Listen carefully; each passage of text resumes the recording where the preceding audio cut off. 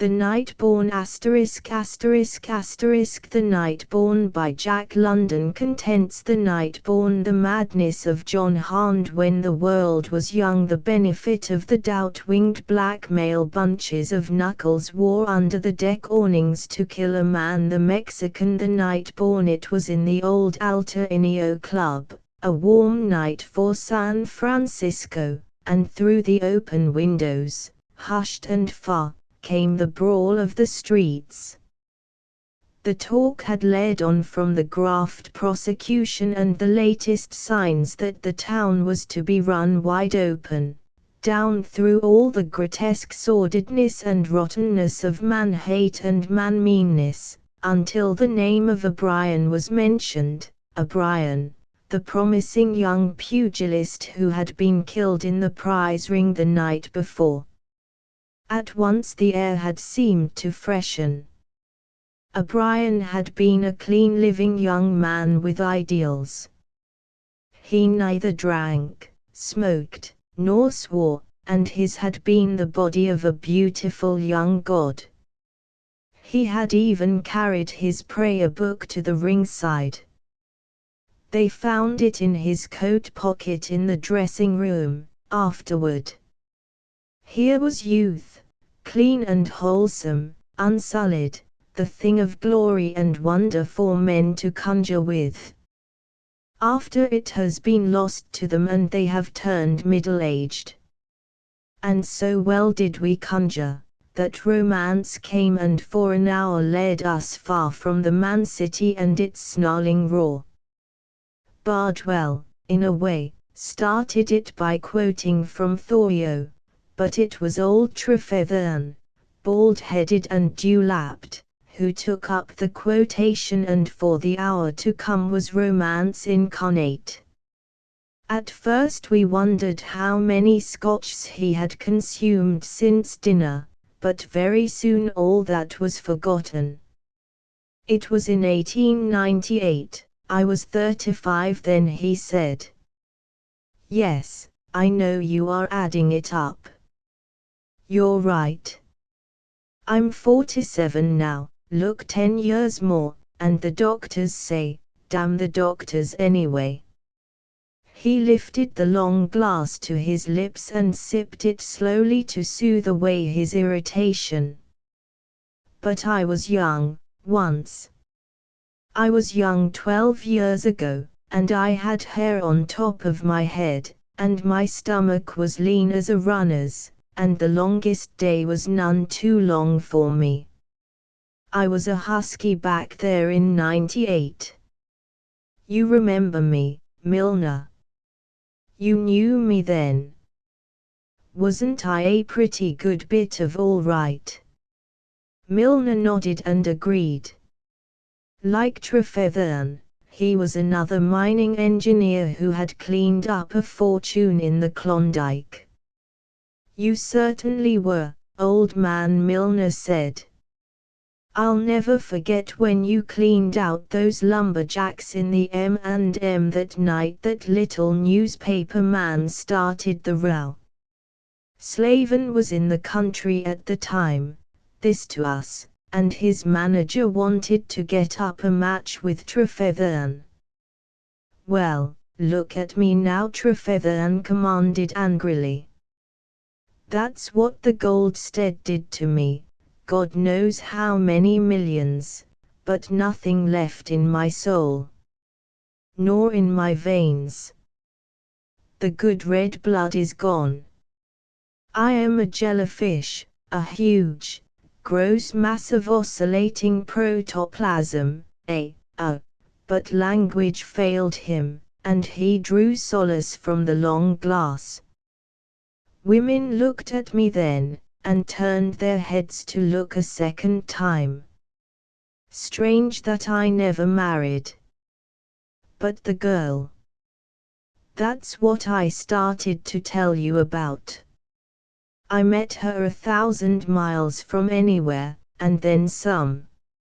And she quoted to me those very words of Thoreau that Bardwell quoted a moment ago, the ones about the day-born gods and the night-born.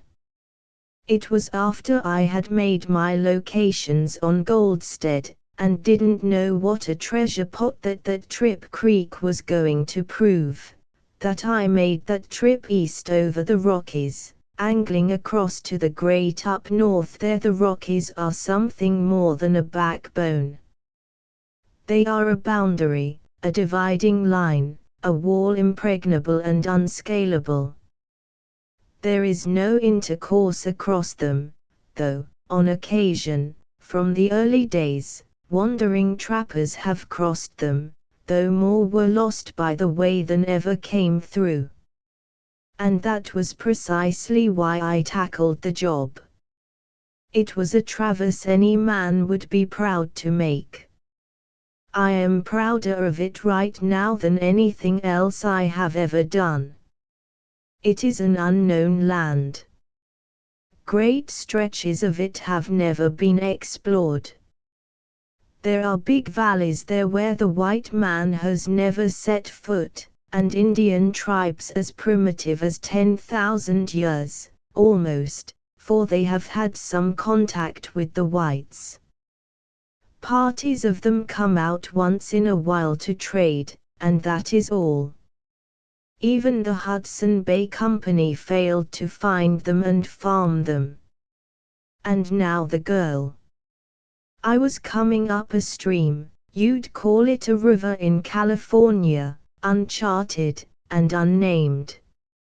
It was a noble valley, now shut in by high canyon walls, and again opening out into beautiful stretches, wide and long, with pasture shoulder high in the bottoms, meadows dotted with flowers, and with clumps of timber spruce, virgin and magnificent. The dogs were packing on their backs, and were sore-footed and played out, while I was looking for any bunch of Indians to get sleds and drivers from and go on with the first snow. It was late fall, but the way those flowers persisted surprised me. I was supposed to be in subarctic America, and high up among the buttresses of the Rockies, and yet there was that everlasting spread of flowers. Some day the white settlers will be in there and growing wheat down all that valley. And then I lifted a smoke, and heard the barking of the dogs, Indian dogs, and came into camp. There must have been 500 of them, proper Indians at that, and I could see by the jerking frames that the fall hunting had been good. And then I met her, Lucy. That was her name. Sign language, that was all we could talk with, till they led me to a big fly, half a tent, open on the one side where a campfire burned. It was all of moose skins, this fly, moose skins, smoke-cured, hand-rubbed, and golden brown. Under it everything was neat and orderly as no Indian camp ever was. The bed was laid on fresh spruce boughs. There were furs galore, and on top of all was a robe of swan skins, white swan skins. I have never seen anything like that robe.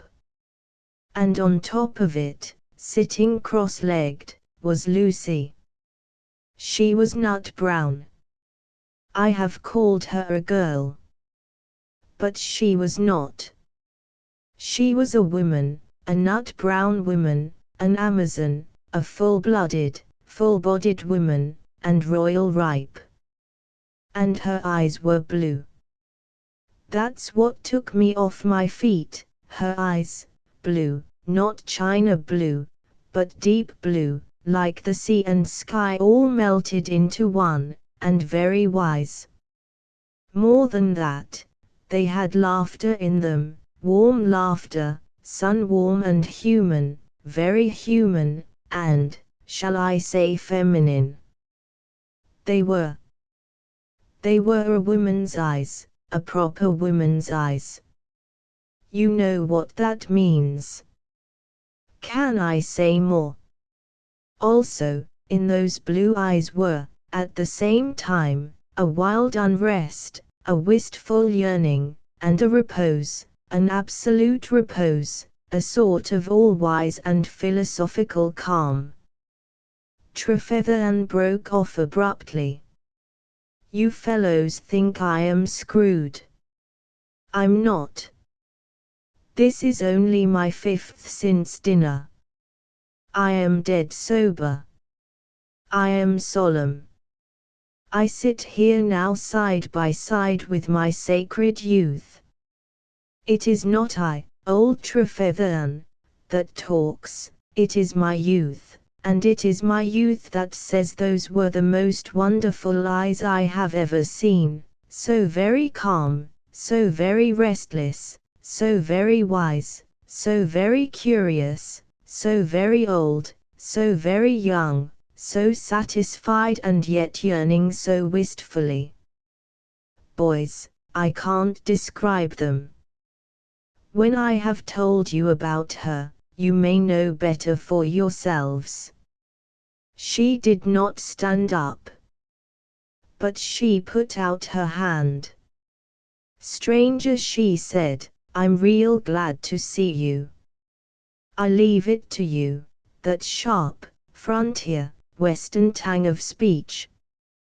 Picture my sensations. It was a woman, a white woman, but that tang. It was amazing that it should be a white woman, here, beyond the last boundary of the world, but the tang. I tell you, it hurt. It was like the stab of a flat note. And yet, let me tell you, that woman was a poet. You shall see." She dismissed the Indians. And, by Jove, they went. They took her orders and followed her blind. She was Hyuskukum chief. She told the bucks to make a camp for me and to take care of my dogs. And they did, too. And they knew enough not to get away with as much as a moccasin lace of my outfit. She was a regular she who must be obeyed, and I want to tell you it chilled me to the marrow, sent those little thrills marathoning up and down my spinal column, meeting a white woman out there at the head of a tribe of savages 1,000 miles the other side of no man's land. "Stranger," she said, "I reckon you're sure the first white that ever set foot in this valley. Set down and talk a spell, and then we'll have a bite to eat. Which way might you be coming?" There it was, that tang again. But from now to the end of the yarn I want you to forget it.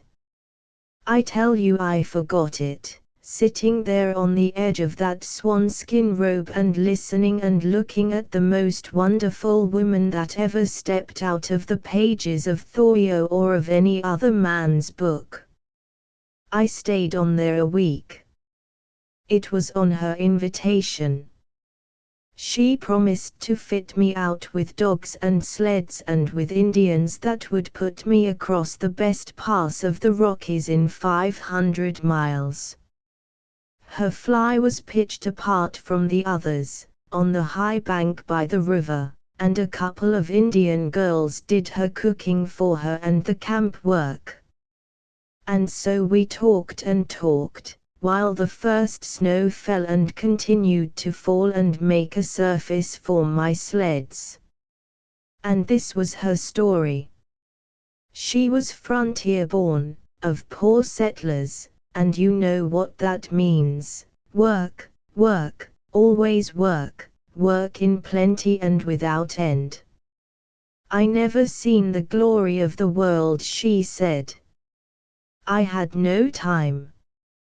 I knew it was right out there, anywhere, all around the cabin, but there was always the bread to set, the scrubbing and the washing and the work that was never done.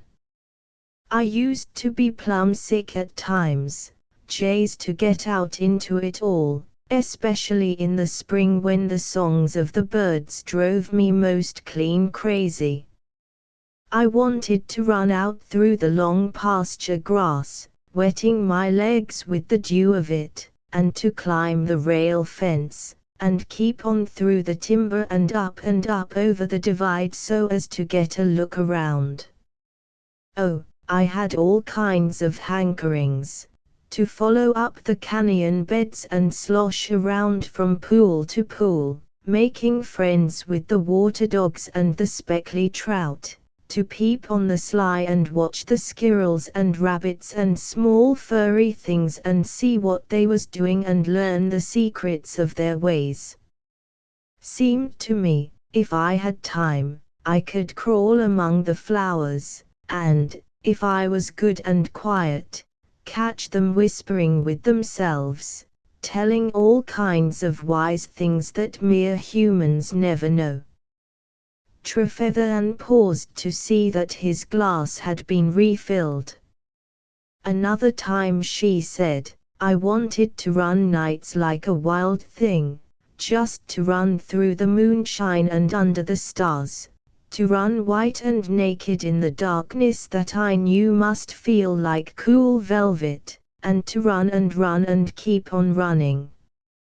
One evening, plumb tuckered out, it had been a dreadful hard hot day, and the bread wouldn't raise and the churning had gone wrong, and I was all irritated and jerky.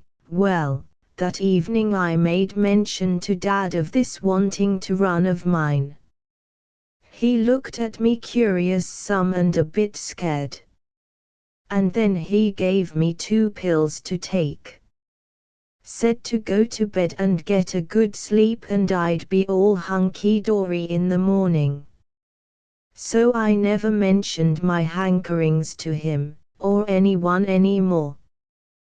The mountain home broke up, starved out, I imagine, and the family came to Seattle to live. There she worked in a factory, long hours, you know, and all the rest. Deadly work. And after a year of that she became waitress in a cheap restaurant, hash slinger, she called it. She said to me once, romance I guess was what I wanted. But there wa'n't no romance floating around in dishpans and wash tubs, or in factories and hash joints. When she was 18 she married a man who was going up to Juneau to start a restaurant. He had a few dollars saved, and appeared prosperous. She didn't love him, she was emphatic about that, but she was all tired out, and she wanted to get away from the unending drudgery. Besides, Juneau was in Alaska, and her yearning took the form of a desire to see that wonderland. But little she saw of it. He started the restaurant, a little cheap one, and she quickly learned what he had married her for. To save paying wages. She came pretty close to running the joint and doing all the work from waiting to dishwashing. She cooked most of the time as well. And she had 4 years of it. Can't you picture her, this wild woods creature, quick with every old primitive instinct, yearning for the free open, and mowed up in a vile little hash joint and toiling and mwailing for 4 mortal years. There was no meaning in anything she said. What was it all about? Why was I born? Was that all the meaning of life, just to work and be always tired, to go to bed tired and to wake up tired, with every day like every other day unless it was harder? She had heard talk of immortal life from the gospel sharps, she said, but she could not reckon that what she was doing was a likely preparation for her immortality. But she still had her dreams, though more rarely. She had read a few books, it is pretty hard to imagine, seaside library novels most likely, yet they had been food for fancy. Sometimes she said, when I was that dizzy from the heat of the cooking that if I didn't take a breath of fresh air I'd faint, I'd stick my head out of the kitchen window, and close my eyes and see most wonderful things. All of a sudden I'd be traveling down a country road, and everything clean and quiet, no dust, no dirt, just streams rippling down sweet meadows, and lambs playing, breezes blowing the breath of flowers, and soft sunshine over everything, and lovely cows lazying knee-deep in quiet pools, and young girls bathing in a curve of stream all white and slim and natural, and I'd know I was in Arcady.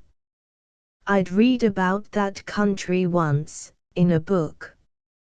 And maybe knights, all flashing in the sun, would come riding around a bend in the road, or a lady on a milk-white mare, and in the distance I could see the towers of a castle rising, or I just knew, on the next turn, that I'd come upon some palace, all white and airy and fairy-like, with fountains playing, and flowers all over everything, and peacocks on the lawn. And then I'd open my eyes, and the heat of the cooking range would strike on me, and I'd hear Jake saying, he was my husband, I'd hear Jake saying, why ain't you served them beans? Think I can wait here all day. Romance, I reckon the nearest I ever come to it was when a drunken Armenian cook got the snakes and tried to cut my throat with a potato knife and I got my arm burned on the stove before I could lay him out with the potato stomper. I wanted easy ways, and lovely things, and romance and all that. But it just seemed I had no luck now and was only and expressly born for cooking and dishwashing.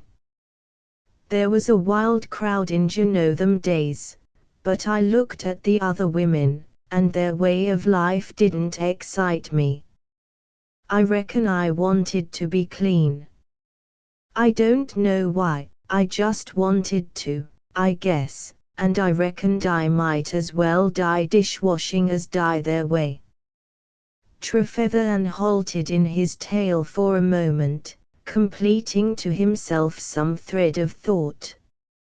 And this is the woman I met up there in the Arctic, running a tribe of wild Indians and a few thousand square miles of hunting territory. And it happened, simply enough, though, for that matter, she might have lived and died among the pots and pans. But came the whisper, came the vision. That was all she needed, and she got it. I woke up one day, she said. Just happened on it in a scrap of newspaper. I remember every word of it, and I can give it to you. And then she quoted Thoreau's cry of the human, the young pines springing up in the cornfield from year to year are to me a refreshing fact. We talk of civilizing the Indian, but that is not the name for his improvement. By the wary independence and aloofness of his dim forest life he preserves his intercourse with his native gods and is admitted from time to a rare and peculiar society with nature. He has glances of starry recognition, to which our saloons are strangers. The steady illumination of his genius, dim only because distant, is like the faint but satisfying light of the stars compared with the dazzling but ineffectual and short-lived blaze of candles. The Society Islanders had their day-born gods, but they were not supposed to be of equal antiquity with the night-born gods. That's what she did, repeated it word for word, and I forgot the tang, for it was solemn, a declaration of religion, pagan, if you will, and clothed in the living garmenture of herself. And the rest of it was torn away, she added, a great emptiness in her voice. It was only a scrap of newspaper. But that Thorio was a wise man. I wish I knew more about him. She stopped a moment, and I swear her face was ineffably holy as she said, I could have made him a good wife. And then she went on. I knew right away, as soon as I read that, what was the matter with me. I was a night-born. I, who had lived all my life with the day-born, was a night-born. That was why I had never been satisfied with cooking and dishwashing, that was why I had hankered to run naked in the moonlight. And I knew that this dirty little Juneau hash joint was no place for me. And right there and then I said, I quit. I packed up my few rags of clothes, and started. Jake saw me and tried to stop me. What you doing, he says. Divorcing you and me, I says. I'm heading for Tall Timber and where I belong. No you don't, he says, reaching for me to stop me. The cooking has got on your head. You listen to me talk before you up and do anything brash. But I pulled a gun, a little Colts 44, and says, this does my talking for me. And I left. Trefethan emptied his glass and called for another. Boys, do you know what that girl did? She was 22. She had spent her life over the dishpan and she knew no more about the world than I do of the fourth dimension, or the fifth. All roads led to her desire. No, she didn't head for the dance halls. On the Alaskan Panhandle it is preferable to travel by water. She went down to the beach. An Indian canoe was starting for Dia, you know the kind, carved out of a single tree, narrow and deep and 60 feet long. She gave them a couple of dollars and got on board. Romance, she told me. It was romance from the jump. There were 3 families all together in that canoe, and that crowded there wasn't room to turn around, with dogs and Indian babies sprawling over everything, and everybody dipping a paddle and making that canoe go.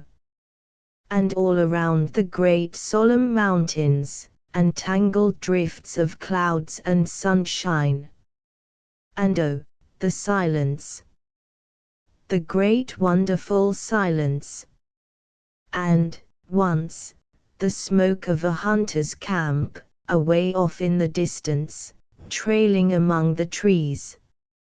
It was like a picnic, a grand picnic, and I could see my dreams coming true, and I was ready for something to happen most any time. And it did. And that first camp, on the island. And the boys spearing fish in the mouth of the creek, and the big deer, one of the bucks shot just around the point.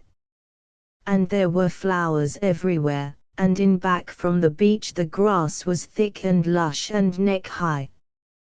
And some of the girls went through this with me, and we climbed the hillside behind and picked berries and roots that tasted sour and were good to eat.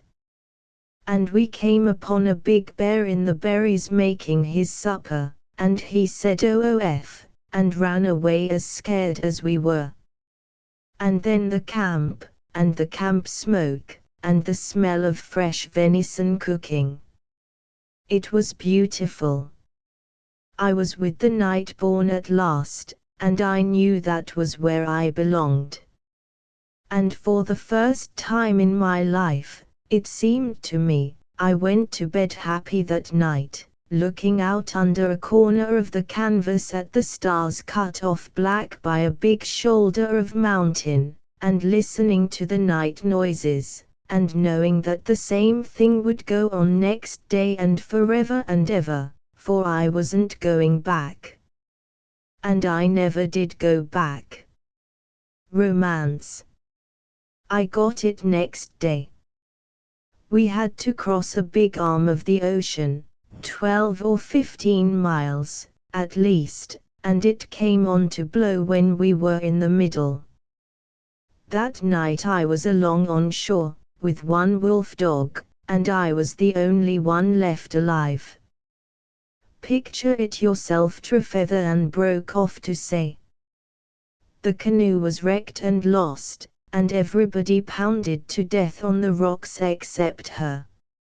She went ashore hanging onto a dog's tail, escaping the rocks and washing up on a tiny beach, the only one in miles. Lucky for me it was the mainland, she said. So I headed right away back, through the woods and over the mountains and straight on anywhere.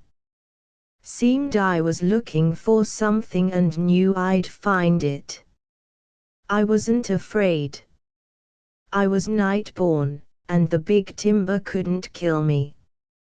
And on the second day I found it.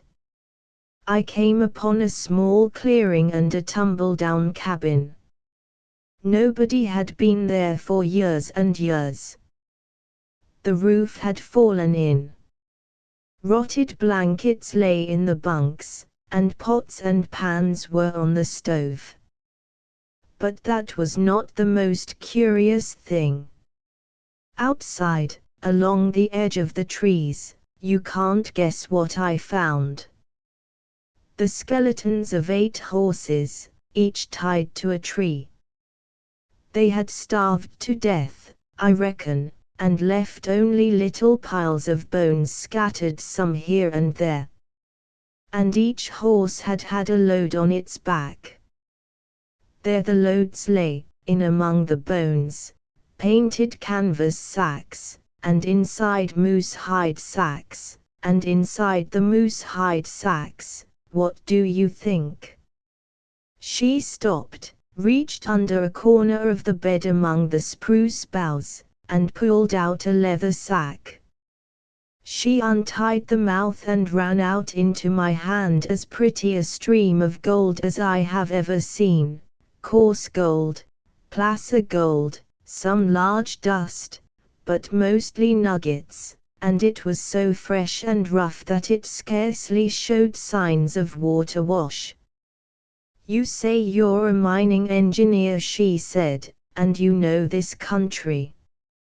Can you name a pay creek that has the color of that gold? I couldn't. There wasn't a trace of silver. It was almost pure, and I told her so. You bet, she said. I sell that for $19 an ounce. You can't get over 17 for Eldorado gold, and Minuk gold don't fetch quite 18.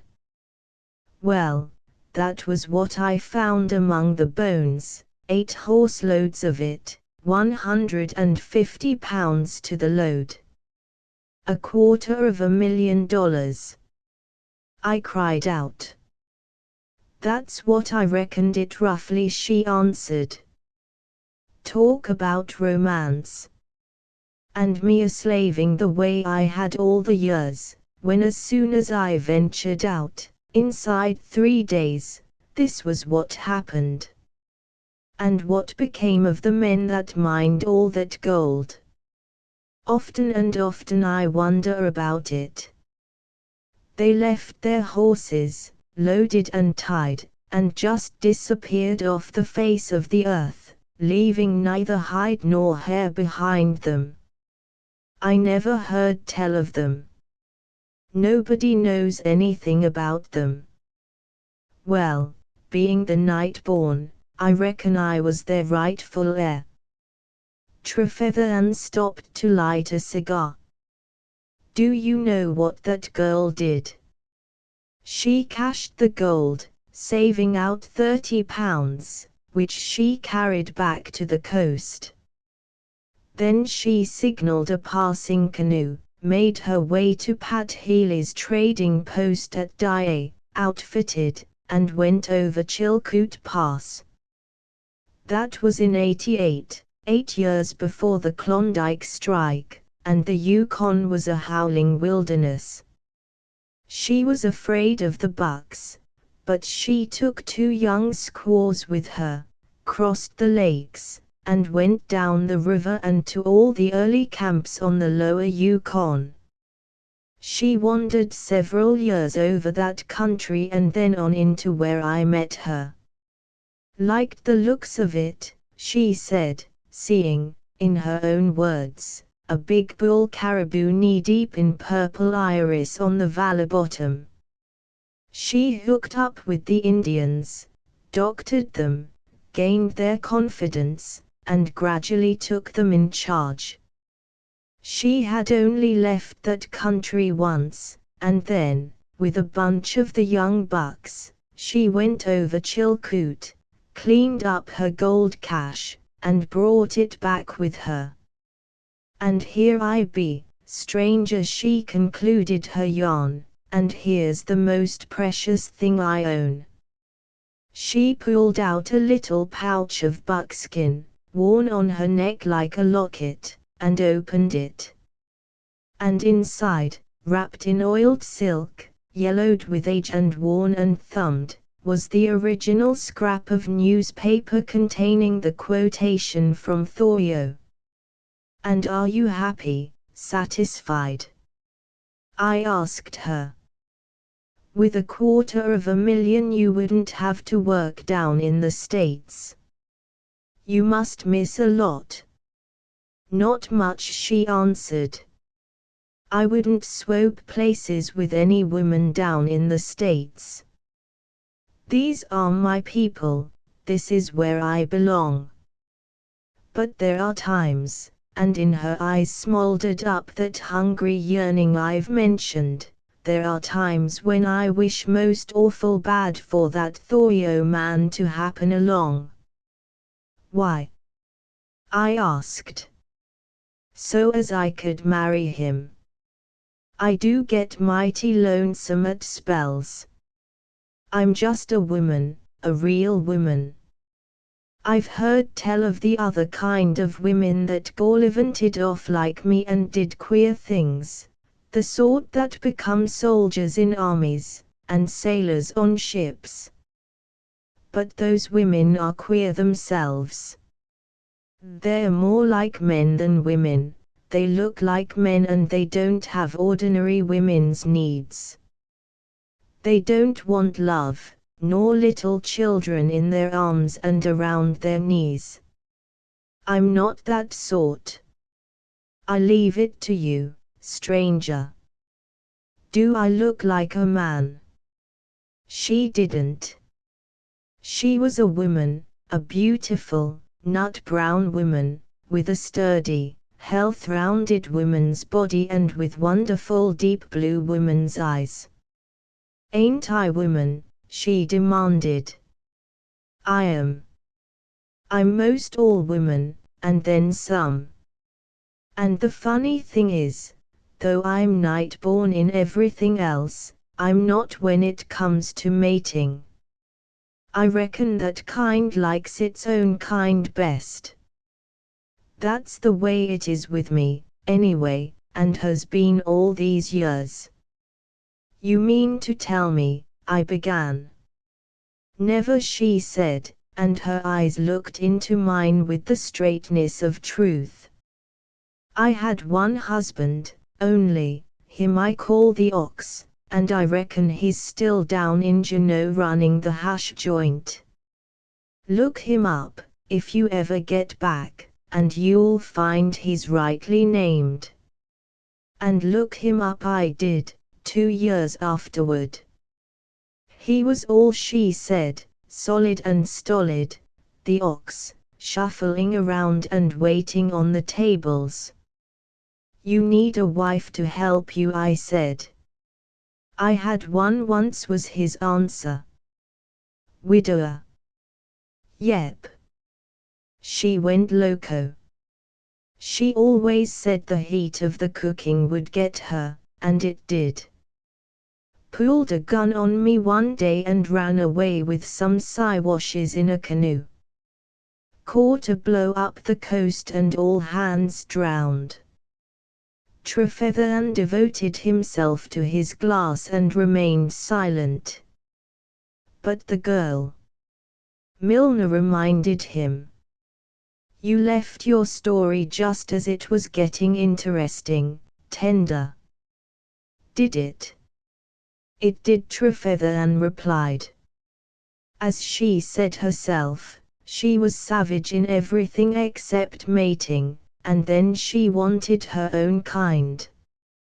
She was very nice about it, but she was straight to the point.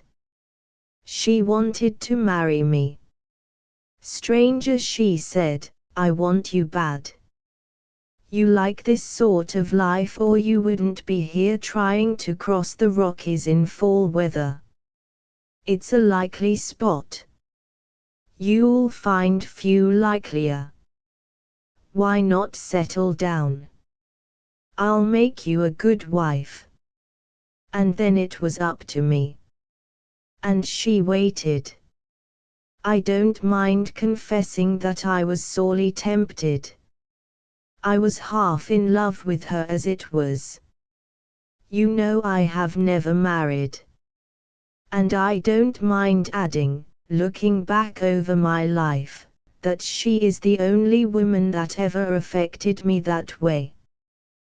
But it was too preposterous, the whole thing, and I lied like a gentleman. I told her I was already married. Is your wife waiting for you? She asked. I said yes. And she loves you? I said yes. And that was all. She never pressed her point, except once, and then she showed a bit of fire. All I've got to do, she said, is to give the word, and you don't get away from here. If I give the word, you stay on. But I ain't going to give it. I wouldn't want you if you didn't want to be wanted, and if you didn't want me.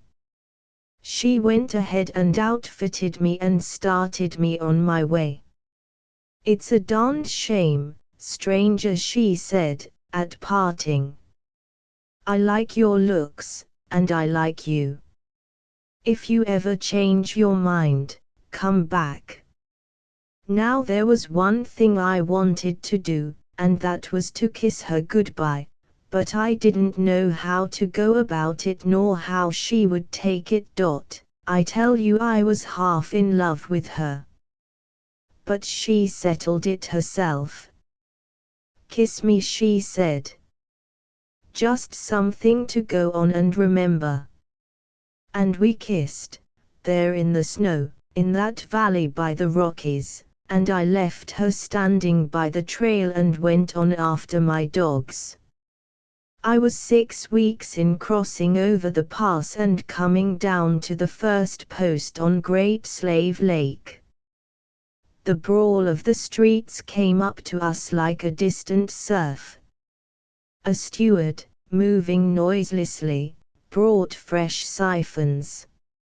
And in the silence Trefethen's voice fell like a funeral bell. It would have been better had I stayed. Look at me. We saw his grizzled mustache, the bald spot on his head, the puff sacks under his eyes, the sagging cheeks, the heavy dewlap, the general tiredness and staleness and fatness, all the collapse and ruin of a man who had once been strong but who had lived too easily and too well. "It's not too late," Old Man Bardwell said, almost in a whisper. "By God, I wish I weren't a coward," was Trefethen's answering cry. "I could go back to her. She's there, now. I could shape up and live many a long year, with her, up there. To remain here is to commit suicide. But I am an old man, 47, look at me." The trouble is, he lifted his glass and glanced at it, the trouble is that suicide of this sort is so easy. I am soft and tender.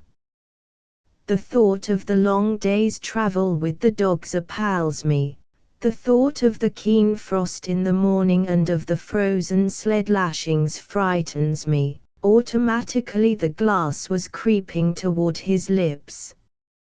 With a swift surge of anger he made as if to crash it down upon the floor. Next came hesitancy and second thought. The glass moved upward to his lips and paused. He laughed harshly and bitterly, but his words were solemn. "Well, here's to the night-born. She was a wonder." The madness of John Hand, I tell this for a fact. It happened in the bullring at Quito. I sat in the box with John Hand, and with Maria Valenzuela, and with Luis Savalas. I saw it happen. I saw it all from first to last.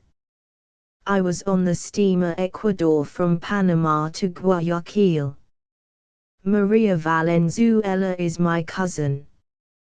I have known her always. She is very beautiful. I am a Spaniard, an Ecuadoriano, true, but I am descended from Pedro Patino, who was one of Pizarro's captains. They were brave men. They were heroes. Did not Pizarro lead 350 Spanish cavaliers and 4,000 Indians into the far Cordilleras in search of treasure? And did not all the 4,000 Indians and 300 of the brave cavaliers die on that vain quest? But Pedro Patino did not die.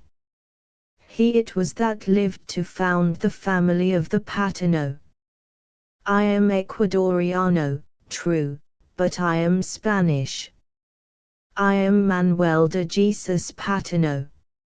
I own many haciendas, and 10,000 Indians are my slaves, though the law says they are free men who work by freedom of contract. The law is a funny thing. We Ecuadorianos laugh at it. It is our law. We make it for ourselves. I am Manuel de Jesus Patino. Remember that name. It will be written someday in history. There are revolutions in Ecuador. We call them elections. It is a good joke, is it not, what you call a pun? John Hand was an American. I met him first at the Tivoli Hotel in Panama. He had much money, this I have heard.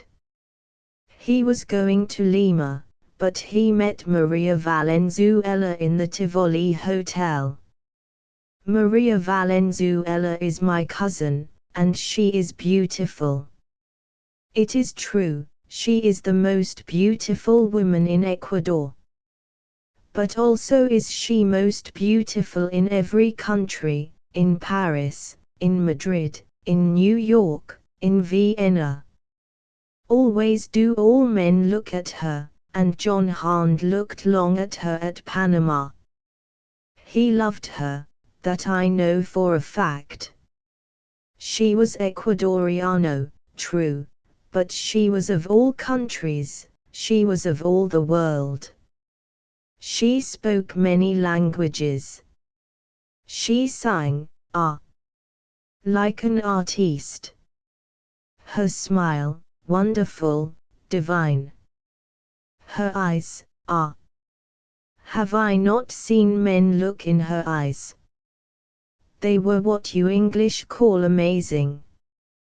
They were promises of paradise. Men drowned themselves in her eyes. Maria Valenzuela was rich, richer than I, who am accounted very rich in Ecuador. But John Hahn did not care for her money. He had a heart, a funny heart. He was a fool. He did not go to Lima. He left the steamer at Guayaquil and followed her to Quito. She was coming home from Europe and other places. I do not see what she found in him, but she liked him. This I know for a fact, else he would not have followed her to Quito. She asked him to come. Well do I remember the occasion. She said, "Come to Quito and I will show you the bullfight, brave, clever, magnificent." But he said, "I go to Lima, not Quito. Such is my passage engaged on the steamer." "You travel for pleasure." "No," said Maria Valenzuela, and she looked at him as only Maria Valenzuela could look, her eyes warm with the promise. "And he came." "No, he did not come for the bullfight. He came because of what he had seen in her eyes." Women like Maria Valenzuela are born once in 100 years. They are of no country and no time. They are what you call goddesses. Men fall down at their feet. They play with men and run them through their pretty fingers like sand. Cleopatra was such a woman, they say, and so was Circe. She turned men into swine. Ha! Ha! It is true, no. It all came about because Maria Valenzuela said, "You English people are, what shall I say, savage, no. You prize fight." Two men each hit the other with their fists till their eyes are blinded and their noses are broken. Hideous. And the other men who look on cry out loudly and are made glad. It is barbarous, no. But they are men, said John Hahn, and they prize fight out of desire. No one makes them prize fight. They do it because they desire it more than anything else in the world.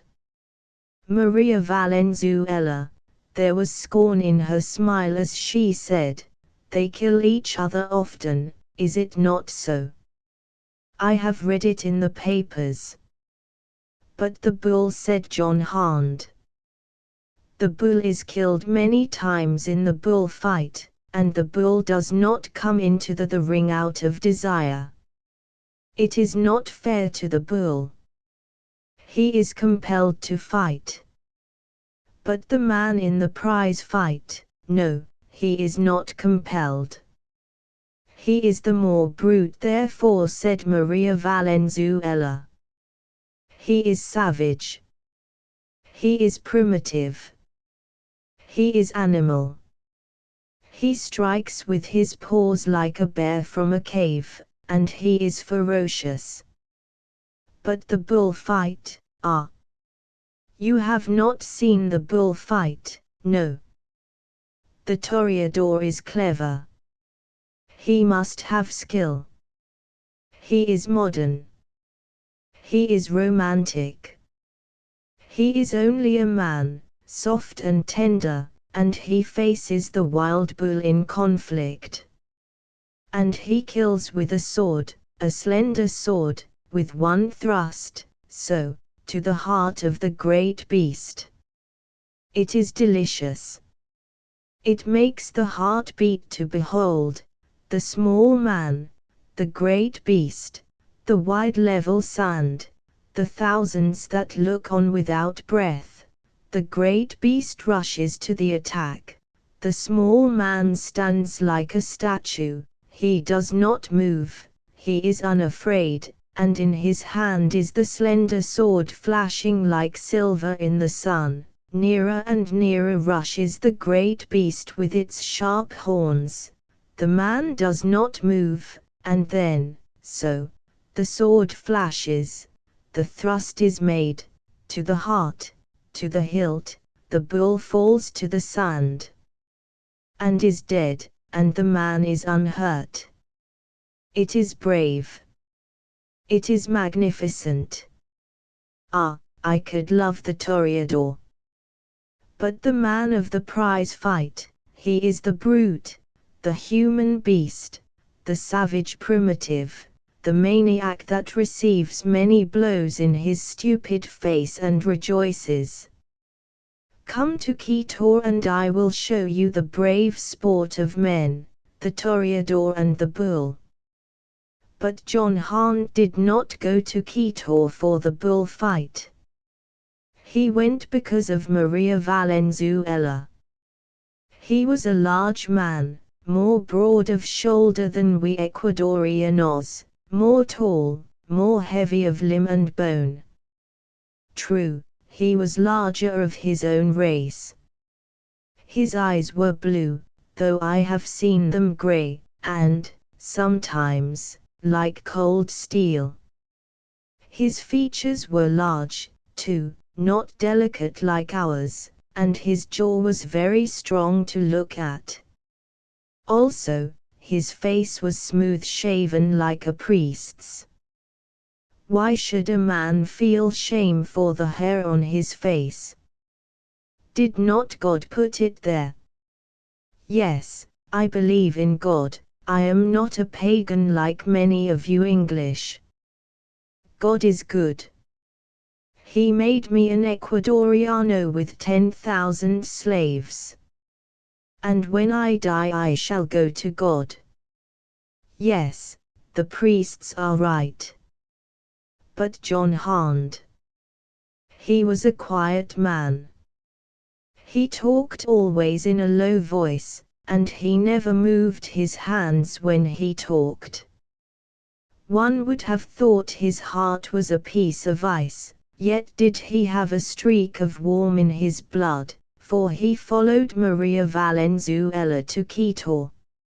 Also, and for all that he talked low without moving his hands, he was an animal, as you shall see, the beast primitive, the stupid, ferocious savage of the long ago that dressed in wild skins and lived in the caves along with the bears and wolves. Luis Civilis is my friend, the best of Ecuadorianos. He owns 3 cacao plantations at Naranjito and Chobo. At Milagro is his big sugar plantation. He has large haciendas at Ambato and Latacunga, and down the coast is he interested in oil wells. Also has he spent much money in planting rubber along the Guayas. He is modern, like the Yankee, and, like the Yankee, full of business. He has much money, but it is in many ventures, and ever he needs more money for new ventures and for the old ones. He has been everywhere and seen everything. When he was a very young man he was in the Yankee Military Academy, what you call West Point. There was trouble. He was made to resign. He does not like Americans. But he did like Maria Valenzuela, who was of his own country. Also, he needed her money for his ventures and for his gold mine in eastern Ecuador where the painted Indians live. I was his friend. It was my desire that he should marry Maria Valenzuela. Further, much of my money had I invested in his ventures, more so in his gold mine, which was very rich but which first required the expense of much money before it would yield forth its riches. If Luis Civilis married Maria Valenzuela, I should have more money very immediately. But John Hand followed Maria Valenzuela to Quito, and it was quickly clear to us, to Luis Civilis and me, that she looked upon John Hand with great kindness.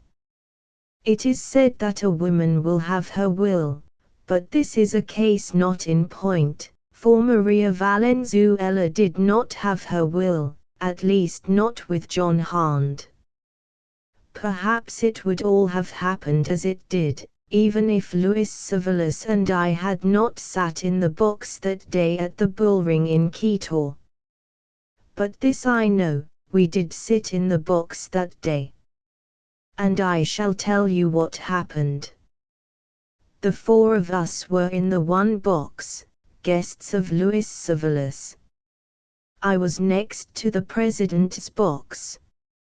On the other side was the box of General José Eliseo Salazar. With him were Joaquín Endra and Urcisano Castillo, both generals, and Colonel Jacinto Fierro and Captain Baltazar de Echevarria. Only Luis Civilis had the position and the influence to get that box next to the president. I know for a fact that the president himself expressed the desire to the management that Luis Civilis should have that box. The band finished playing the national hymn of Ecuador. The procession of the toreadors was over. The president nodded to begin. The bugles blew, and the bull dashed in, you know the way, excited, bewildered, the darts in its shoulder burning like fire, itself seeking madly whatever enemy to destroy. The toreadors hid behind their shelters and waited. Suddenly they appeared forth, the capadores, 5 of them, from every side, their colored capes flinging wide. The bull paused at sight of such a generosity of enemies, unable in his own mind to know which to attack. Then advanced one of the capadores alone to meet the bull. The bull was very angry. With its forelegs it pawed the sand of the arena till the dust rose all about it. Then it charged, with lowered head, straight for the lone capador. It is always of interest, the first charge of the first bull. After a time it is natural that one should grow tired, trifle, that the keenness should lose its edge. But that first charge of the first bull. John Hand was seeing it for the first time, and he could not escape the excitement, the sight of the man, armed only with a piece of cloth, and of the bull rushing upon him across the sand with sharp horns, wide-spreading. "See," cried Maria Valenzuela. "Is it not superb?" John Hand nodded, but did not look at her. His eyes were sparkling, and they were only for the bull ring. The capador stepped to the side, with a twirl of the cape eluding the bull and spreading the cape on his own shoulders. "What do you think?" asked Maria Valenzuela. "Is it not a, what you call, sporting proposition?" "No. It is certainly," said John Hand. "It is very clever." She clapped her hands with delight. They were little hands. The audience applauded. The bull turned and came back. Again the capador eluded him, throwing the cape on his shoulders, and again the audience applauded. 3 times did this happen. The Capador was very excellent.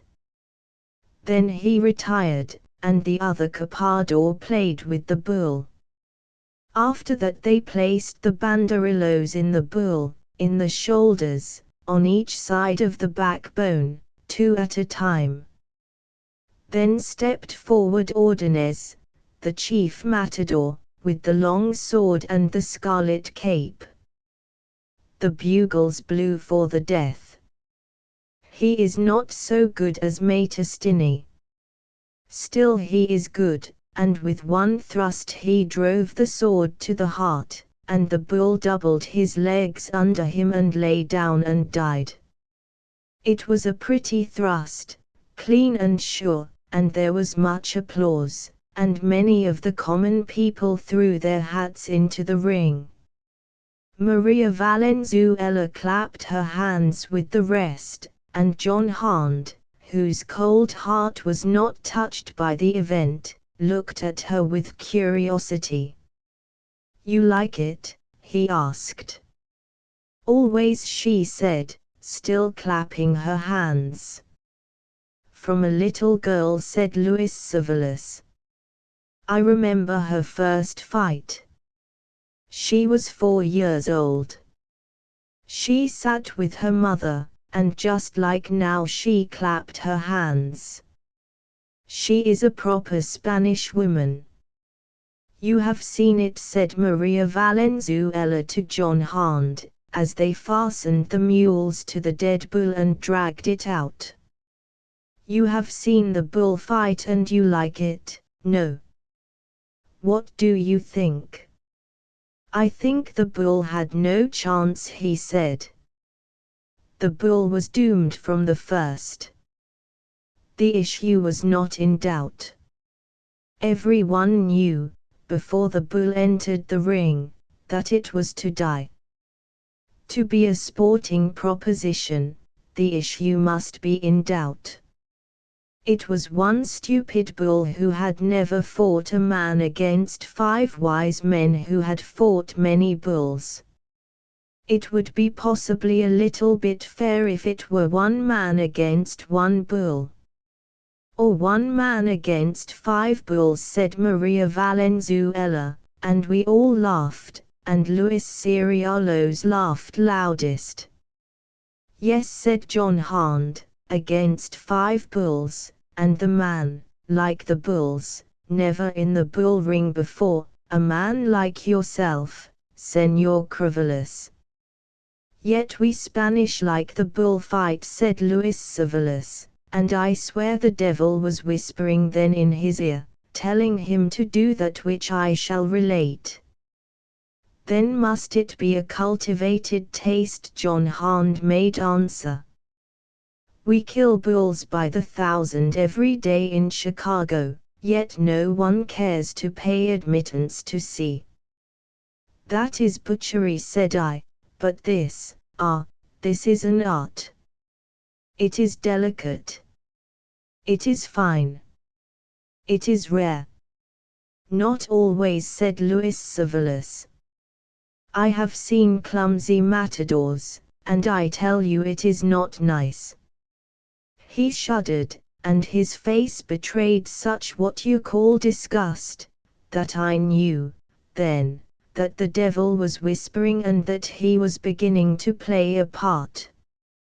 "Señor Hand may be right," said Luis Civilis.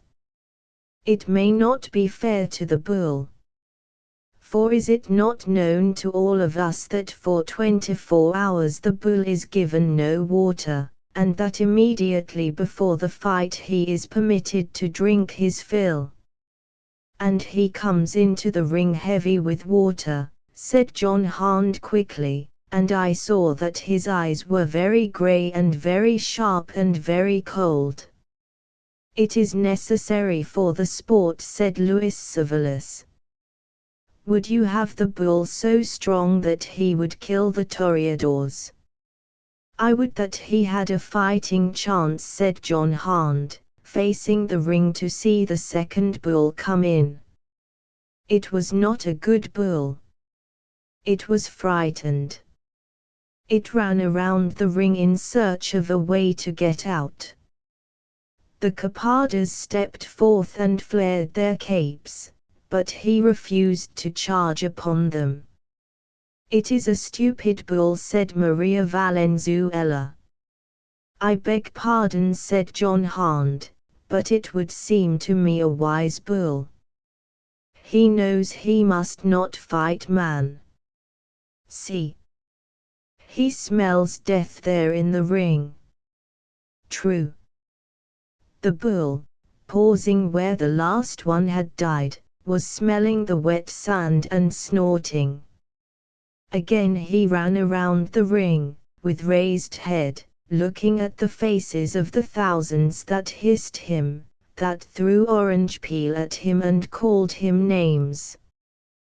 But the smell of blood decided him, and he charged a Cappada, so without warning that the man just escaped.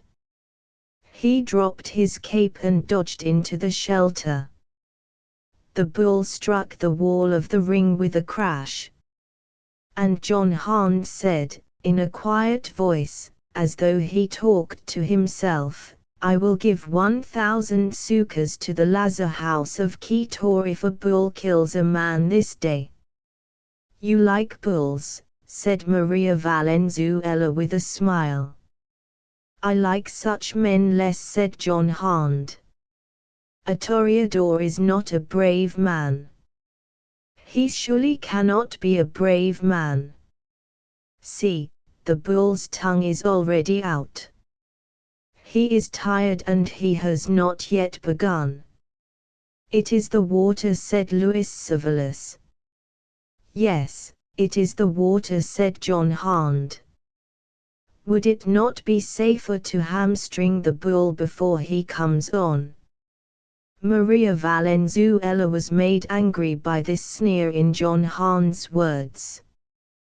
But Luis Civilis smiled so that only I could see him, and then it broke upon my mind surely the game he was playing. He and I were to be banderilleros.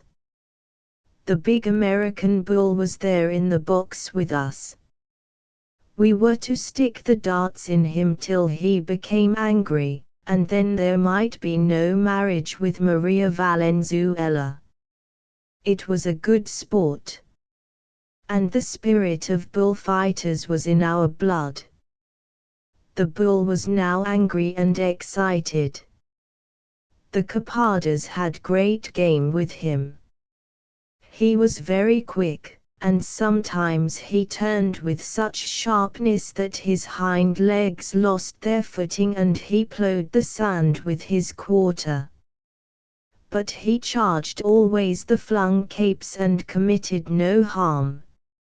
"He has no chance," said John Hand. "He is fighting wind. He thinks the cape is his enemy," explained Maria Valenzuela. "See how cleverly the Cappada deceives him." "It is his nature to be deceived," said John Hand. "Wherefore he is doomed to fight wind. The toreadors know it, you know it, I know it, we all know from the first that he will fight wind. He only does not know it. It is his stupid beast nature. He has no chance." "It is very simple," said Luis Civilis. "The bull shuts his eyes when he charges. Therefore, the man steps out of the way and the bull rushes by." Hand interrupted. "Yes," said Luis Civilis, "that is it. The bull shuts his eyes, and the man knows it." "But cows do not shut their eyes," said John Hand. "I know a cow at home that is a Jersey and gives milk, that would whip the whole gang of them." "But the toreadors do not fight cows," said I. "They are afraid to fight cows," said John Hand.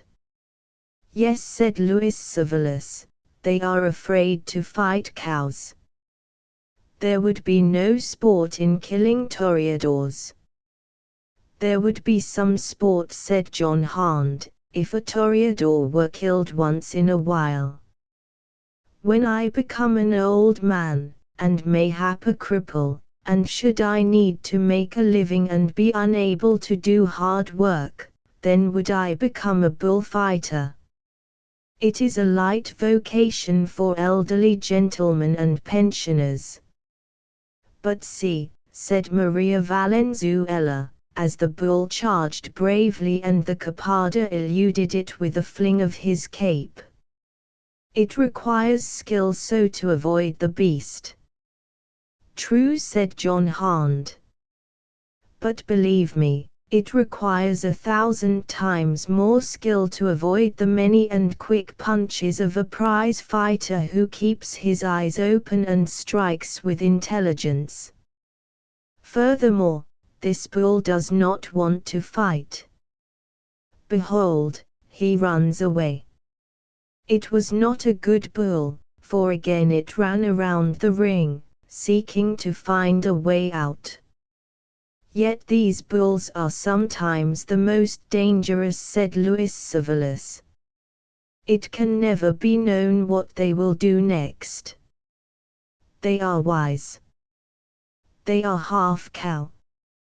The bullfighters never like them. See. He has turned. Once again, baffled and made angry by the walls of the ring that would not let him out, the bull was attacking his enemies valiantly. His tongue is hanging out, said John Hand. First, they fill him with water. Then they tire him out, one man and then another, persuading him to exhaust himself by fighting wind. While some tire him, others rest. But the bull they never let rest. Afterward, when he is quite tired and no longer quick, the matador sticks the sword into him. The time had now come for the banderillos. 3 times one of the fighters endeavored to place the darts, and 3 times did he fail. He but stung the bull and maddened it. The banderillos must go in, 2 at a time, into the shoulders, on each side the backbone and close to it. If but one be placed, it is a failure. The crowd hissed and called for Ordonez. And then Ordonez did a great thing. 4 times he stood forth, and 4 times, at the first attempt, he stuck in the banderillos, so that 8 of them, well placed, stood out of the back of the bull at one time. The crowd went mad, and a rain of hats and money fell on the sand of the ring. And just then the bull charged unexpectedly one of the capadas. The man slipped and lost his head. The bull caught him, fortunately, between his wide horns. And while the audience watched, breathless and silent, John Hand stood up and yelled with gladness. Alone, in that hush of all of us, John Hand yelled. And he yelled for the bull. As you see yourself, John Hand wanted the man killed. His was a brutal heart. This bad conduct made those angry that sat in the box of General Sorlaza, and they cried out against John Hand. And Urcisano Castillo told him to his face that he was a dog of a gringo and other things. Only it was in Spanish, and John Hand did not understand. He stood and yelled, perhaps for the time of 10 seconds, when the bull was enticed into charging the other capadas and the man arose unhurt. The bull has no chance, John Hand said with sadness as he sat down. The man was uninjured. They fooled the bull away from him. Then he turned to Maria Valenzuela and said, "I beg your pardon. I was excited." She smiled and in reproof tapped his arm with her fan. "It is your first bullfight," she said. "After you have seen more you will not cry for the death of the man. You Americans, you see, are more brutal than we. It is because of your prize fighting. We come only to see the bull killed." "But I would the bull had some chance," he answered. "Doubtless, in time, I shall cease to be annoyed by the men who take advantage of the bull." The bugles blew for the death of the bull. Ordonez stood forth with the sword and the scarlet cloth. But the bull had changed again, and did not want to fight. Ordonez stamped his foot in the sand, and cried out, and waved the scarlet cloth. Then the bull charged, but without heart. There was no weight to the charge. It was a poor thrust. The sword struck a bone and bent. Ordonez took a fresh sword. The bull, again stung to fight, charged once more. 5 times Ordonez essayed the thrust, and each time the sword went but part way in or struck bone. The 6th time, the sword went into the hilt. But it was a bad thrust. The sword missed the heart and stuck out half a yard through the ribs on the opposite side. The audience hissed the matador. I glanced at John Hand. He sat silent, without movement, but I could see his teeth were set, and his hands were clenched tight on the railing of the box. All fight was now out of the bull, and, though it was no vital thrust, he trotted lamely what of the sword that stuck through him, in one side and out the other. He ran away from the matador and the capadas, and circled the edge of the ring, looking up at the many faces. "He is saying, 'For God's sake let me out of this, I don't want to fight,'" said John Hand. That was all. He said no more, but sat and watched, though sometimes he looked sideways at Maria Valenzuela to see how she took it. She was angry with the matador. He was awkward, and she had desired a clever exhibition. The bull was now very tired, and weak from loss of blood, though far from dying. He walked slowly around the wall of the ring, seeking a way out. He would not charge. He had had enough. But he must be killed. There is a place, in the neck of a bull behind the horns, where the cord of the spine is unprotected and where a short stab will immediately kill. Ordonez stepped in front of the bull and lowered his scarlet cloth to the ground. The bull would not charge. He stood still and smelled the cloth, lowering his head to do so. Ordonez stabbed between the horns at the spot in the neck. The bull jerked his head up. The stab had missed. Then the bull watched the sword. When Ordonez moved the cloth on the ground, the bull forgot the sword and lowered his head to smell the cloth. Again Ordonez stabbed, and again he failed. He tried many times. It was stupid. And John Hand said nothing. At last a stab went home, and the bull fell to the sand, dead immediately, and the mules were made fast and he was dragged out. The gringos say it is a cruel sport, No, said Louis Cervellus. That it is not humane. That it is bad for the bull. No. No, said John Hand. The bull does not count for much. It is bad for those that look on. It is degrading to those that look on. It teaches them to delight in animal suffering. It is cowardly for 5 men to fight one stupid bull. Therefore those that look on learn to be cowards. The bull dies, but those that look on live, and the lesson is learned. The bravery of men is not nourished by scenes of cowardice. Maria Valenzuela said nothing.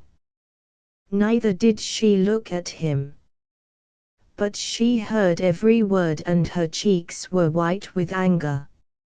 She looked out across the ring and fanned herself, but I saw that her hand trembled. Nor did John Hand look at her. He went on as though she were not there. He, too, was angry, coldly angry. It is the cowardly sport of a cowardly people, he said. Ah, said Louis Cervellus softly, you think you understand us. I understand now the Spanish Inquisition, said John Hand. It must have been more delightful than bullfighting. Louis Cervellus smiled but said nothing. He glanced at Maria Valenzuela, and knew that the bullfight in the box was won. Never would she have further to do with the gringo who spoke such words. But neither Louis Cervellus nor I was prepared for the outcome of the day. I fear we do not understand the gringos. How were we to know that John Hand, who was so coldly angry, should go suddenly mad? But mad he did go, as you shall see. The bull did not count for much, he said so himself. Then why should the horse count for so much? That I cannot understand. The mind of John Hand lacked logic. That is the only explanation. It is not usual to have horses in the bullring at Quito, said Louis Cervellus, looking up from the program. In Spain they always have them. But today, by special permission, we shall have them. When the next bull comes on, there will be horses and picadors, you know, the men who carry lances and ride the horses. The bull is doomed from the first, said John Hand. Are the horses then likewise doomed? They are blindfolded so that they may not see the bull, said Louis Cervellus. I have seen many horses killed. It is a brave sight. I have seen the bull slaughtered, said John Hand. I will now see the horse slaughtered, so that I may understand more fully the fine points of this noble sport. They are old horses, said Louis Cervellus, that are not good for anything else. I see, said John Hand. The third bull came on, and soon against it were both capadas and picadors. One picador took his stand directly below us. I agree, it was a thin and aged horse he rode, a bag of bones covered with mangy hide. It is a marvel that the poor brute can hold up the weight of the rider, said John Hand. And now that the horse fights the bull, what weapons has it? The horse does not fight the bull, said Louis Cervellus. Oh, said John Hand, then is the horse there to be gored? That must be why it is blindfolded, so that it shall not see the bull coming to gore it. Not quite so, said I. The lance of the picador is to keep the bull from goring the horse. "Then are horses rarely good?" asked John Hand. "No," said Louis Cervellus. "I have seen, at Seville, 18 horses killed in one day, and the people clamored for more horses." "Were they blindfolded like this horse?" asked John Hand. "Yes," said Louis Cervellus. "After that we talked no more, but watched the fight. And John Hand was going mad all the time, and we did not know. The bull refused to charge the horse. And the horse stood still, and because it could not see, it did not know that the capades were trying to make the bull charge upon it. The capades teased the bull their capes, and when it charged them they ran toward the horse and into their shelters. At last the bull was angry, and it saw the horse before it. The horse does not know, the horse does not know," John Hand whispered to himself, unaware that he voiced his thought aloud. The bull charged, and of course the horse knew nothing till the picador failed and the horse found himself impaled on the bull's horns from beneath. The bull was magnificently strong. The sight of its strength was splendid to see. It lifted the horse clear into the air, and as the horse fell to its side on the ground, the picador landed on his feet and escaped, while the capades lured the bull away. The horse was emptied of its essential organs. Yet did it rise to its feet screaming. It was the scream of the horse that did it, that made John Hand completely mad, for he, too, started to rise to his feet. I heard him curse low and deep. He never took his eyes from the horse, which, screaming, strove to run, but fell down instead and rolled on its back so that all its 4 legs were kicking in the air. Then the bull charged it and gored it again and again until it was dead. John Hand was now on his feet. His eyes were no longer cold like steel. They were blue flames. He looked at Maria Valenzuela, and she looked at him, and in his face was a great loathing. The moment of his madness was upon him. Everybody was looking, now that the horse was dead, and John Hand was a large man and easy to be seen. "Sit down," said Louis Cervellus, "or you will make a fool of yourself." John Hand replied nothing. He struck out his fist. He smote Louis Cervellus in the face so that he fell like a dead man across the chairs and did not rise again. He saw nothing of what followed. But I saw much.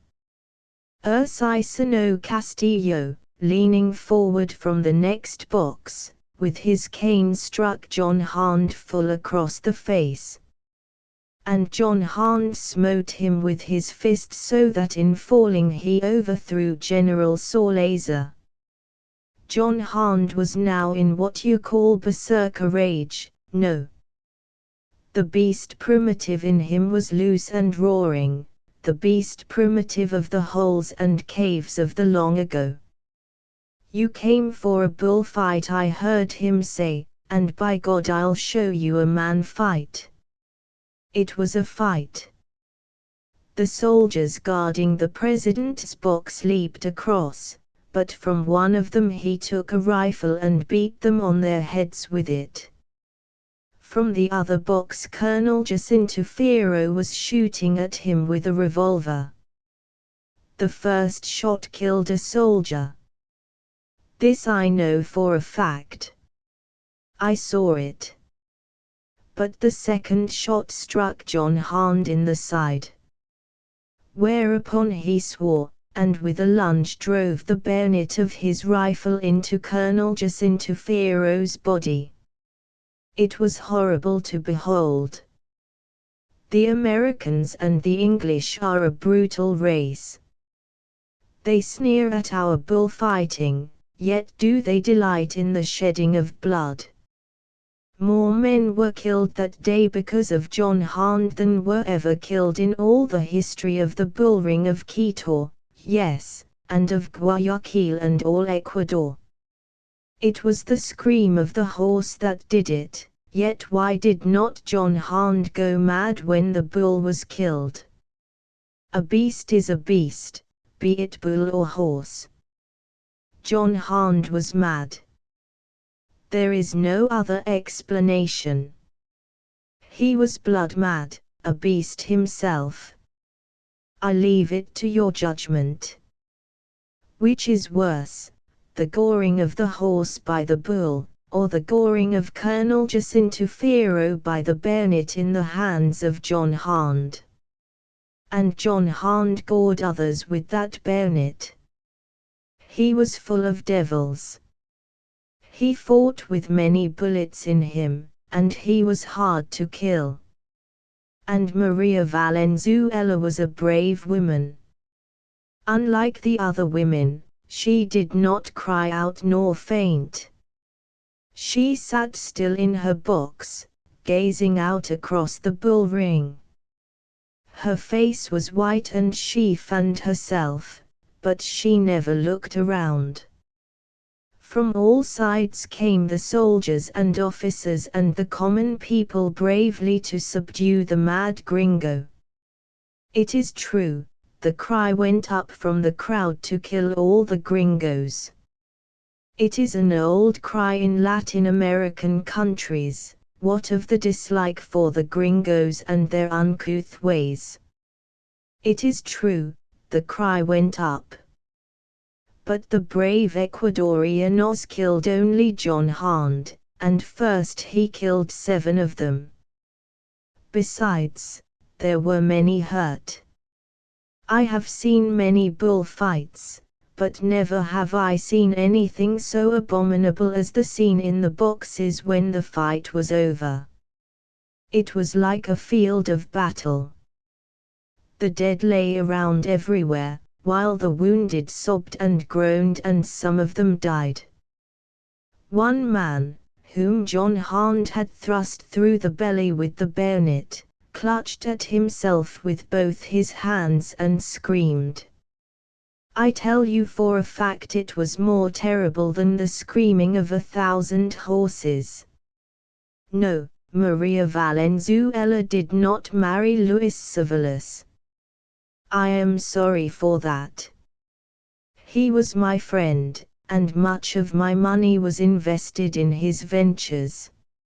It was 5 weeks before the surgeons took the bandages from his face. And there is a scar there to this day, on the cheek, under the eye. Yet John Hand struck him but once and struck him only with his naked fist. Maria Valenzuela is in Austria now. It is said she is to marry an archduke or some high nobleman. I do not know.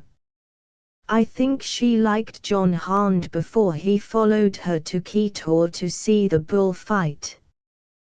But why the horse? That is what I desire to know. Why should he watch the bull and say that it did not count, and then go immediately and most horribly mad because a horse screamed? There is no understanding the gringos. They are barbarians. When the world was young he was a very quiet, self-possessed sort of man, sitting a moment on top of the wall to sound the damp darkness for warnings of the dangers it might conceal. But the plummet of his hearing brought nothing to him save the moaning of wind through invisible trees and the rustling of leaves on swaying branches. A heavy fog drifted and drove before the wind, and though he could not see this fog, the wet of it blew upon his face, and the wall on which he sat was wet. Without noise he had climbed to the top of the wall from the outside, and without noise he dropped to the ground on the inside. From his pocket he drew an electric nightstick, but he did not use it. Dark as the way was, he was not anxious for light. Carrying the nightstick in his hand, his finger on the button, he advanced through the darkness. The ground was velvety and springy to his feet, being carpeted with dead pine needles and leaves and mold which evidently had been undisturbed for years. Leaves and branches brushed against his body, but so dark was it that he could not avoid them. Soon he walked with his hand stretched out gropingly before him, and more than once the hand fetched up against the solid trunks of massive trees. All about him he knew were these trees, he sensed the loom of them everywhere, and he experienced a strange feeling of microscopic smallness in the midst of great bulks leaning toward him to crush him. Beyond, he knew, was the house, and he expected to find some trail or winding path that would lead easily to it. Once, he found himself trapped. On every side he groped against trees and branches, or blundered into thickets of underbrush, until there seemed no way out. Then he turned on his light, circumspectly, directing its rays to the ground at his feet. Slowly and carefully he moved it about him, the white brightness showing in sharp detail all the obstacles to his progress. He saw an opening between huge trunked trees, and advanced through it, putting out the light and treading on dry footing as yet protected from the drip of the fog by the dense foliage overhead. His sense of direction was good, and he knew he was going toward the house. And then the thing happened, the thing unthinkable and unexpected. His descending foot came down upon something that was soft and alive, and that arose with a snort under the weight of his body. He sprang clear, and crouched for another spring, anywhere, tense and expectant, keyed for the onslaught of the unknown. He waited a moment, wondering what manner of animal it was that had arisen from under his foot and that now made no sound nor movement and that must be crouching and waiting just as tensely and expectantly as he. The strain became unbearable. Holding the nightstick before him, he pressed the button, saw, and screamed aloud in terror. He was prepared for anything, from a frightened calf or fawn to a belligerent lion, but he was not prepared for what he saw. In that instant his tiny searchlight, sharp and white, had shown him what 1,000 years would not enable him to forget, a man, huge and blond, yellow-haired and yellow-bearded, naked except for soft-tanned moccasins and what seemed a goatskin about his middle. Arms and legs were bare, as were his shoulders and most of his chest. The skin was smooth and hairless, but browned by sun and wind, while under it heavy muscles were knotted like fat snakes. Still, this alone, unexpected as it well was not what had made the man scream out. What had caused his terror was the unspeakable ferocity of the face, the wild animal glare of the blue eyes scarcely dazzled by the light, the pine needles matted and clinging in the beard and hair, and the whole formidable body crouched and in the act of springing at him. Practically in the instant he saw all this, and while his scream still rang, the thing leaped, he flung his nightstick full at it, and threw himself to the ground.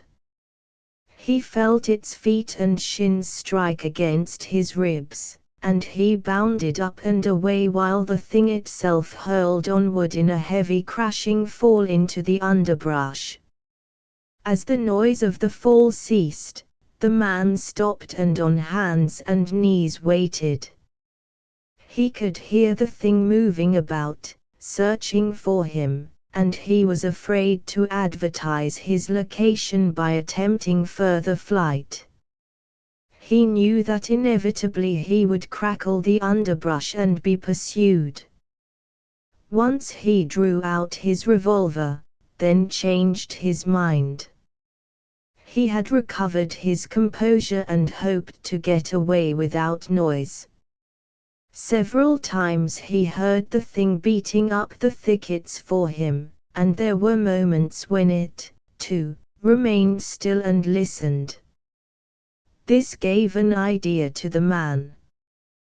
One of his hands was resting on a chunk of dead wood.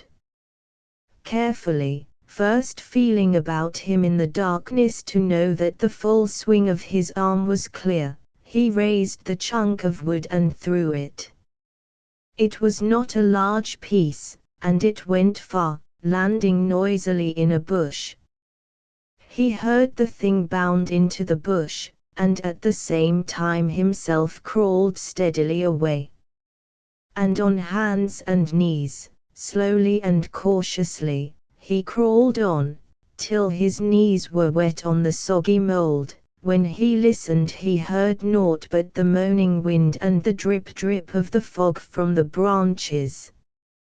Never abating his caution, he stood erect and went on to the stone wall, over which he climbed and dropped down to the road outside. Feeling his way in a clump of bushes, he drew out a bicycle and prepared to mount. He was in the act of driving the gear around with his foot for the purpose of getting the opposite pedal in position, when he heard the thud of a heavy body that landed lightly and evidently on its feet. He did not wait for more, but ran, with hands on the handles of his bicycle, until he was able to vault astride the saddle, catch the pedals, and start a spurt. Behind he could hear the quick thud-thud of feet on the dust of the road, but he drew away from it and lost it. Unfortunately, he had started away from the direction of town and was heading higher up into the hills. He knew that on this particular road there were no crossroads. The only way back was past that terror, and he could not steel himself to face it.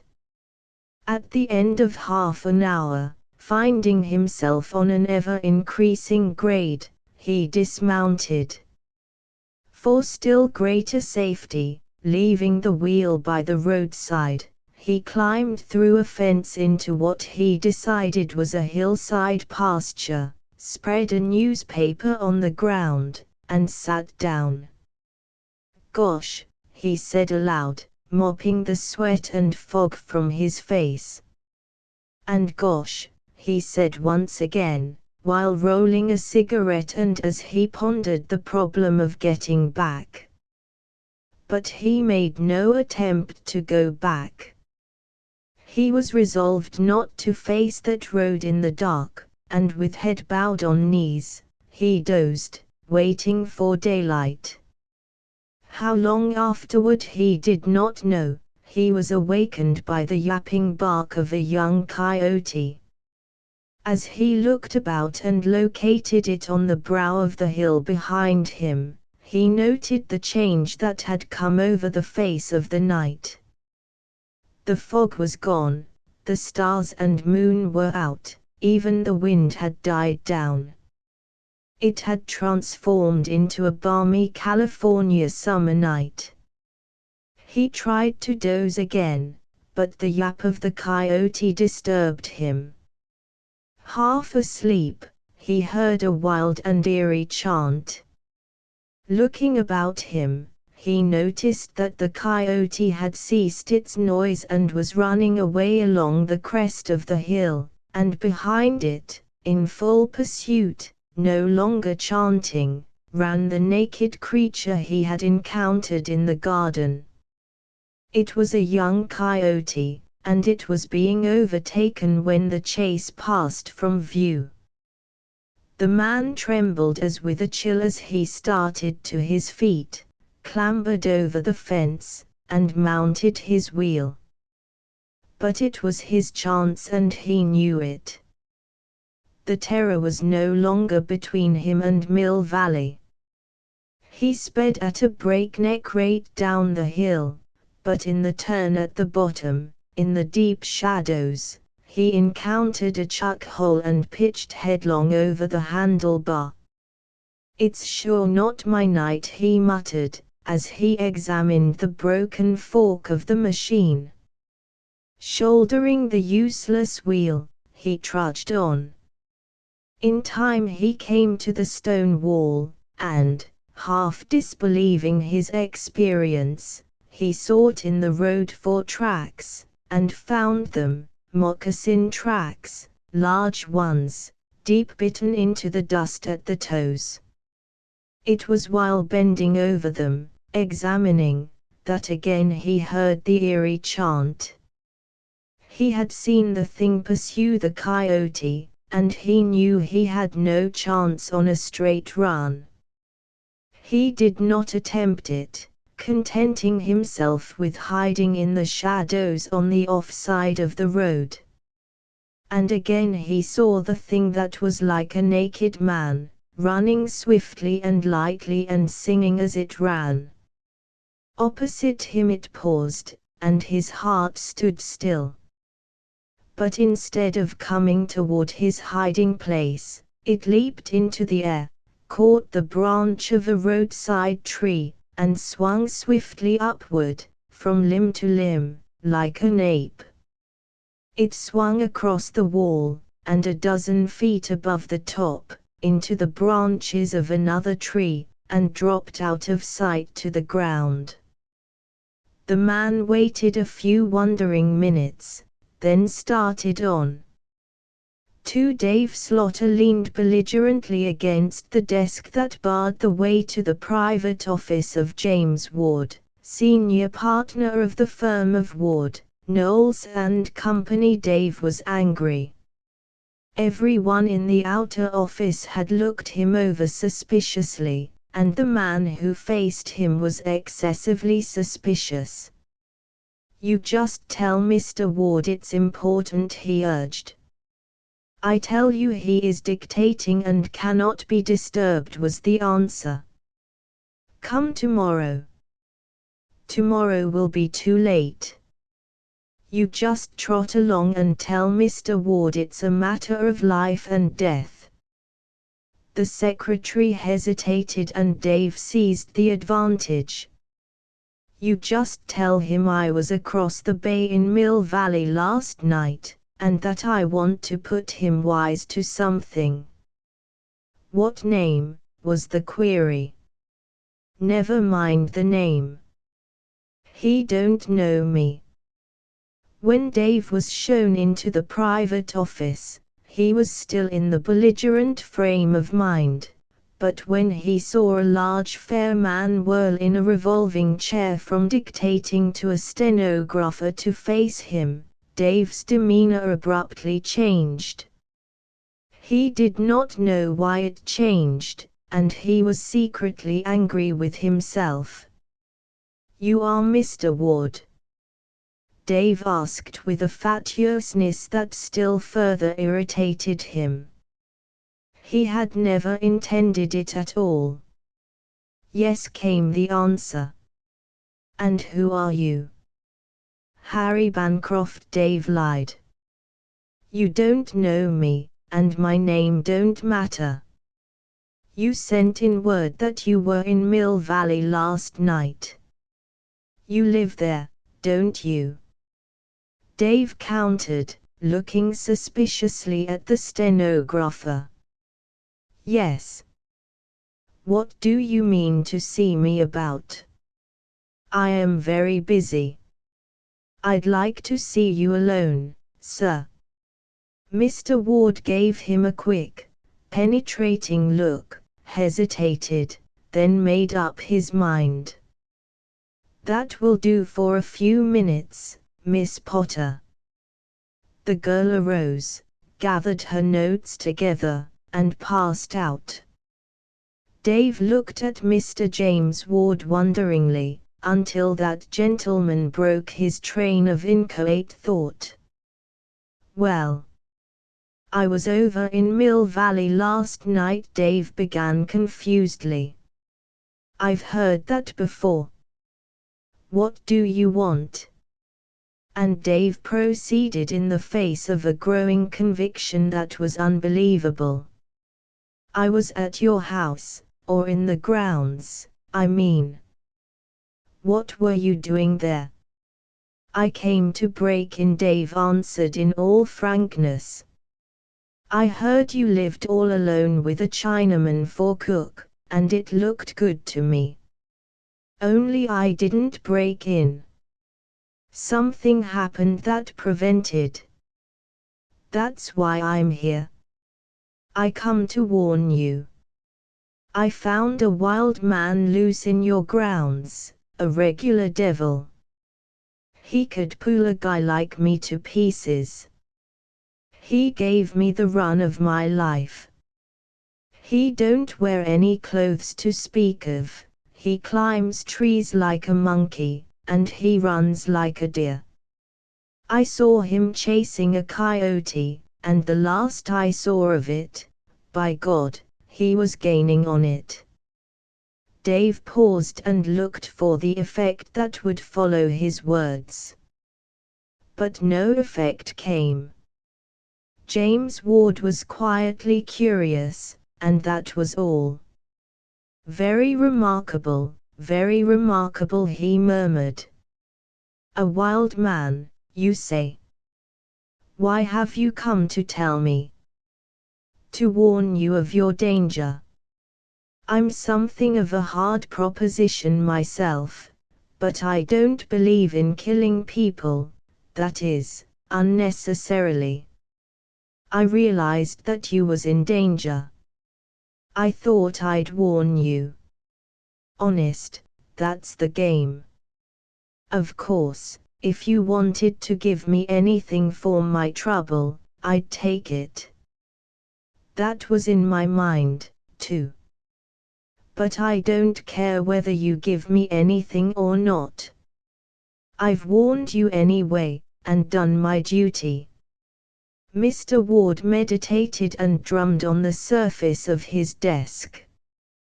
Dave noticed they were large, powerful hands, withal well cared for despite their dark sunburn. Also, he noted what had already caught his eye before, a tiny strip of flesh-colored court plaster on the forehead over one eye. And still the thought that forced itself into his mind was unbelievable. Mr. Ward took a wallet from his inside coat pocket, drew out a greenback, and passed it to Dave, who noted as he pocketed it that it was for $20. Thank you, said Mr. Ward, indicating that the interview was at an end. I shall have the matter investigated. A wild man running loose is dangerous. But so quiet a man was Mr. Ward, that Dave's courage returned. Besides, a new theory had suggested itself. The wild man was evidently Mr. Ward's brother, a lunatic privately confined. Dave had heard of such things. Perhaps Mr. Ward wanted it kept quiet. That was why he had given him the $20.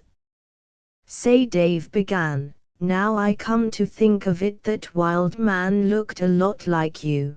That was as far as Dave got, for at that moment he witnessed a transformation and found himself gazing into the same unspeakably ferocious blue eyes of the night before, at the same clutching talon-like hands, and at the same formidable bulk in the act of springing upon him. But this time Dave had no nightstick to throw, and he was caught by the biceps of both arms in a grip so terrific that it made him groan with pain. He saw the large white teeth exposed, for all the world as a dog's about to bite.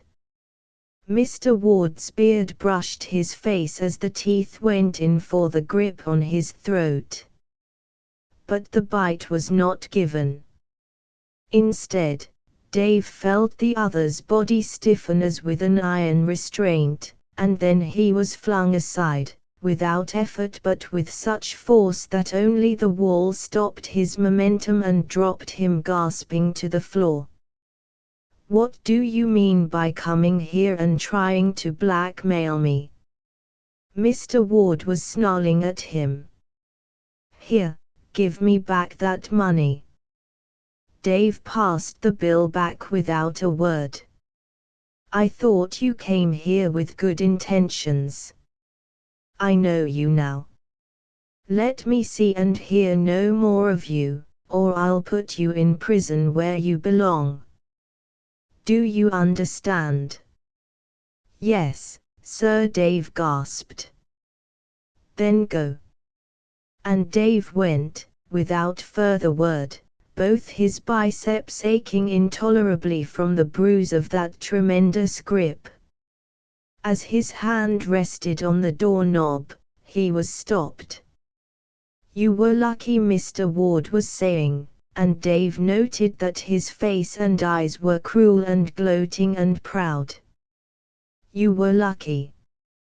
Had I wanted, I could have torn your muscles out of your arms and thrown them in the waste-basket there." "Yes, sir," said Dave, and absolute conviction vibrated in his voice. He opened the door and passed out. The secretary looked at him interrogatively. "Gosh," was all Dave vouchsafed, and with this utterance passed out of the offices and the story. 3 James G. Ward was 40 years of age, a successful businessman, and very unhappy. For 40 years he had vainly tried to solve a problem that was really himself and that with increasing years became more and more a woeful affliction. In himself he was 2 men, and, chronologically speaking, these men were several thousand years or so apart. He had studied the question of dual personality probably more profoundly than any half-dozen of the leading specialists in that intricate and mysterious psychological field. In himself he was a different case from any that had been recorded.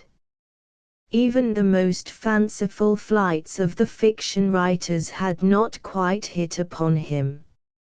He was not a Dr. Jekyll and Mr. Hyde, nor was he like the unfortunate young man in Kipling's greatest story in the world. His 2 personalities were so mixed that they were practically aware of themselves and of each other all the time. His other self he had located as a savage and a barbarian living under the primitive conditions of several thousand years before. But which self was he, and which was the other, he could never tell. For he was both selves, and both selves all the time. Very rarely indeed did it happen that one self did not know what the other was doing. Another thing was that he had no visions nor memories of the past in which that early self had lived. That early self lived in the present, but while it lived in the present, it was under the compulsion to live the way of life that must have been in that distant past. In his childhood he had been a problem to his father and mother, and to the family doctors, though never had they come within 1,000 miles of hitting upon the clue to his erratic, conduct. Thus, they could not understand his excessive somnolence in the forenoon, nor his excessive activity at night. When they found him wandering along the hallways at night, or climbing over giddy roofs, or running in the hills, they decided he was a somnambulist. In reality he was wide-eyed awake and merely under the night-roaming compulsion of his early self. Questioned by an obtuse medico, he once told the truth and suffered the ignominy of having the revelation contemptuously labeled and dismissed as dreams. The point was, that as twilight and evening came on he became wakeful. The four walls of a room were an irk and a restraint. He heard 1,000 voices whispering to him through the darkness. The night called to him, for he was, for that period of the 24 hours, essentially a night prowler. But nobody understood, and never again did he attempt to explain. They classified him as a sleepwalker and took precautions accordingly, precautions that very often were futile. As his childhood advanced, he grew more cunning, so that the major portion of all his nights were spent in the open at realizing his other self. As a result, he slept in the forenoons. Morning studies and schools were impossible, and it was discovered that only in the afternoons, under private teachers, could he be taught anything.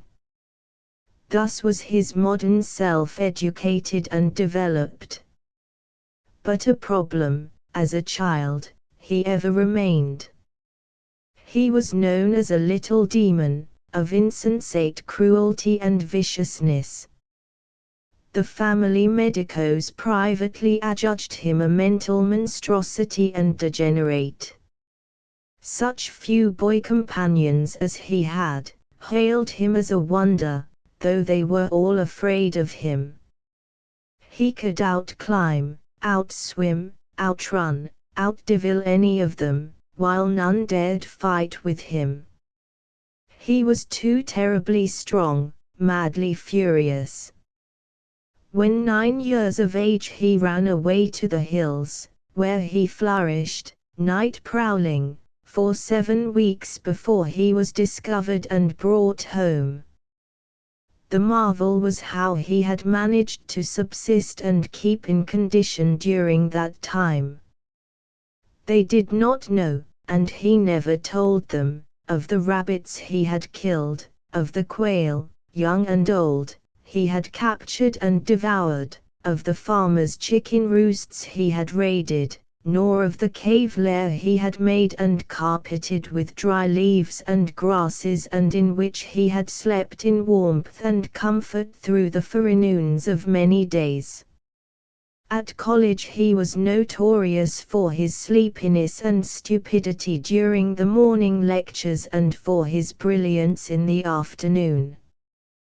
By collateral reading and by borrowing the notebook of his fellow students he managed to scrape through the detestable morning courses, while his afternoon courses were triumphs. In football he proved a giant and a terror, and, in almost every form of track athletics, save for strange berserker rages that were sometimes displayed, he could be depended upon to win. But his fellows were afraid to box with him, and he signalized his last wrestling bout by sinking his teeth into the shoulder of his opponent. After college, his father, in despair, sent him among the cowpunchers of a Wyoming ranch. 3 months later the doughty cowman confessed he was too much for them and telegraphed his father to come and take the wild man away. Also, when the father arrived to take him away, the cowman allowed that they would vastly prefer chumming with howling cannibals, gibbering lunatics, cavorting gorillas, grizzly bears, and man-eating tigers than with this particular young college product with hair parted in the middle. There was one exception to the lack of memory of the life of his early self, and that was language. By some quirk of atavism, a certain portion of that early self's language had come down to him as a racial memory. In moments of happiness, exaltation, or battle, he was prone to burst out in wild barbaric songs or chants. It was by this means that he located in time and space that strayed half of him who should have been dead and dust for thousands of years. He sang, once, and deliberately, several of the ancient chants in the presence of Professor Wirtz, who gave courses in Old Saxon and who was a philologist of repute and passion. At the first one, the professor pricked up his ears and demanded to know what mongrel tongue or hog German it was. When the second chant was rendered, the professor was highly excited. James Ward then concluded the performance by giving a song that always irresistibly rushed to his lips when he was engaged in fierce struggling or fighting. Then it was that Professor Wirtz proclaimed it no Hog German, but Early German, or Early Teuton, of a date that must far precede anything that had ever been discovered and handed down by the scholars. So early was it that it was beyond him, yet it was filled with haunting reminiscences of word forms he knew and which his trained intuition told him were true and real. He demanded the source of the songs, and asked to borrow the precious book that contained them. Also, he demanded to know why young Ward had always posed as being profoundly ignorant of the German language. And Ward could neither explain his ignorance nor lend the book. Whereupon, after pleadings and entreaties that extended through weeks, Professor Wood took a dislike to the young man, believed him a liar, and classified him as a man of monstrous selfishness for not giving him a glimpse of this wonderful screed that was older than the oldest any philologist had ever known or dreamed. But little good did it do this much-mixed young man to know that half of him was late American and the other half early Teuton. Nevertheless, the late American in him was no weakling, and he, if he were a he and had a shred of existence outside of these two, compelled an adjustment or compromise between his one self that was a night-prowling savage that kept his other self sleepy of mornings, and that other self that was cultured and refined and that wanted to be normal and live and love and prosecute business like other people. The afternoons and early evenings he gave to the one, the nights to the other, the forenoons and parts of the nights were devoted to sleep for the twain. But in the mornings he slept in bed like a civilized man. In the night time he slept like a wild animal, as he had slept Dave Slaughter stepped on him in the woods. Persuading his father to advance the capital, he went into business and keen and successful business he made of it, devoting his afternoons whole-souled to it, while his partner devoted the mornings.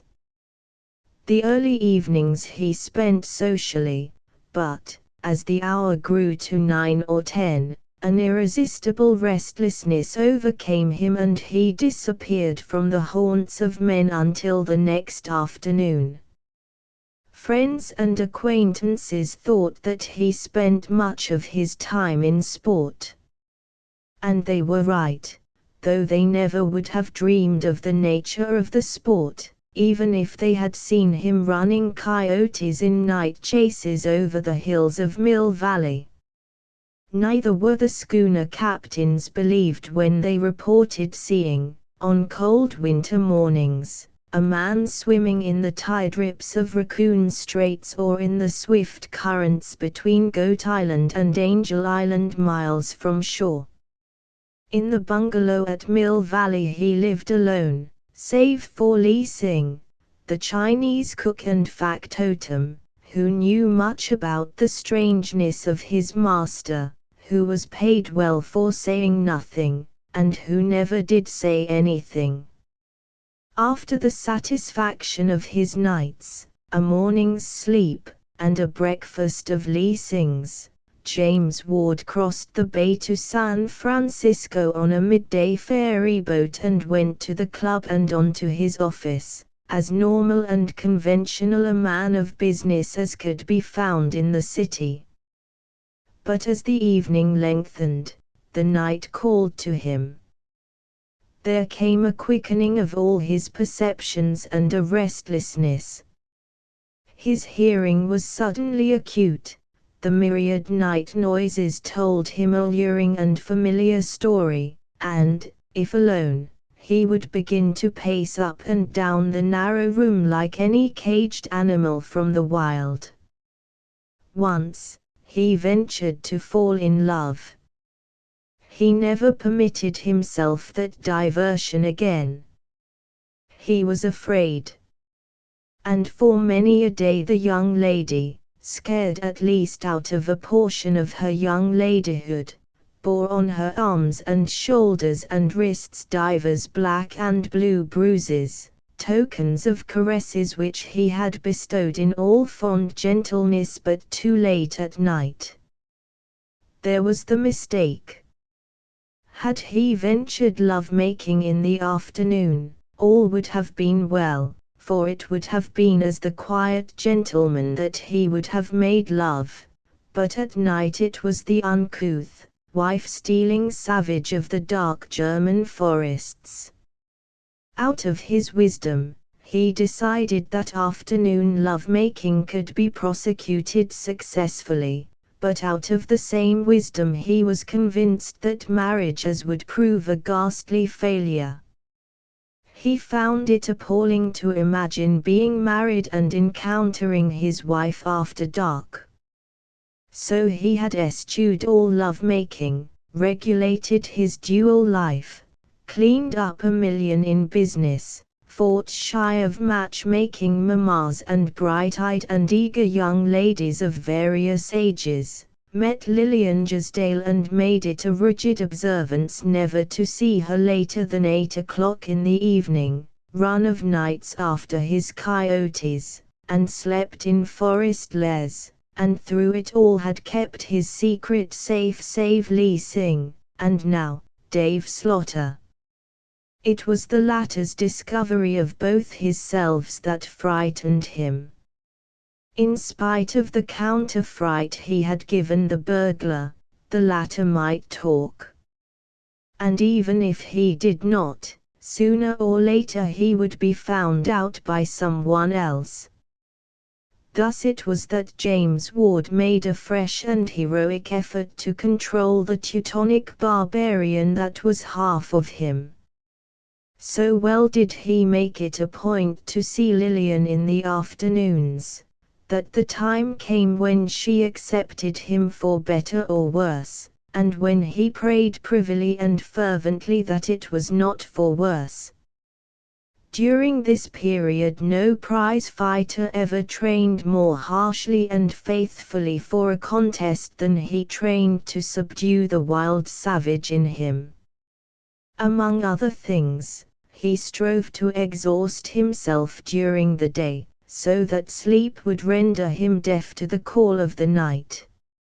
He took a vacation from the office and went on long hunting trips, following the deer through the most inaccessible and rugged country he could find, and always in the daytime. Night found him indoors and tired. At home he installed a score of exercise machines, and where other men might go through a particular movement 10 times, he went hundreds. Also, as a compromise, he built a sleeping porch on the second story. Here he at least breathed the blessed night air. Double screens prevented him from escaping into the woods, and each night Li Xing locked him in and each morning let him out. The time came, in the month of August, when he engaged additional servants to assist Li Xing and dared a house party in his Mill Valley bungalow. Lillian, her mother and brother, and half a dozen mutual friends, were the guests. For 2 days and nights all went well. And on the third night, playing bridge till 11 o'clock, he had reason to be proud of himself. His restlessness fully hid, but as luck would have it, Lillian Jasdale was his opponent on his right. She was a frail, delicate flower of a woman, and in his night mood her very frailty incensed him. Not that he loved her less, but that he felt almost irresistibly impelled to reach out and paw and maul her. Especially was this true when she was engaged in playing a winning hand against him. He had one of the deerhounds brought in and, when it seemed he must fly to pieces with the tension, a caressing hand laid on the animal brought him relief. These contacts with the hairy coat gave him instant easement and enabled him to play out the evening. Nor did anyone guess the while terrible struggle their host was making, the while he laughed so carelessly and played so keenly and deliberately. When they separated for the night, he saw to it that he parted from Lillian in the presence or the others.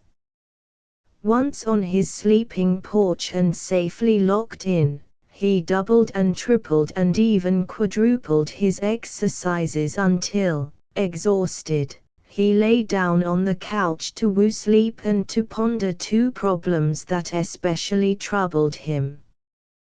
One was this matter of exercise. It was a paradox.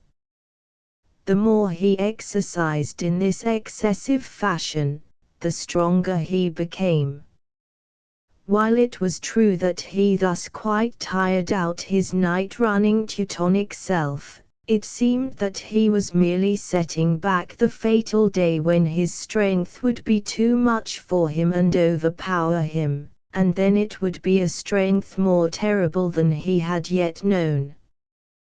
The other problem was that of his marriage and of the stratagems he must employ in order to avoid his wife after dark. And thus, fruitlessly pondering, he fell asleep. Now, where the huge grizzly bear came from that night was long a mystery, while the people of the Springs Brothers Circus, showing at Sausalito, searched long and vainly for Big Ben, the biggest grizzly in captivity. But Big Ben escaped, and, out of the mazes of 1,000 bungalows and country estates, selected the grounds of James J. Ward for visitation. The self first Mr. Ward knew was when he found him on his feet, quivering and tense, a surge of battle in his breast and on his lips the old war chant. From without came a wild baying and bellowing of the hounds. And sharp as a knife thrust through the pandemonium came the agony of a stricken dog, his dog, he knew. Not stopping for slippers, pajama-clad, he burst through the door Li Xing had so carefully locked, and sped down the stairs and out into the night. As his naked feet struck the gravelled driveway, he stopped abruptly, reached under the steps to a hiding place he knew well, and pulled forth a huge knotty club. his old companion on many a mad night adventure on the hills.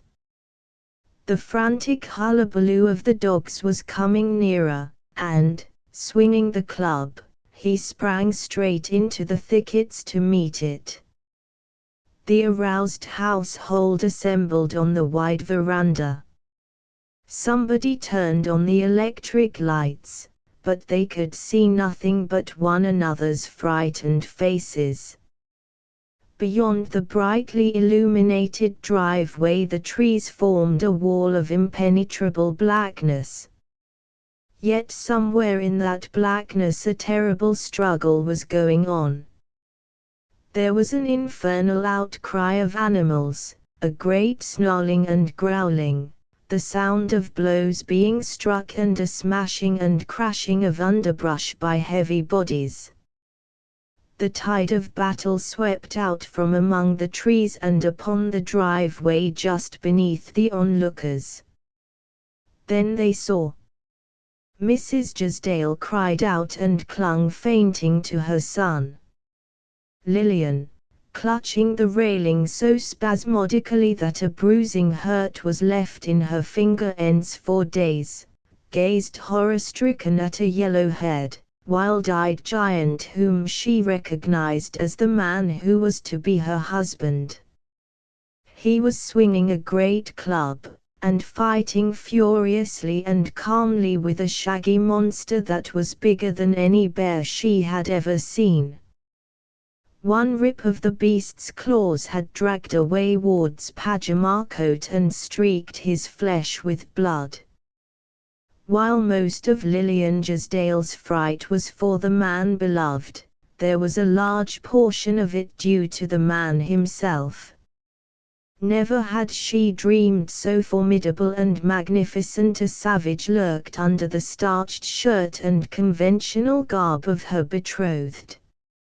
And never had she had any conception of how a man battled. Such a battle was certainly not modern, nor was she there beholding a modern man, though she did not know it. For this was not Mr. James J. Ward, the San Francisco businessman, but one, unnamed and unknown, a crude, rude savage creature who, by some freak of chance, lived again after thrice 1,000 years. The hounds, ever maintaining their mad uproar, circled about the fight, or dashed in and out, distracting the bear. When the animal turned to meet such flanking assaults, the man leaped in and the club came down. Angered afresh by every such blow, the bear would rush, and the man, leaping and skipping, avoiding the dogs, went backwards or circled to one side or the other. Whereupon the dogs, taking advantage of the opening, would again spring in and draw the animal's wrath to them. The end came suddenly. Whirling, the grizzly caught a hound with a wide sweeping cuff that sent the brute, its ribs caved in and its back broken, hurtling 20 feet. Then the human brute went mad. A foaming rage flecked the lips that parted with a wild inarticulate cry, as it sprang in, swung the club mightily in both hands, and brought it down full on the head of the uprearing grizzly. Not even the skull of a grizzly could withstand the crushing force of such a blow, and the animal went down to meet the worrying of the hounds.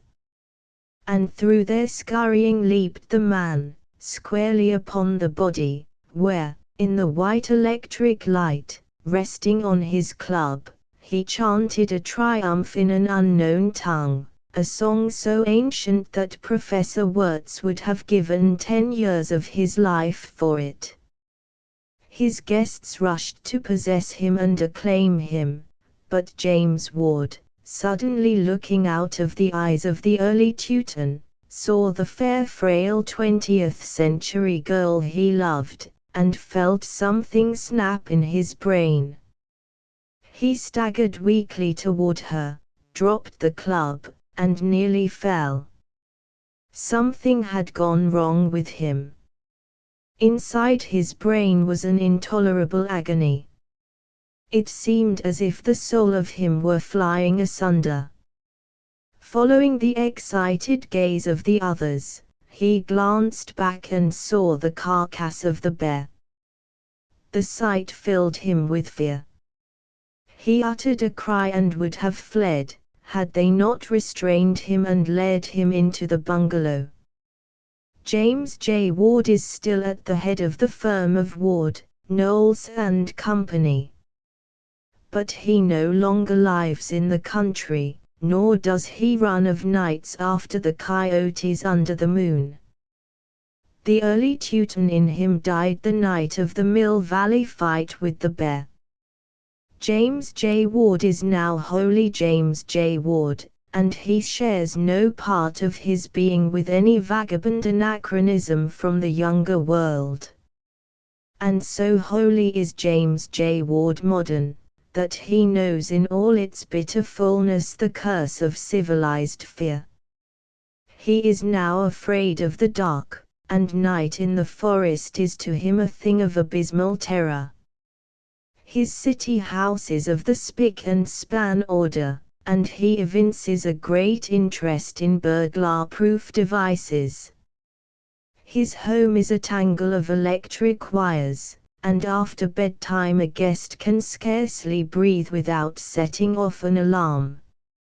Also, he had invented a combination keyless door lock that travelers may carry in their vest pockets and apply immediately and successfully under all circumstances. But his wife does not deem him a coward. She knows better. And, like any hero, he is content to rest on his laurels. His bravery is never questioned by those friends who are aware of the Mill Valley episode. The benefit of the doubt Carter Watson, a current magazine under his arm, strolled slowly along, gazing about him curiously. 20 years had elapsed since he had been on this particular street, and the changes were great and stupefying. This western city of 300,000 souls had contained but 30,000, when, as a boy, he had been wont to ramble along its streets. In those days the street he was now on had been a quiet residence street in the respectable working-class quarter. On this late afternoon he found that it had been submerged by a vast and vicious tenderloin. Chinese and Japanese shops and dens abounded, all confusedly intermingled with low white resorts and boozing dens. This quiet street of his youth had become the toughest quarter of the city. He looked at his watch. It was 5:30. It was the slack time of the day in such a region, as he well knew. Yet he was curious to see. In all his score of years of wandering and studying social conditions over the world, he had carried with him the memory of his old town as a sweet and wholesome place. The metamorphosis he now beheld was startling. He certainly must continue his stroll and glimpse the infamy to which his town had descended. Another thing, Carter Watson had a keen social and civic consciousness. Independently wealthy, he had been loath to dissipate his energies in the pink teas and freak dinners of society, while actresses, race horses, and kindred diversions had left him cold. He had the ethical bee in his bonnet and was a reformer of no mean pretension, though his work had been mainly in the line of contributions to the heavier reviews and quarterlies and to the publication over his name of brightly, cleverly written books on the working classes and the slum dwellers. Among the 27 to his credit occurred titles such as, If Christ Came to New Orleans, The Worked-Out Worker, Tenement Reform in Berlin, The Rural Slums of England, The People of the East Side, Reform versus Revolution, The University Settlement as a Hotbed of Radicalism, and The Caveman of Civilization. But Carter Watson was neither morbid nor fanatic. He did not lose his head over the horrors he encountered, studied, and exposed. No harebrained enthusiasm branded him. His humor saved him, as did his wide experience and his conservative philosophic temperament. Nor did he have any patience with lightning change reform theories. As he saw it, society would grow better only through the painfully slow and arduously painful processes of evolution. There were no shortcuts, no sudden regenerations. The betterment of mankind must be worked out in agony and misery, just as all past social betterments had been worked out. But on this late summer afternoon, Carter Watson was curious. As he moved along, he paused before a gaudy drinking place. The sign above read, "The Vendome." There were 2 entrances. One evidently led to the bar. This he did not explore. The other was a narrow hallway. Passing through this, he found himself in a huge room, filled with chair-encircled tables and quite deserted.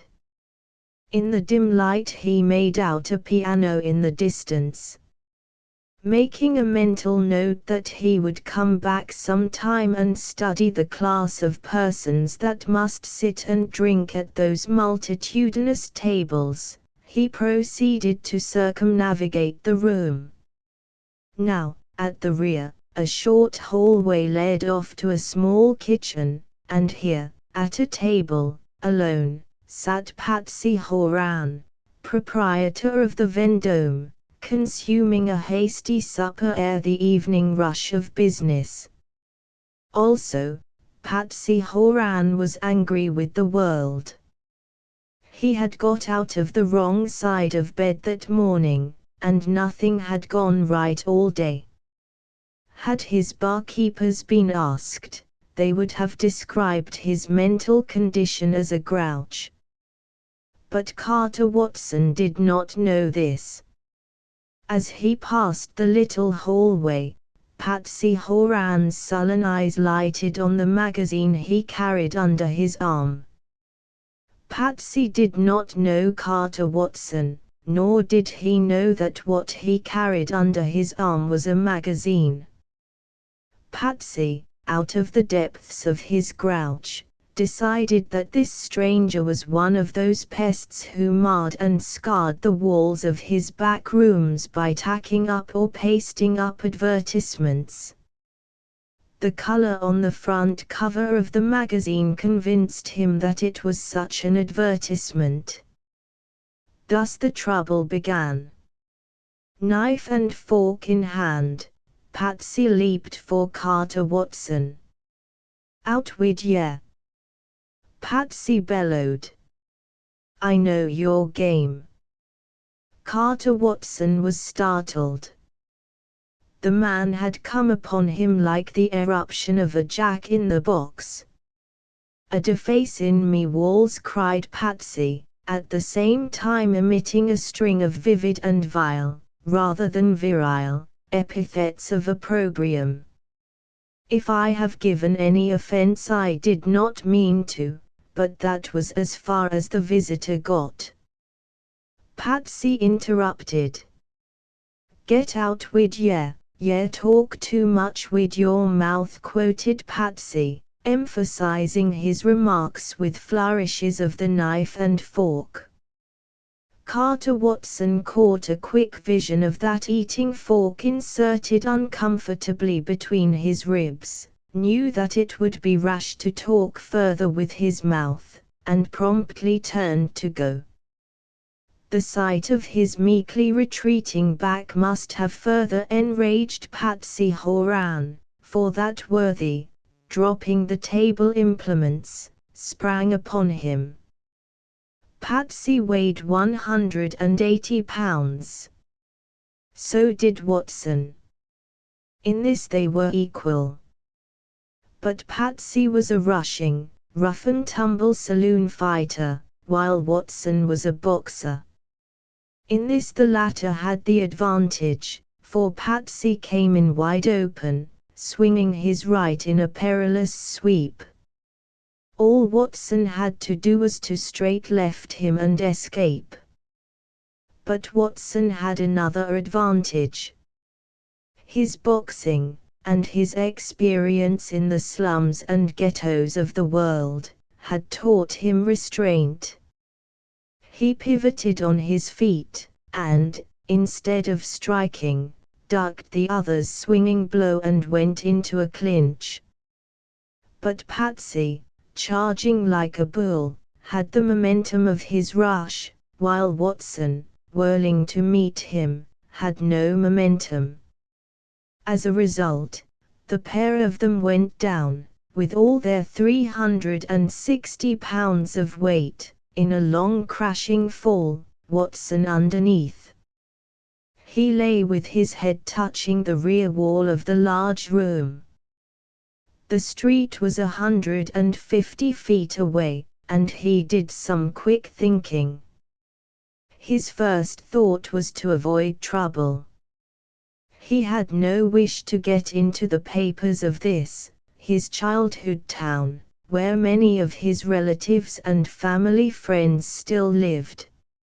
So it was that he locked his arms around the man on top of him, held him close, and waited for the help to come that must come in response to the crash of the fall. The help came, that is, 6 men ran in from the bar and formed about in a semicircle. "Take him off, fellows," Watson said. "I haven't struck him, and I don't want any fight."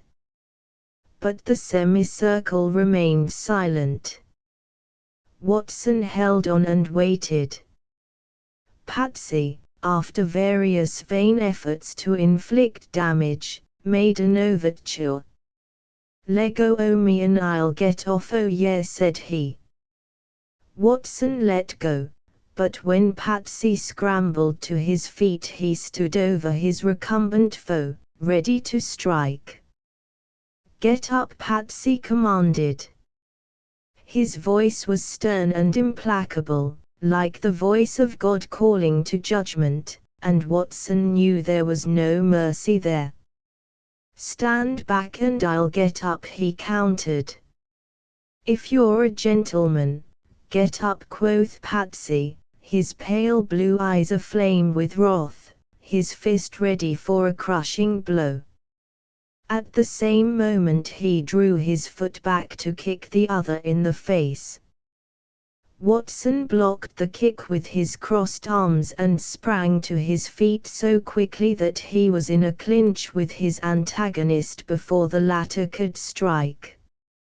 Holding him, Watson spoke to the onlookers, "Take him away from me, fellows. You see I am not striking him. I don't want to fight. I want to get out of here." The circle did not move nor speak. Its silence was ominous and sent a chill to Watson's heart. Patsy made an effort to throw him, which culminated in his putting Patsy on his back. Tearing loose from him, Watson sprang to his feet and made for the door. But the circle of men was interposed a wall. He noticed the white, pasty faces, the kind that never see the sun, and knew that the men who barred his way were the night prowlers and preying beasts of the city jungle. By them he was thrust back upon the pursuing, bull-rushing Patsy. Again it was a clinch, in which, in momentary safety, Watson appealed to the gang. And again his words fell on deaf ears. Then it was that he knew of many similar new fear. For he had known of many similar situations, in low dens like this, when solitary men were manhandled, their ribs and features caved in, themselves beaten and kicked to death. And he knew, further, that if he were to escape he must neither strike his assailant nor any of the men who opposed him. Yet in him was righteous indignation. Under no circumstances could 7 to 1 be fair. Also, he was angry, and there stirred in him the fighting beast that is in all men. But he remembered his wife and children, his unfinished book, the 10,000 rolling acres of the up-country ranch he loved so well. He even saw in flashing visions the blue of the sky, the golden sun pouring down on his flower-spangled meadows, the lazy cattle knee-deep in the brooks, and the flash of trout in the riffles. Life was too good for him to risk it for a moment's sway of the beast. In short, Carter Watson was cool and scared. His opponent, locked by his masterly clinch, was striving to throw him. Again Watson put him on the floor, broke away, and was thrust back by the pace-to-face circle to duck Patsy's swinging right and effect another clinch. This happened many times.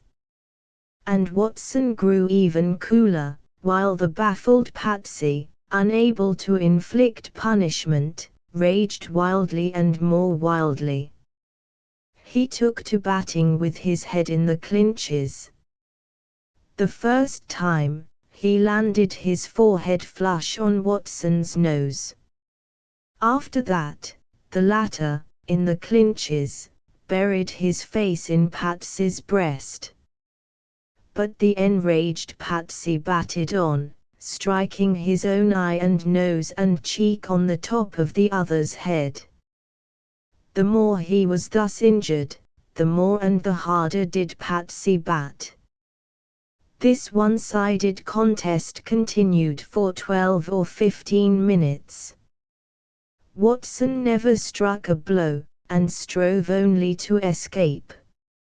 Sometimes, in the free moments, circling about among the tables as he tried to win the door, the pace-to-face men gripped his coat-tails and flung him back at the swinging right of the onrushing Patsy.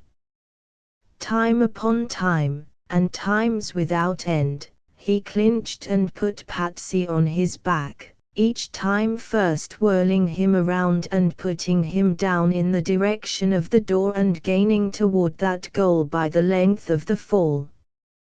In the end, hatless, disheveled, with streaming nose and one eye closed, Watson won to the sidewalk and into the arms of a policeman. "Arrest that man," Watson panted. "Hello, Patsy," said the policeman. "What's the mix-up?" "Hello, Charlie," was the answer. "This guy comes in, arrest that man," Officer Watson repeated. G1. "Beat it," said Patsy. "Beat it," added the policeman. "If you don't, I'll pull you in." "Not unless you arrest that man. He has committed a violent and unprovoked assault on me." "Is it so, Patsy?" was the officer's query. "Nah. Lemme tell you, Charlie, and I got the witnesses to prove it, so help me God.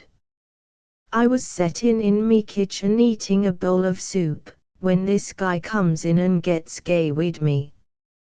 I never seen him in me born days before. He was drunk. Look at me, officer, protested the indignant sociologist. Am I drunk? The officer looked at him with sullen, menacing eyes and nodded to Patsy to continue. This guy gets gay with me. I'm Tim McGraw, says he, and I can do the like to you, says he. Put up your hands. I smiles, and with that, biff biff, he lands me twice and spills me soup. Look at me, I'm fair murdered. What are you going to do, officer? Watson demanded. Go on, beat it, was the answer, or I'll pull you sure. The civic righteousness of Carter Watson flamed up. Mr. Officer, I protest, but at that moment the policeman grabbed his arm with a savage jerk that nearly overthrew him. Come on, you're pulled. Arrest him, too, Watson demanded. Nix on that play, was the reply. What did you assault him for? Him a peacefully eating his soup. Too, Carter Watson was genuinely angry. Not only had he been wantonly assaulted, badly battered, and arrested, but the morning papers without exception came out with lurid accounts of his drunken brawl with the proprietor of the notorious Vendome. Not one accurate or truthful line was published. Patsy Horan and his satellites described the battle in detail. The one incontestable thing was that Carter Watson had been drunk. Thrice he had been thrown out of the place and into the gutter, and thrice he had come back, breathing blood and fire and announcing that he was going to clean out the place.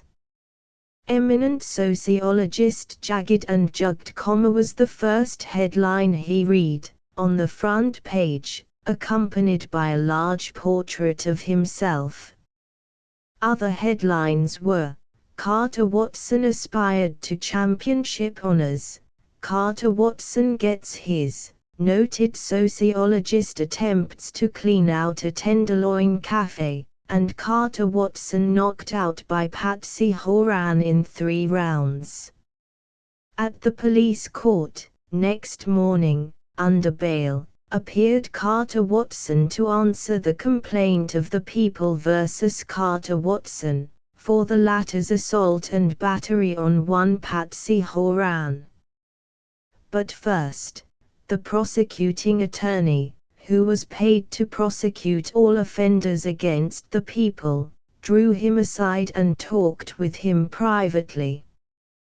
Why not let it drop, said the prosecuting attorney. I tell you what you do, Mr. Watson, shake hands with Mr. Horan and make it up, and we'll drop the case right here. A word to the judge, and the case against you will be dismissed. But I don't want it dismissed, was the answer. Your office being what it is, you should be prosecuting me instead of asking me to make up with this fellow. Oh, I'll prosecute you all right, retorted the prosecuting attorney. Also you will have to prosecute this Patsy Horan, Watson advised, for I shall now have him arrested for assault and battery.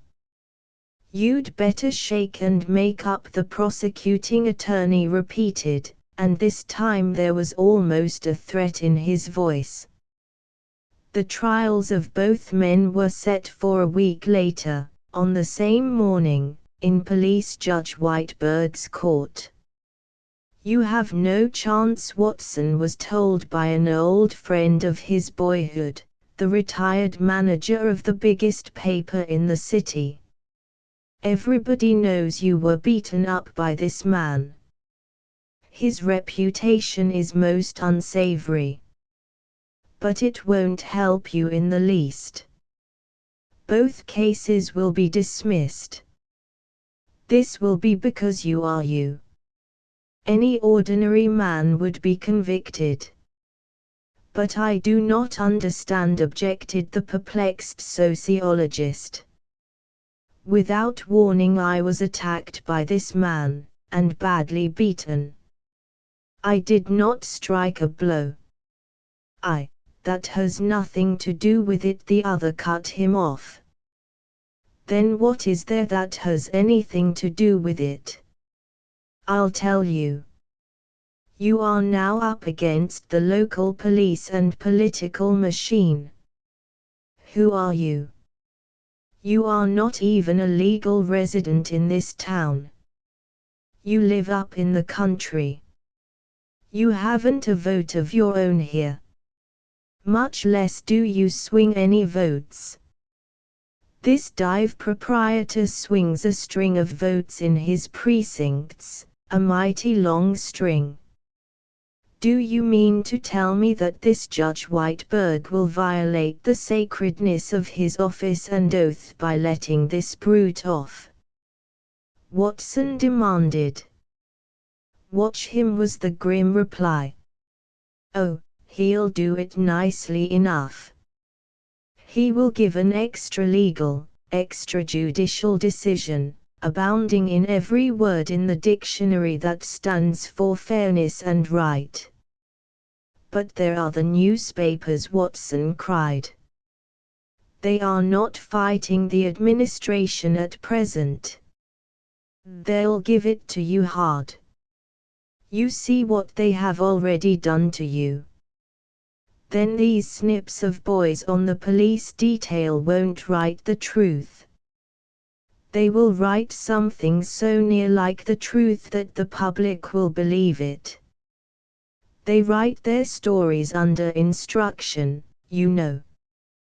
They have their orders to twist and color, and there won't be much left of you when they get done. Better drop the whole thing right now. You are in bad. But the trials are set. Give the word and they'll drop them now. A man can't fight a machine unless he has a machine behind him. But Carter Watson was stubborn. He was convinced that the machine would beat him, but all his days he had sought social experience, and this was certainly something new. The morning of the trial, the prosecuting attorney made another attempt to patch up the affair. If you feel that way, I should like to get a lawyer to prosecute the case, said Watson. No, you don't, said the prosecuting attorney. I am paid by the people to prosecute, and prosecute I will. But let me tell you, you have no chance. We shall lump both cases into one, and you watch out. Judge Whiteberg looked good to Watson. A fairly young man, short, comfortably stout, smooth-shaven and with an intelligent face, he seemed a very nice man indeed. This good impression was added to by the smiling lips and the wrinkles of laughter in the corners of his black eyes. Looking at him and studying him, Watson felt almost sure that his old friend's prognostication was wrong. But Watson was soon to learn. Patsy Horan and two of his satellites testified to a most colossal aggregation of perjuries. Watson could not have believed it possible without having experienced it. They denied the existence of the other four men. And of the two that testified, one claimed to have been in the kitchen, a witness to Watson's unprovoked assault on Patsy, while the other, remaining in the bar, had witnessed Watson's second and third rushes into the place as he attempted to annihilate the unoffending Patsy.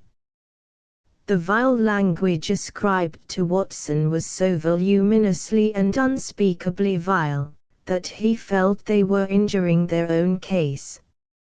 It was so impossible that he should utter such things. But when they described the brutal blows he had rained on poor Patsy's face, and the chair he demolished when he vainly attempted to kick Patsy, Watson waxed secretly hilarious and at the same time sad. The trial was a farce, but such lowness of life was depressing to contemplate when he considered the long upward climb humanity must make. Watson could not recognize himself, nor could his worst enemy have recognized him, in the swashbuckling, rough-housing picture that was painted of him. But, as in all cases of complicated perjury, rifts and contradictions in the various stories appeared. The judge somehow failed to notice them, while the prosecuting attorney and Patsy's attorney shied off from them gracefully.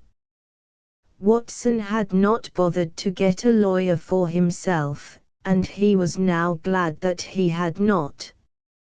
Still, he retained a semblance of faith in Judge Whiteberg when he went himself on the stand and started to tell his story.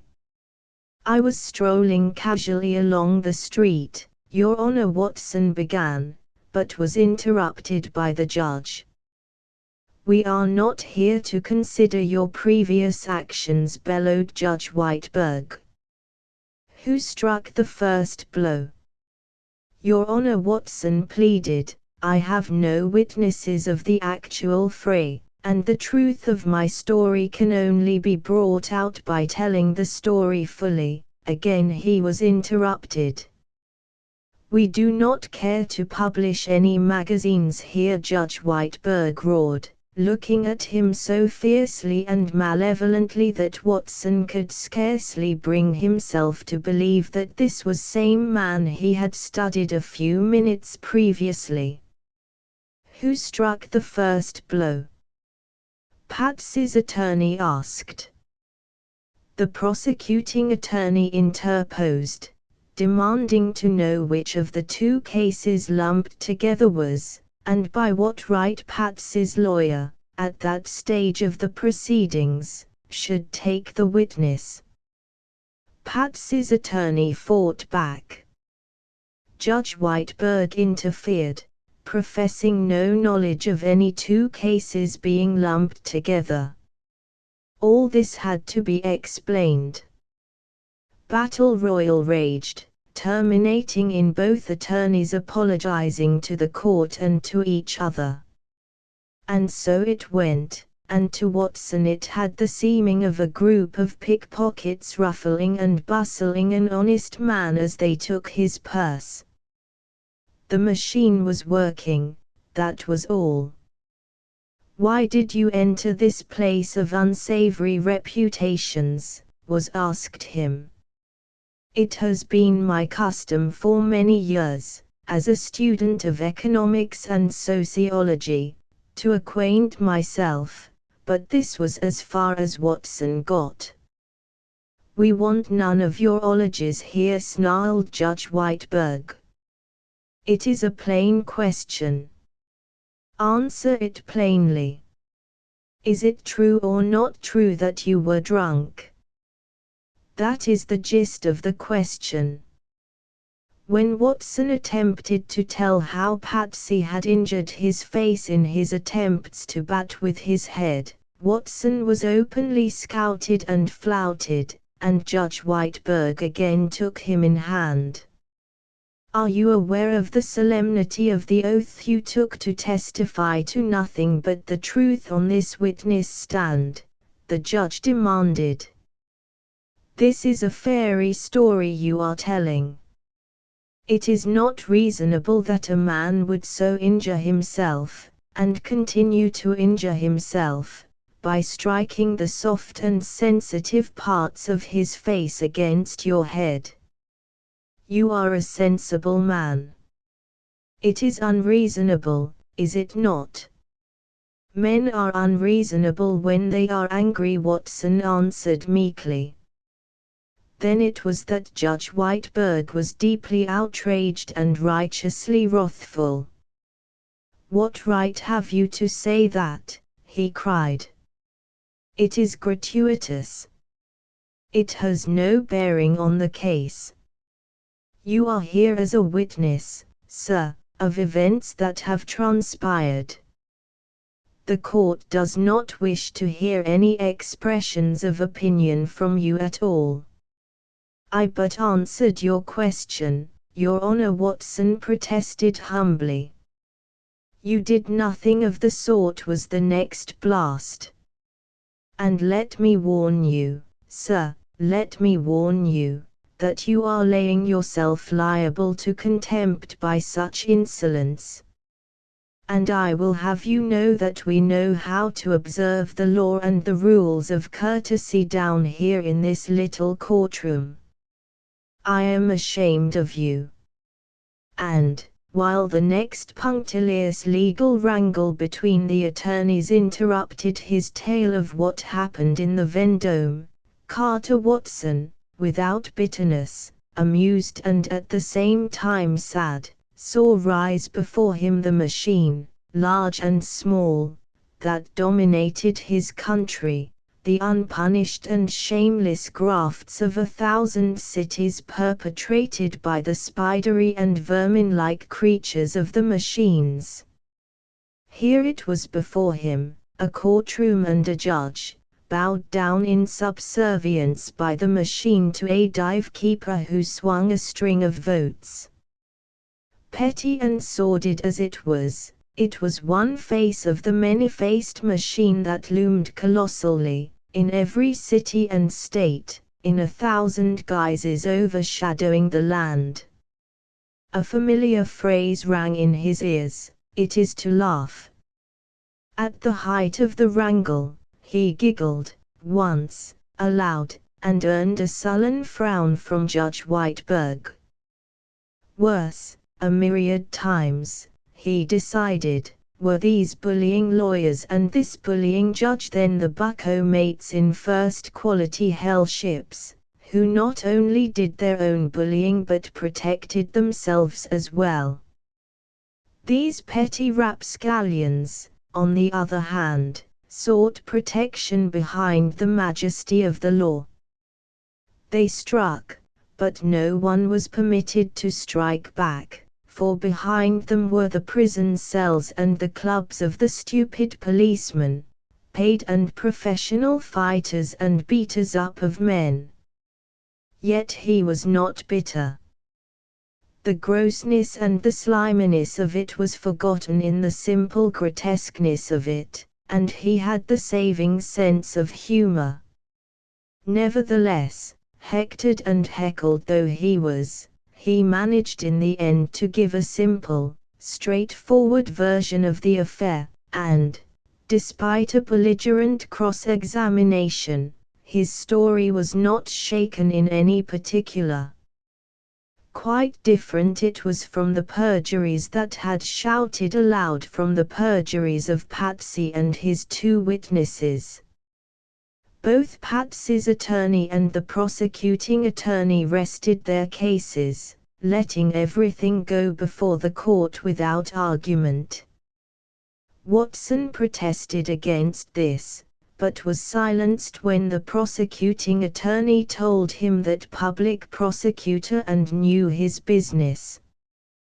Patrick Horan has testified that he was in danger of his life and that he was compelled to defend himself. Judge Whiteberg's verdict began. Mr. Watson has testified to the same thing. Each has sworn that the other struck the first blow. Each has sworn that the other made an unprovoked assault on him. It is an axiom of the law that the defendant should be given the benefit of the doubt. A very reasonable doubt exists. Therefore, in the case of the People versus Carter Watson, the benefit of the doubt is given to said Carter Watson and he is herewith ordered discharged from custody. The same reasoning applies to the case of the People versus Patrick Horan. He is given the benefit of the doubt and discharged from custody. My recommendation is that both defendants shake hands and make up. In the afternoon papers, the first headline that caught Watson's eye was, "Carter Watson acquitted." In the second paper it was, "Carter Watson escapes a fine." But what capped everything was the one beginning, "Carter Watson a good fellow." In the text he read how Judge Whiteberg had advised both fighters to shake hands, which they promptly did. Further, he read, "Let's have a nip on it," said Patsy Horan. "Sure," said Carter Watson. And, arm in arm, they ambled for the nearest saloon. For now, from the whole adventure, Watson carried away no bitterness. It was a social experience of a new order, and it led to the writing of another book, which he entitled, Police Court Procedure, A Tentative Analysis. One summer morning a year later, on his ranch, he left his horse and himself clambered on through a miniature canyon to inspect some rock ferns he had planted the previous winter. Emerging from the upper end of the canyon, he came out on one of his flower-spangled meadows, a delightful isolated spot, screened from the world by low hills and clumps of trees. And here he found a man, evidently on a stroll from the summer hotel down at the little town a mile away. They met face to face and the recognition was mutual. It was Judge Whiteberg. Also, it was a clear case of trespass, for Watson had trespass signs upon his boundaries, though he never enforced them. Judge Whiteberg held out his hand, which Watson refused to see. "Politics is a dirty trade, isn't it, Judge?" he remarked. "Oh, yes, I see your hand, but I don't care to take it." The papers said I shook hands with Patsy Horan after the trial. You know I did not. But let me tell you that I'd 1,000 times rather shake hands with him and his vile following of curs, than with you. Judge Whiteberg was painfully flustered, and as he hemmed and hawed and essayed to speak, Watson, looking at him, was struck by a sudden whim, and he determined on a grim and facetious antic. "I should scarcely expect any animus from a man of your acquirements and knowledge of the world," the judge was saying. "Animus?" Watson replied. "Certainly not. I haven't such a thing in my nature. And to prove it, let me show you something curious, something you have never seen before." Casting about him, Watson picked up a rough stone the size of his fist. "See this? Watch me." So saying, Carter Watson tapped himself a sharp blow on the cheek. The stone laid the flesh open to the bone and the blood spurted forth. The stone was too sharp, he announced to the astounded police judge, who thought he had gone mad. "I must bruise it a trifle." There is nothing like being realistic in such matters. Whereupon Carter Watson found a smooth stone and with it pounded his cheek nicely several times. "Ah," he cooed. "That will turn beautifully green and black in a few hours." It will be most convincing. You are insane, Judge Whiteberg quavered. Don't use such vile language to me, said Watson. You see my bruised and bleeding face. You did that, with that right hand of yours. You hit me twice, Biff, Biff. It is a brutal and unprovoked assault. I am in danger of my life. I must protect myself. Judge Whiteberg backed away in alarm before the menacing fists of the other. If you strike me, I'll have you arrested, Judge Whiteberg threatened. That is what I told Patsy, was the answer. And do you know what he did when I told him that? Know that.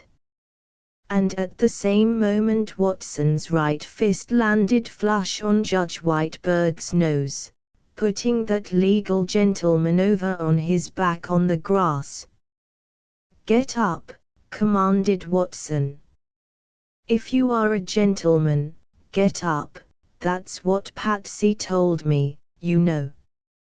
Judge Whiteberg declined to rise, and was dragged to his feet by the coat collar, only to have one eye blacked and be put on his back again.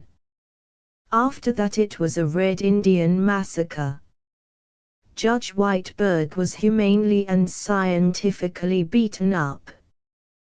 His checks were boxed, his cars cuffed, and his face was rubbed in the turf. And all the time Watson exposited the way Patsy Horan had done it. Occasionally, and very carefully, the facetious sociologist administered a real bruising blow. Once, dragging the poor judge to his feet, he deliberately bumped his own nose on the gentleman's head. The nose promptly bled. See that? Cried Watson, stepping back and deftly shedding his blood all down his own shirt front. You did it. With your fist you did it. It is awful. I am fair murdered. I must again defend myself. And once more Judge Whiteberg impacted his features on a fist and was sent to grass. I will have you arrested, he sobbed as he lay. That's what Patsy said. A brutal, sniff, sniff, and unprovoked, sniff, sniff, assault. That's what Patsy said. I will surely have you arrested. Speaking slangerly, not if I can beat you to it. And with that, Carter Watson departed down the canyon, mounted his horse, and rode to town. An hour later, as Judge Whiteberg limped up the grounds to his hotel, he was arrested by a village constable on a charge of assault and battery preferred by Carter Watson. Your Honor, Watson said next day to the village justice, a well-to-do farmer and graduate, 30 years before, from a cow college, since this Sol Whiteberg has seen fit to charge me with battery, following upon my charge of battery against him, I would suggest that both cases be lumped together. The testimony and the facts are the same in both cases. To this the justice agreed, and the double case proceeded. Watson, as prosecuting witness, first took the stand and told his story. I was picking flowers, he testified. Picking flowers on my own land, never dreaming of danger. Suddenly this man rushed upon me from behind the trees. I am the dodo, he says, and I can do you to a frazzle. Put up your hands. I smiled, but with that, biff, biff, he struck me, knocking me down and spilling my flowers. The language he used was frightful. It was an unprovoked and brutal assault. Look at my cheek. Look at my nose. I could not understand it. He must have been drunk. Before I recovered from my surprise, he had administered this beating. I was in danger of my life and was compelled to defend himself. That is all, Your Honor, though I must say, in conclusion, that I cannot get over my perplexity. Why did he say he was the dodo? Why did he so wantonly attack me? And thus was Sol Whiteberg given a liberal education in the art of perjury. Often, from his high seat, he had listened indulgently to police court perjuries in cooked-up cases, but for the first time perjury was directed against him, and he no longer sat above the court, with the bailiffs, the policemen's clubs, and the prison cells behind him. Your Honor, he cried, never have I heard such a pack of lies told by so barefaced a liar. Watson here sprang to his feet. Your Honor, I protest. It is for Your Honor to decide truth or falsehood. The witness is on the stand to testify to actual events that have transpired. His personal opinion upon things in general, and upon me, has no bearing on the case whatever. The justice scratched his head and waxed phlegmatically indignant. The point is well taken, he decided. I am surprised at you, Mr. Whiteberg, claiming to be a judge and skilled in the practice of the law, and yet being guilty of such unlawyer-like conduct. Your manner, sir, and your methods, remind me of a shyster. This is a simple case of assault and battery. We are here to determine who struck the first blow, and we are not interested in your estimates of Mr. Watson's personal character. Proceed with your story. Sol Whiteberg would have bitten his bruised and swollen lip in chagrin, had it not hurt so much. But he contained himself and told a simple, straightforward, truthful story. Your Honor, Watson said, I would suggest that you ask him what he was doing on my premises. A very good question. What were you doing, sir, on Mr. Watson's premises? I did not know they were his premises. It was a trespass, Your Honor, Watson cried. The warnings are posted conspicuously. I saw no warnings, said Sol Whiteberg. I have seen them myself, snapped the justice. They are very conspicuous. And I would warn you, sir, that if you palter with the truth in such little matters you may darken your more important statements with suspicion. Why did you strike Mr. Watson? Your Honor, as I have testified, I did not strike a blow. The justice looked at Carter Watson's bruised and swollen visage, and turned to glare at Sol Whiteberg. Look at that man's cheek, he thundered. If you did not strike a blow, how comes it that he is so disfigured and injured? As I testified, be careful, the justice warned. I will be careful, sir. I will say nothing but the truth. He struck himself with a rock. He struck himself with two different rocks. Does it stand to reason that a man, any man not a lunatic, would so injure himself, and continue to injure himself, by striking the soft and sensitive parts of his face with a stone? Carter Watson demanded. It sounds like a fairy story, was the justice's comment. Mr. Whiteberg, had you been drinking? No, sir. Do you never drink? On occasion. The justice meditated on this answer with an air of astute profundity.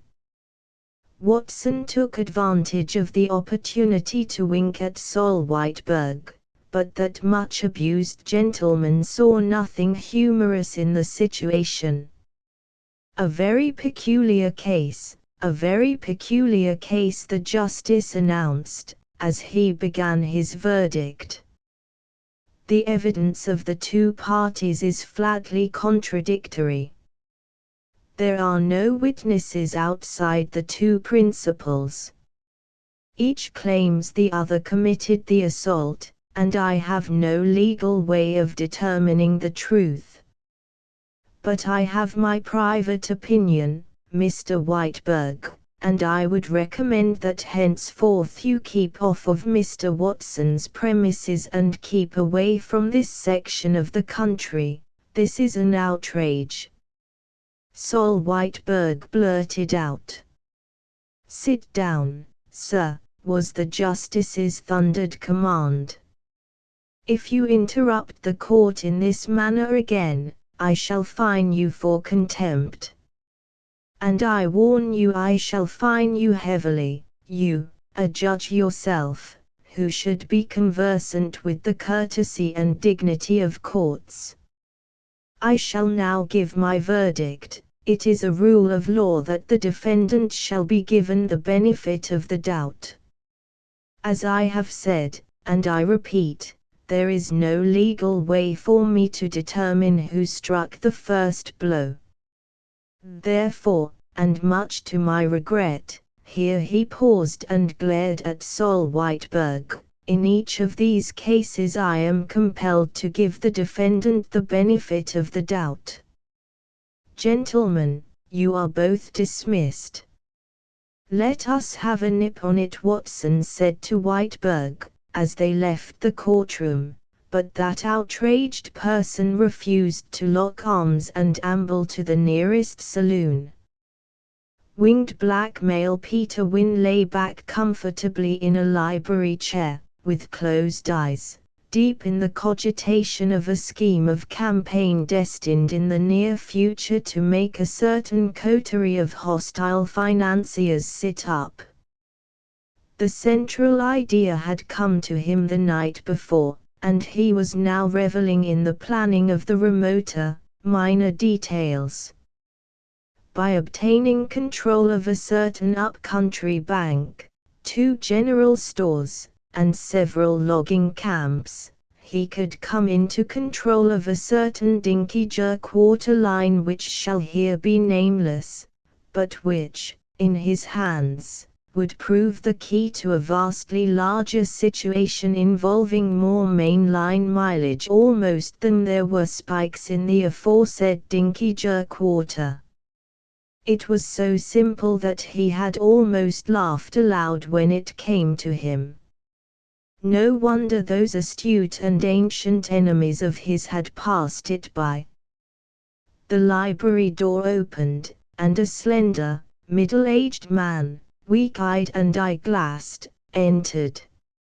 In his hands was an envelope and an open letter. As Peter Wynne's secretary, it was his task to weed out, sort, and classify his employer's mail. This came in the Morning Post, he ventured apologetically and with the hint of a titter. Of course it doesn't amount to anything, but I thought you would like to see it. Read it, Peter Wynne commanded, without opening his eyes. The secretary cleared his throat. It is dated July 17th, but is without address. Postmark San Francisco.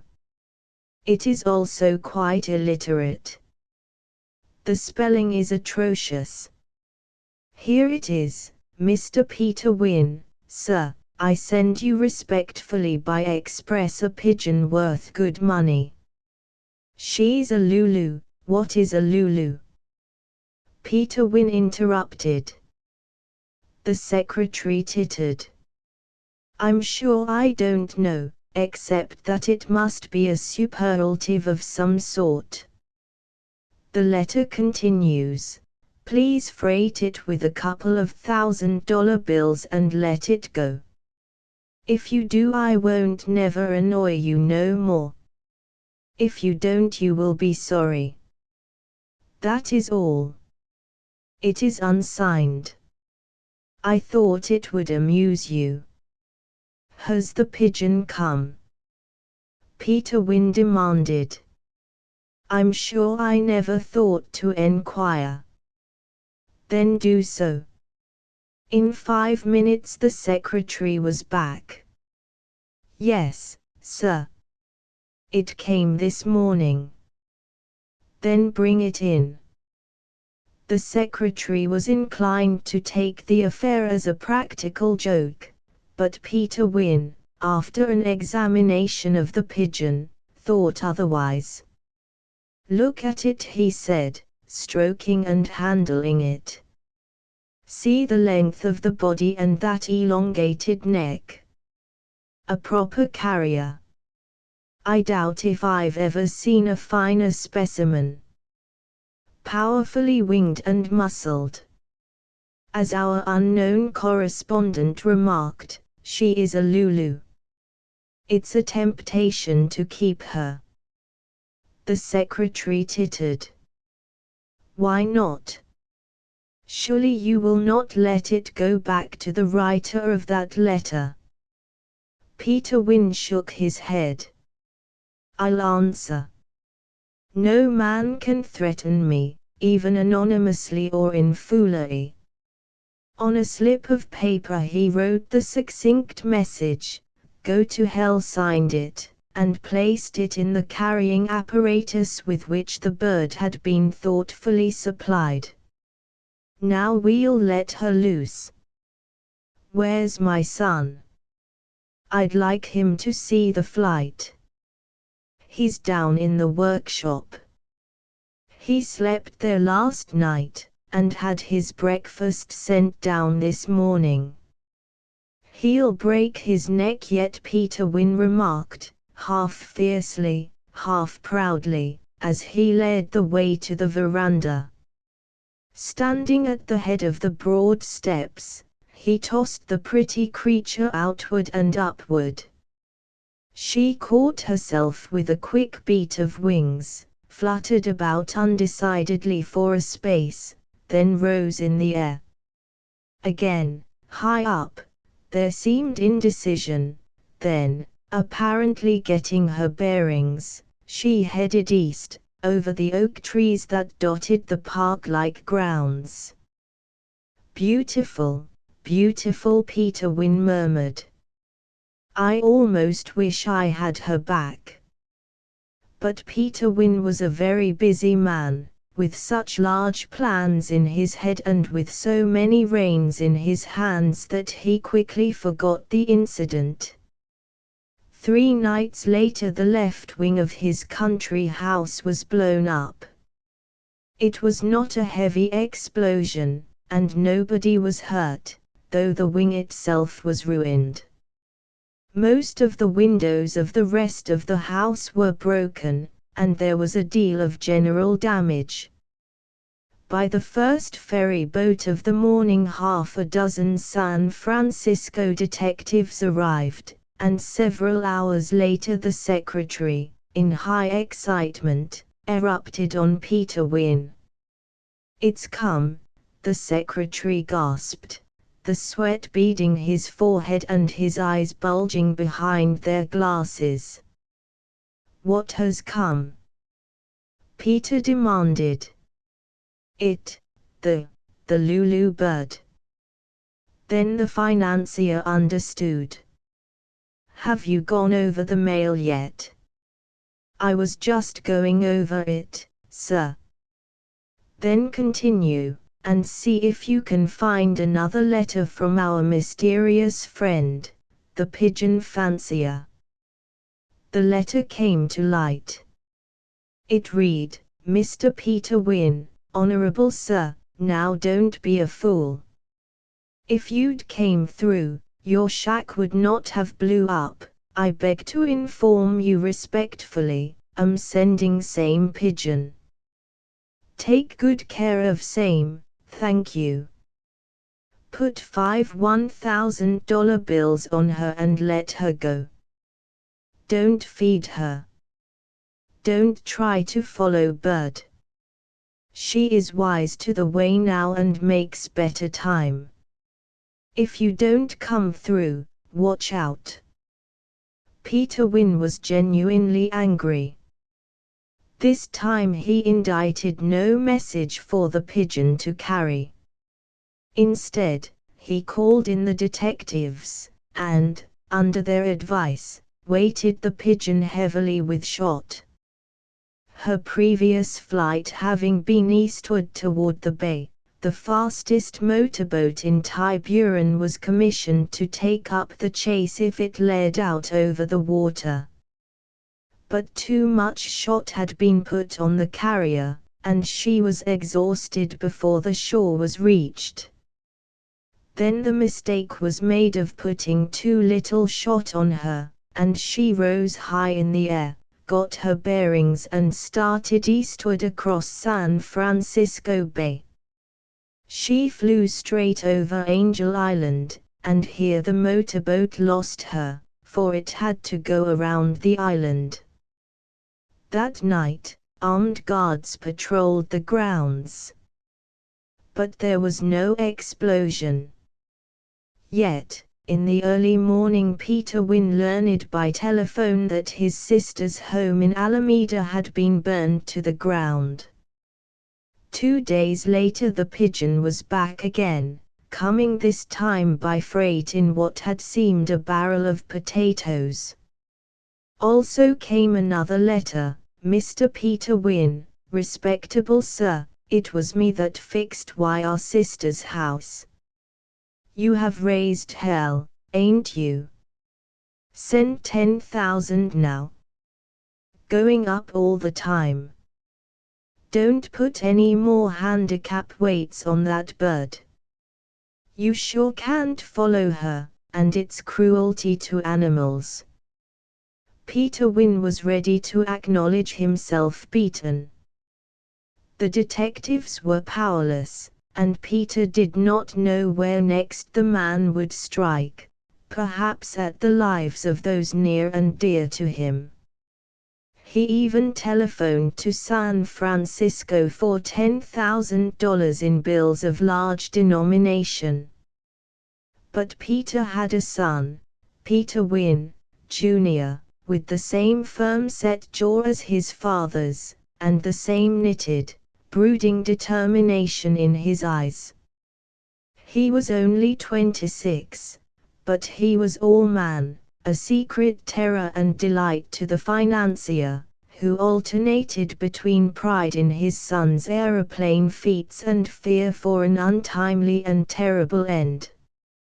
"Hold on, father, don't send that money," said Peter Wynne, Jr.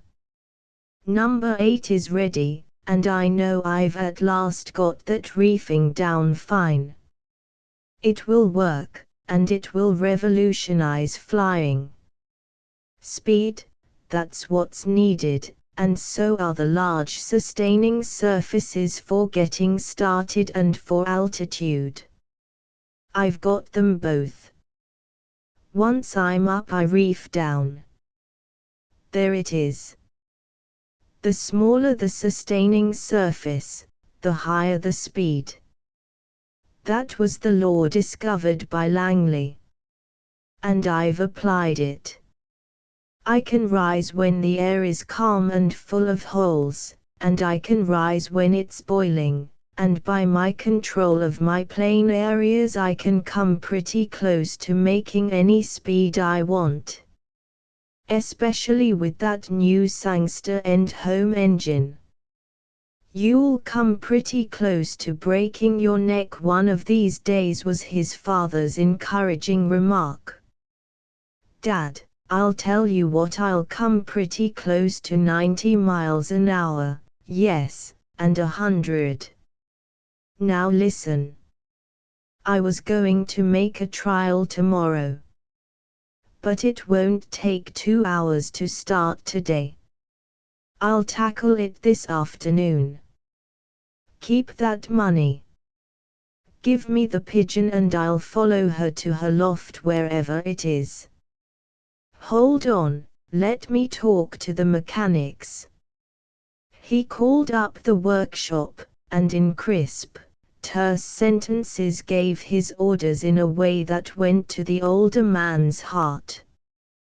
Truly, his one son was a chip off the old block, and Peter Wynne had no meek notions concerning the intrinsic value of said old block.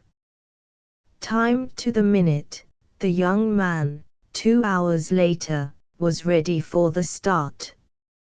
In a holster at his hip, for instant use, cocked and with the safety on, was a large caliber automatic pistol. With a final inspection and overhauling, he took his seat in the aeroplane. He started the engine, and with a wild burr of gas explosions the beautiful fabric darted down the launching ways and lifted into the air.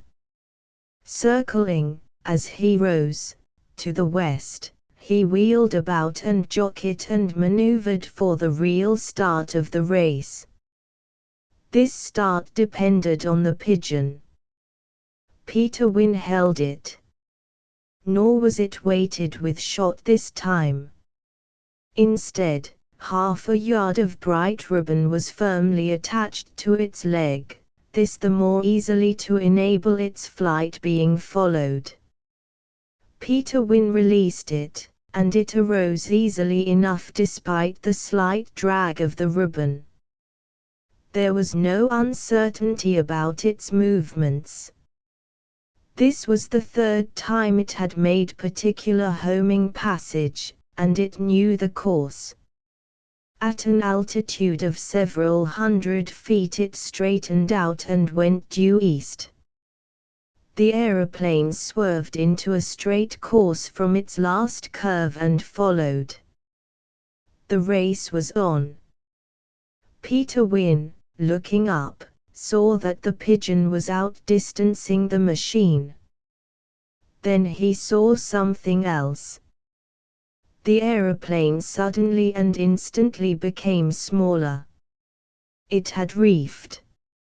Its high-speed plane design was now revealed. Instead of the generous spread of surface with which it had taken the air, it was now a lean and hawk-like monoplane balanced on long and exceedingly narrow wings. When young Wynne reefed down so suddenly, he received a surprise. It was his first trial of the new device, and while he was prepared for increased speed, he was not prepared for such an astonishing increase. It was better than he dreamed, and, before he knew it, he was hard upon the pigeon. That little creature, frightened by this, the most monstrous hawk it had ever seen, immediately darted upward, after the manner of pigeons that strive always to rise above a hawk. In great curves the monoplane followed upward, higher and higher into the blue. It was difficult, from underneath, to see the pigeon, and young Wynne dared not lose it from his sight. He even shook out his reefs in order to rise more quickly. Up, up they went, until the pigeon, true to its instinct, dropped and struck at what it thought to be the back of its pursuing enemy. Once was enough, for, evidently finding no life in the smooth cloth surface of the machine, it ceased soaring and straightened out on its eastward course. A carrier pigeon on a passage can achieve a high rate of speed, and Wynne reefed again. And again, to his satisfaction, he found that he was beating the pigeon. But this time he quickly shook out a portion of his reefed sustaining surface and slowed down in time. From then on he knew he had the chase safely in hand, and from then on a chant rose to his lips which he continued to sing at intervals, and unconsciously, for the rest of the passage. It was, "Going some, what did I tell you, going some." Even so, it was not all plain sailing. The air is an unstable medium at best, and quite without warning, at an acute angle, he entered an aerial tide which he recognized as the Gulf Stream of wind that poured through the draughty-mouthed Golden Gate. His right wing caught it first, a sudden, sharp puff that lifted and tilted the monoplane and threatened to capsize it. But he rode with a sensitive loose curb and quickly, but not too quickly, he shifted the angles of his wingtips, depressed the front horizontal rudder, and swung over the rear vertical rudder to meet the tilting thrust of the wind. As the machine came back to an even keel, and he knew that he was now wholly in the invisible stream, he readjusted the wingtips, rapidly away from him during the several moments of his discomfiture. The pigeon drove straight on for the Alameda County shore, and it was near this shore that Wynne had another experience. He fell into an air hole. He had fallen into air holes before, in previous flights, but this was a far larger one than he had ever encountered. With his eyes strained on the ribbon attached to the pigeon, by that fluttering bit of color he marked his fall.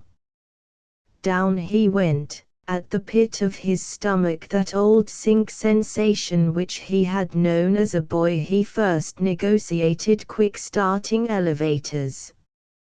But Wynne, among other secrets of aviation, had learned that to go up it was sometimes necessary first to go down. The air had refused to hold him. Instead of struggling futilely and perilously against this lack of sustention, he yielded to it. With steady head and hand, he depressed the forward horizontal rudder, just recklessly enough and not a fraction more, and the monoplane dived head foremost and sharply down the void. It was falling with the keenness of a knife blade. Every instant the speed accelerated frightfully. Thus he accumulated the momentum that would save him. But few instants were required, when, abruptly shifting the double horizontal rudders forward and astern, he shot upward on the tense and straining plane and out of the pit. At an altitude of 500 feet, the pigeon drove on over the town of Berkeley and lifted its flight to the Contra Costa Hills. Young Wynne noted the campus and buildings of the University of California, his university, as he rose after the pigeon. Once more, on these Contra Costa Hills, he early came to grief. The pigeon was now flying low, and where a grove of eucalyptus presented a solid front to the wind, the bird was suddenly sent fluttering wildly upward for a distance of 100 feet. Wynne knew what it meant. It had been caught in an air surf that beat upward hundreds of feet where the fresh west wind smote the upstanding wall of the grove.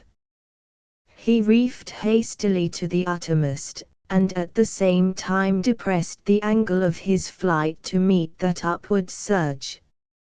Nevertheless, the monoplane was tossed fully 300 feet before the danger was left astern. 2 or more ranges of hills the pigeon crossed, and then Wynne saw it dropping down to a landing where a small cabin stood in a hillside clearing. He blessed that clearing. Not only was it good for lighting, but, on account of the steepness of the slope, it was just the thing for rising again into the air.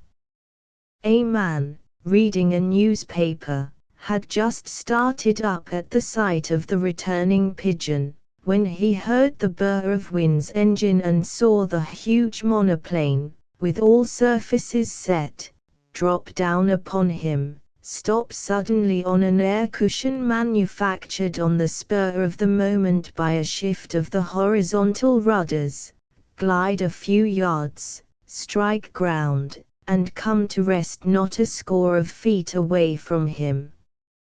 But when he saw a young man, calmly sitting in the machine and leveling a pistol at him, the man turned to run. Before he could make the corner of the cabin, a bullet through the leg brought him down in a sprawling fall. "What do you want?" he demanded sullenly, as the other stood over him. "I want to take you for a ride in my new machine," Wynne answered. "Believe me, she is a Lulu." The man did not argue long, for this strange visitor had most convincing ways. Under Wynne's instructions, covered all the time by the pistol, the man improvised a tourniquet and applied it to his wounded leg. Wynne helped him to a seat in the machine, then went to the pigeon loft and took possession of the bird with the ribbon still fast to its leg. A very tractable prisoner, the man proved. Once up in the air, he sat close, in an ecstasy of fear.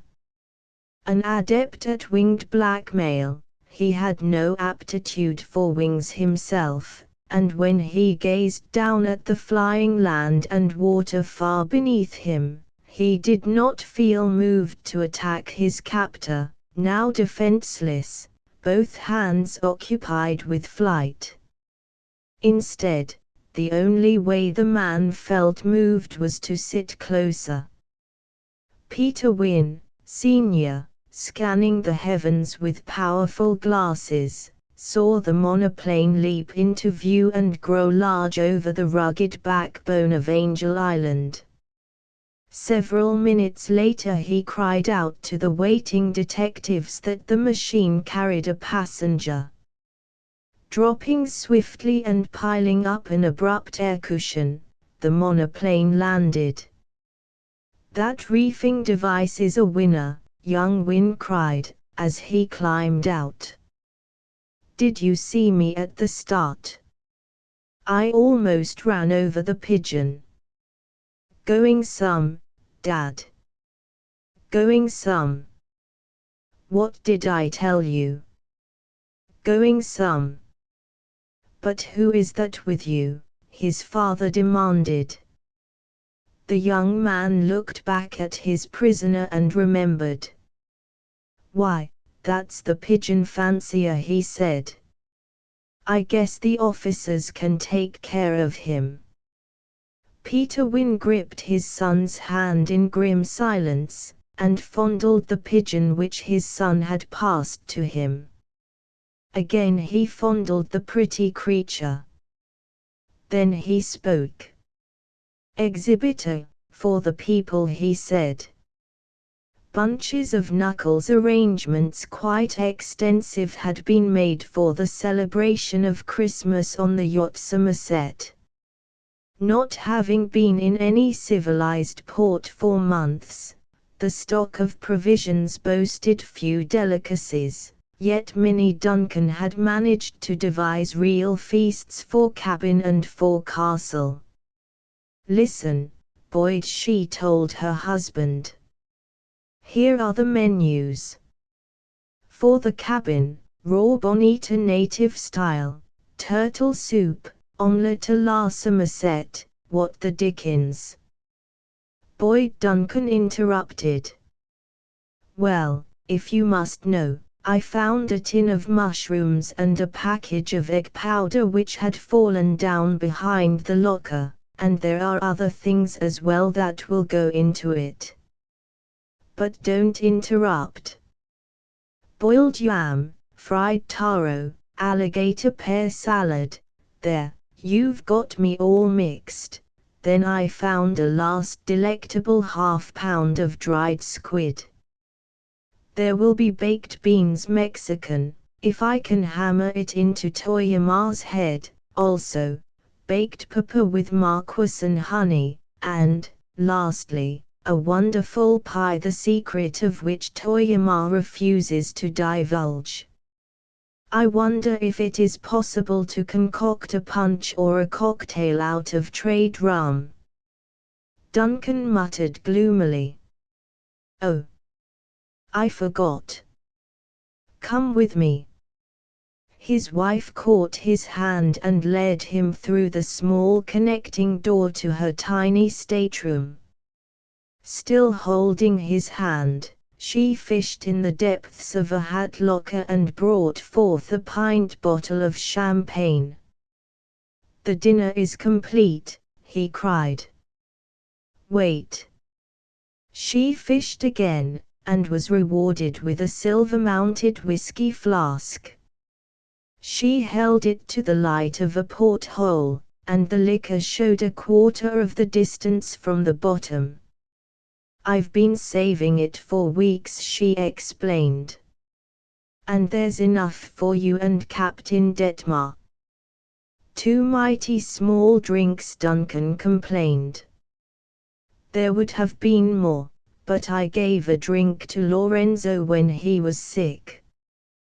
Duncan growled, might have given him rum facetiously. The nasty stuff. For a sick man. Don't be greedy, Boyd. And I'm glad there isn't any more, for Captain Detmar's sake. Drinking always makes him irritable. And now for the men's dinner. Soda crackers, sweet cakes, candy, substantial, I must say. Do hush. Rice, and curry, yam, taro, bonita, of course, a big cake Toyama is making, young pig, oh, I say, he protested. It is all right, Boyd.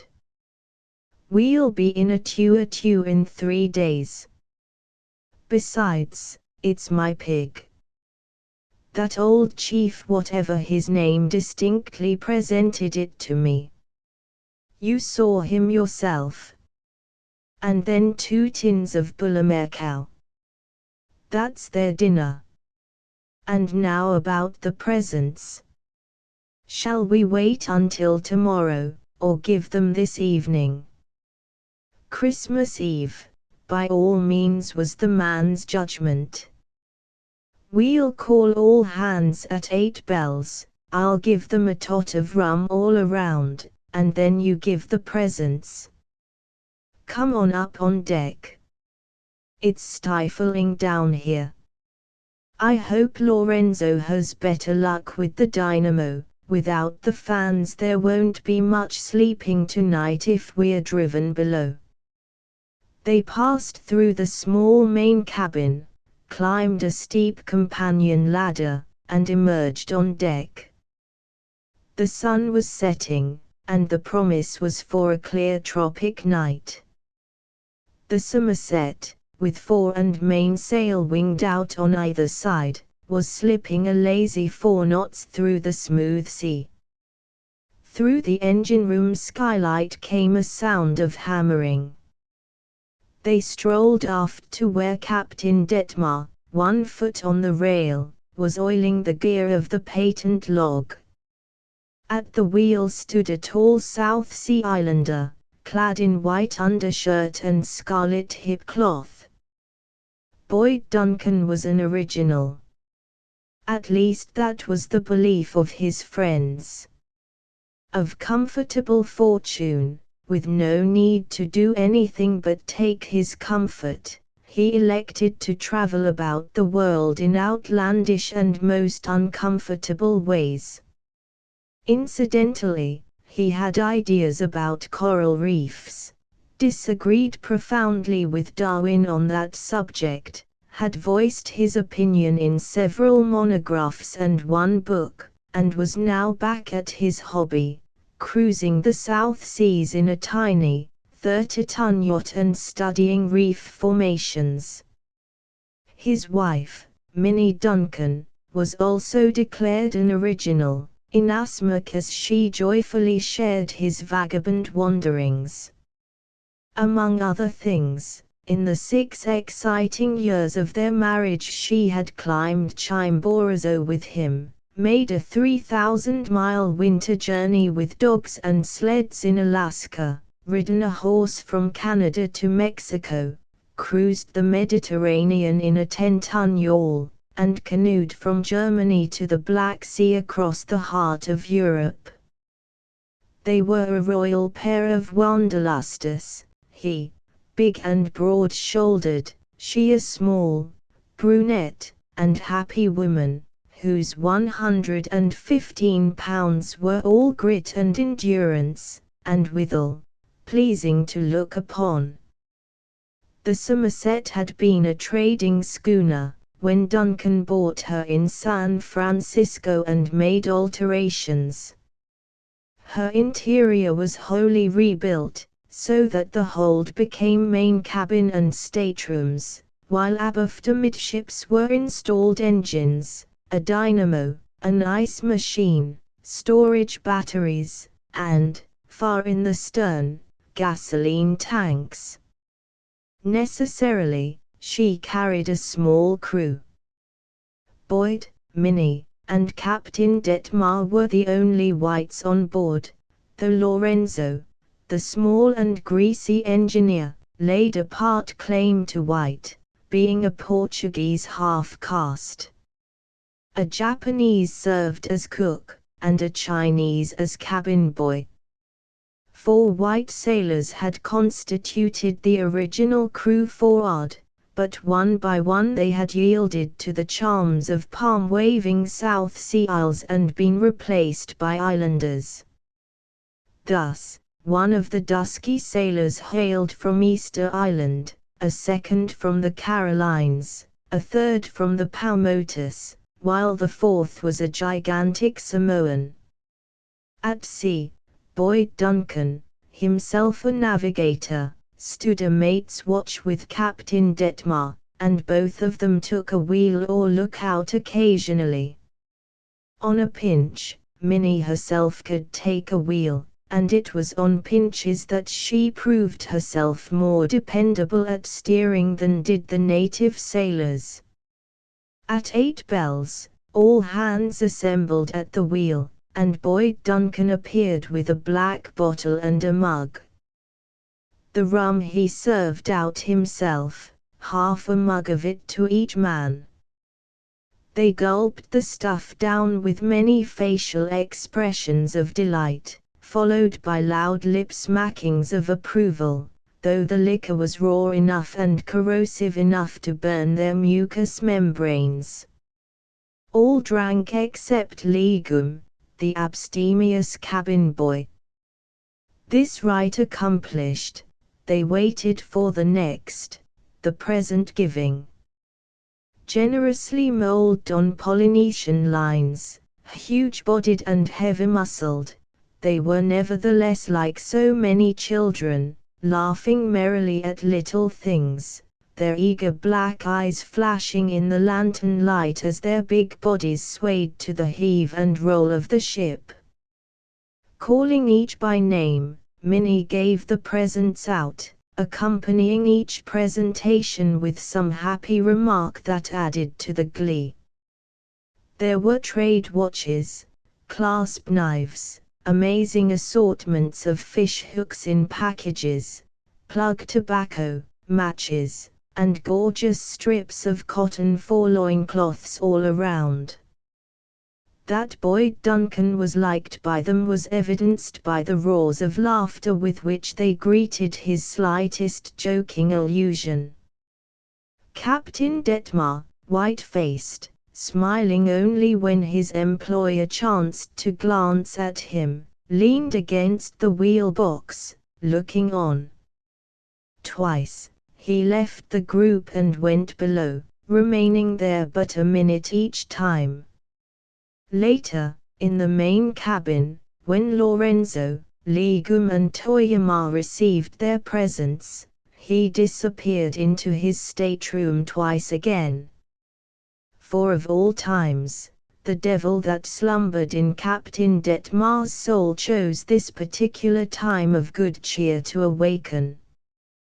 Perhaps it was not entirely the devil's fault, for Captain Detmar, privily cherishing a quart of whiskey for many weeks, had selected Christmas Eve for broaching it. It was still early in the evening, 2 bells had just gone, when Duncan and his wife stood by the cabin companionway, gazing to windward and canvassing the possibility of spreading their beds on deck. A small, dark blot of cloud, slowly forming on the horizon, carried the threat of a rain squall, and it was this they were discussing when Captain Detmar, coming from aft and about to go below, glanced at them with sudden suspicion. He paused, his face working spasmodically. Then he spoke, "You are talking about me." His voice was hoarse, and there was an excited vibration in it. Minnie Duncan started, then glanced at her husband's immobile face, took the cue, and remained silent. "I say you were talking about me," Captain Detmar repeated, this time with almost a snarl. He did not lurch nor betray the liquor on him in any way save by the convulsive working of his face. "Minnie, you'd better go down," Duncan said gently. "Tell Legum we'll sleep below. It won't be long before that squall is drenching things." She took the hint and left, delaying just long enough to give one anxious glance at the dim faces of the 2 men. Duncan puffed at his cigar and waited till his wife's voice, in talk with the cabin boy, came up through the open skylight. "Well?" Duncan demanded in a low voice, but sharply. "I said you were talking about me. I say it again. Oh, I haven't been blind. Day after day I've seen the 2 of you talking about me. Why don't you come out and say it to my face? I know you know. And I know your mind's made up to discharge me at a two. I am sorry you are making such a mess of everything," was Duncan's quiet reply. But Captain Detmar's mind was set on trouble. "You know you are going to discharge me. You think you are too good to associate with the likes of me, you and your wife. Kindly keep her out of this," Duncan warned.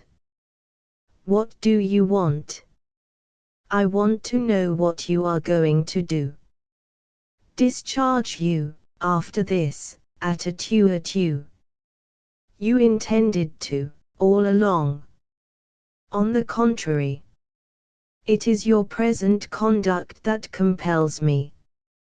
You can't give me that sort of talk. I can't retain a captain who calls me a liar." Captain Detmar for the moment was taken aback. His face and lips worked, but he could say nothing. Duncan coolly pulled at his cigar and glanced aft at the rising cloud of squall.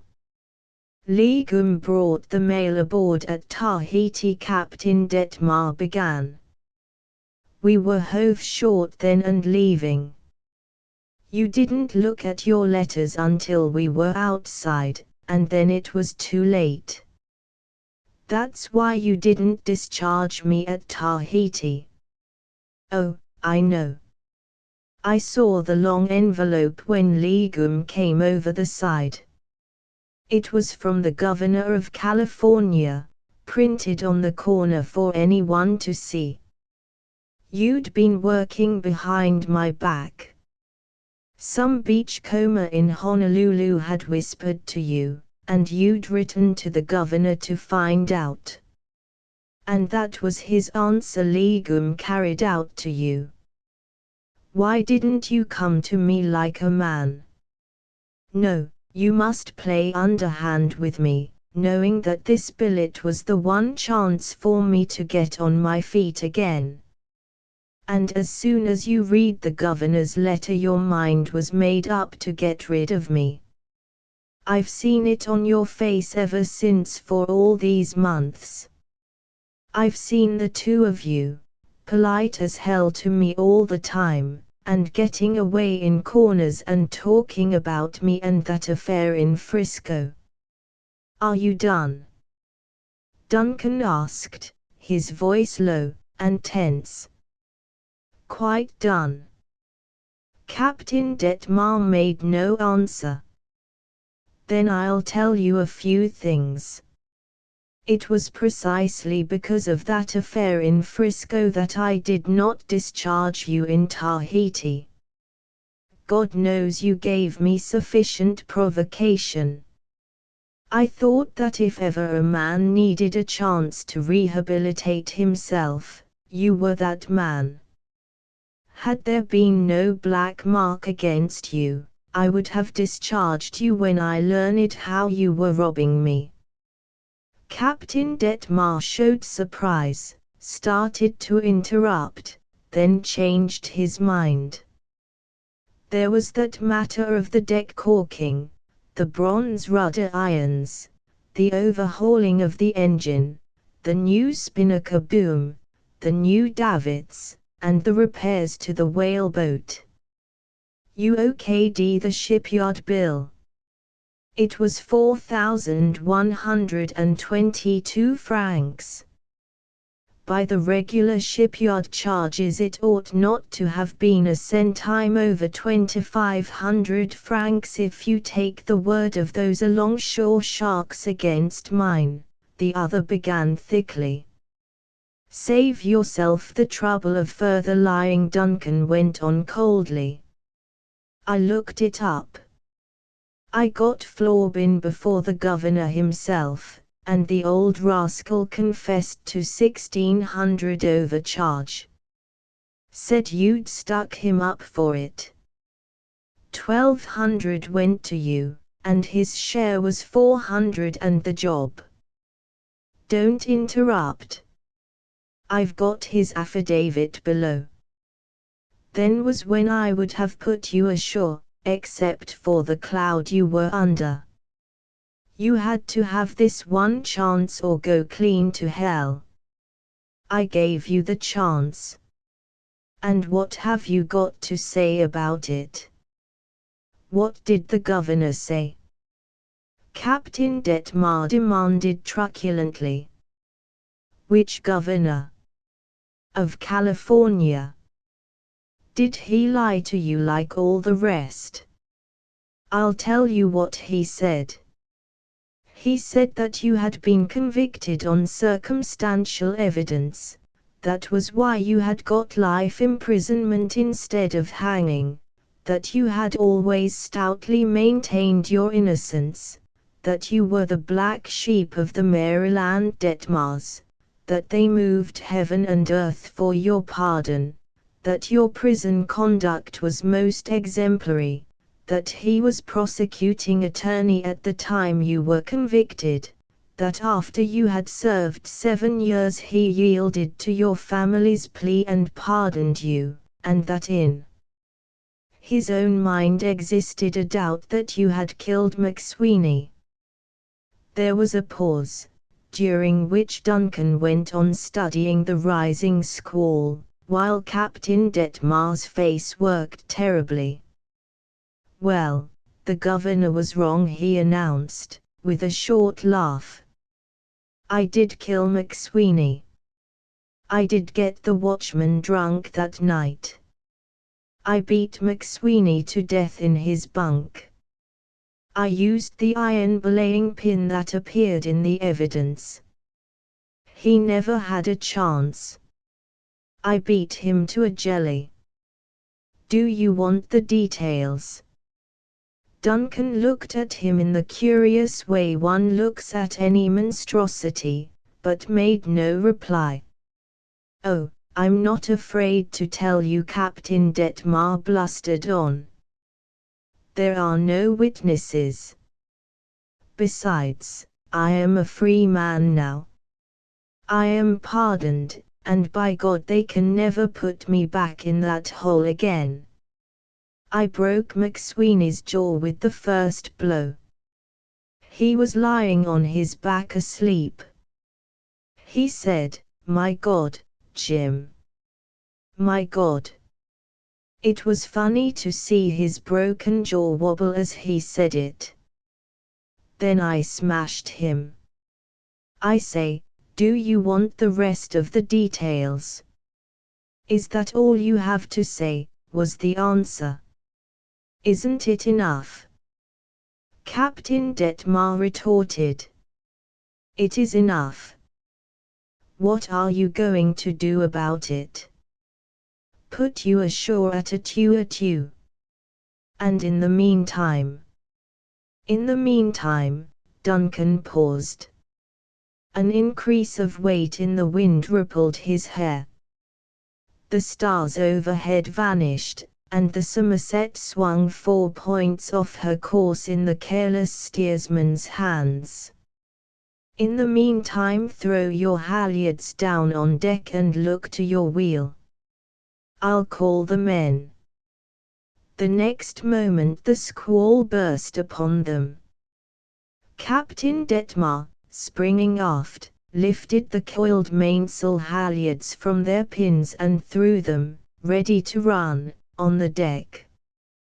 The 3 islanders swarmed from the tiny forecastle, 2 of them leaping to the halyards and holding by a single turn, while the 3rd fastened down the engineroom companion and swung the ventilators around. Below, Legum and Toyama were lowering skylight covers and screwing up deadies. Duncan pulled shut the cover of the companion scuttle, and held on, waiting, the first drops of rain pelting his face, while the Somerset leaped violently ahead, at the same time heeling first to starboard then to port as the gusty pressures caught her winged-out sails. All waited. But there was no need to lower away on the run. The power went out of the wind, and the tropic rain poured a deluge over everything. Then it was, the danger passed, and as the Kanakas began to coil the halyards back on the pins, that Boyd Duncan went below. "All right," he called in cheerily to his wife. "Only a puff." "And Captain Detmar?" she queried. "Has been drinking, that is all. I shall get rid of him at Atuatu." But before Duncan climbed into his bunk, he strapped around himself, against the skin and under his pajama coat, a heavy automatic pistol. He fell asleep almost immediately, for his was the gift of perfect relaxation. He did things tensely, in the way savages do, but the instant the need passed he relaxed, mind and body. So it was that he slept, while the rain still poured on deck and the yacht plunged and rolled in the brief, sharp sea caused by the squall. He awoke with a feeling of suffocation and heaviness. The electric fans had stopped, and the air was thick and stifling. Mentally cursing all Lorenzos and storage batteries, he heard his wife moving in the adjoining stateroom and pass out into the main cabin. Evidently heading for the fresher air on deck, he thought, and decided it was a good example to imitate. Putting on his slippers and tucking a pillow and a blanket under his arm, he followed her. As he was about to emerge from the companionway, the ship's clock in the cabin began to strike and he stopped to listen. 4 bells sounded. It was 2 in the morning. From without came the creaking of the gaff jaw against the mast. The Somerset rolled and righted on a sea, and in the light breeze her canvas gave forth a hollow thrum. He was just putting his foot out on the damp deck when he heard his wife scream. It was a startled, frightened scream that ended in a splash overside. He leaped out and ran aft. In the dim starlight he could make out her head and shoulders disappearing astern in the lazy wake. What was it? Captain Detmar, who was at the wheel, asked. Mrs. Duncan was Duncan's reply, as he tore the lifebuoy from its hook and flung it aft. Jibe over to starboard and come up on the wind, he commanded. And then Boyd Duncan made a mistake. He dived overboard. When he came up, he glimpsed the blue light on the buoy, which had ignited automatically when it struck the water. He swam for it, and found Minnie had reached it first. "Hello," he said. "Just trying to keep cool." "Oh, Boyd," was her answer, and one wet hand reached out and touched his. The blue light, through deterioration or damage, flickered out. As they lifted on the smooth crest of a wave, Duncan turned to look where the Somerset made a vague blur in the darkness. No lights showed, but there was noise of confusion. He could hear Captain Detmars shouting above the cries of the others. "I must say he's taking his time," Duncan grumbled. "Why doesn't he jibe? There she goes now." They could hear the rattle of the boom tackle blocks as the sail was eased across. "That was the mainsail," he muttered. "Jibe to port when I told him starboard." Again they lifted on a wave, and again, ere they could make out the distant green of the Somerset's starboard light. But instead of remaining stationary, in token that the yacht was coming toward them, it began moving across their field of vision. Duncan swore. "What's the lubber holding over there for?" he demanded. "He's got his compass. He knows our bearing." But the green light, which was all they could see, and which they could see only when they were on top of a wave, moved steadily away from them, withal it was working up to windward, and grew dim and dimmer. Duncan called out loudly and repeatedly, and each time, in the intervals, they could hear, very faintly, the voice of Captain Detmar shouting orders. "How can he hear me with such a racket?" Duncan complained. "He's doing it so the crew won't hear you," was Minnie's answer. There was something in the quiet way she said it that caught her husband's attention. "What do you mean?" "I mean that he is not trying to pick us up," she went on in the same composed voice. "He threw me overboard." "You are not making a mistake." "How could I? I was at the main rigging, looking to see if any more rain threatened." He must have left the wheel and crept behind me. I was holding on to a stay with one hand. He gripped my hand free from behind and threw me over. It's too bad you didn't know, or else you would have stayed aboard. Duncan groaned, but said nothing for several minutes.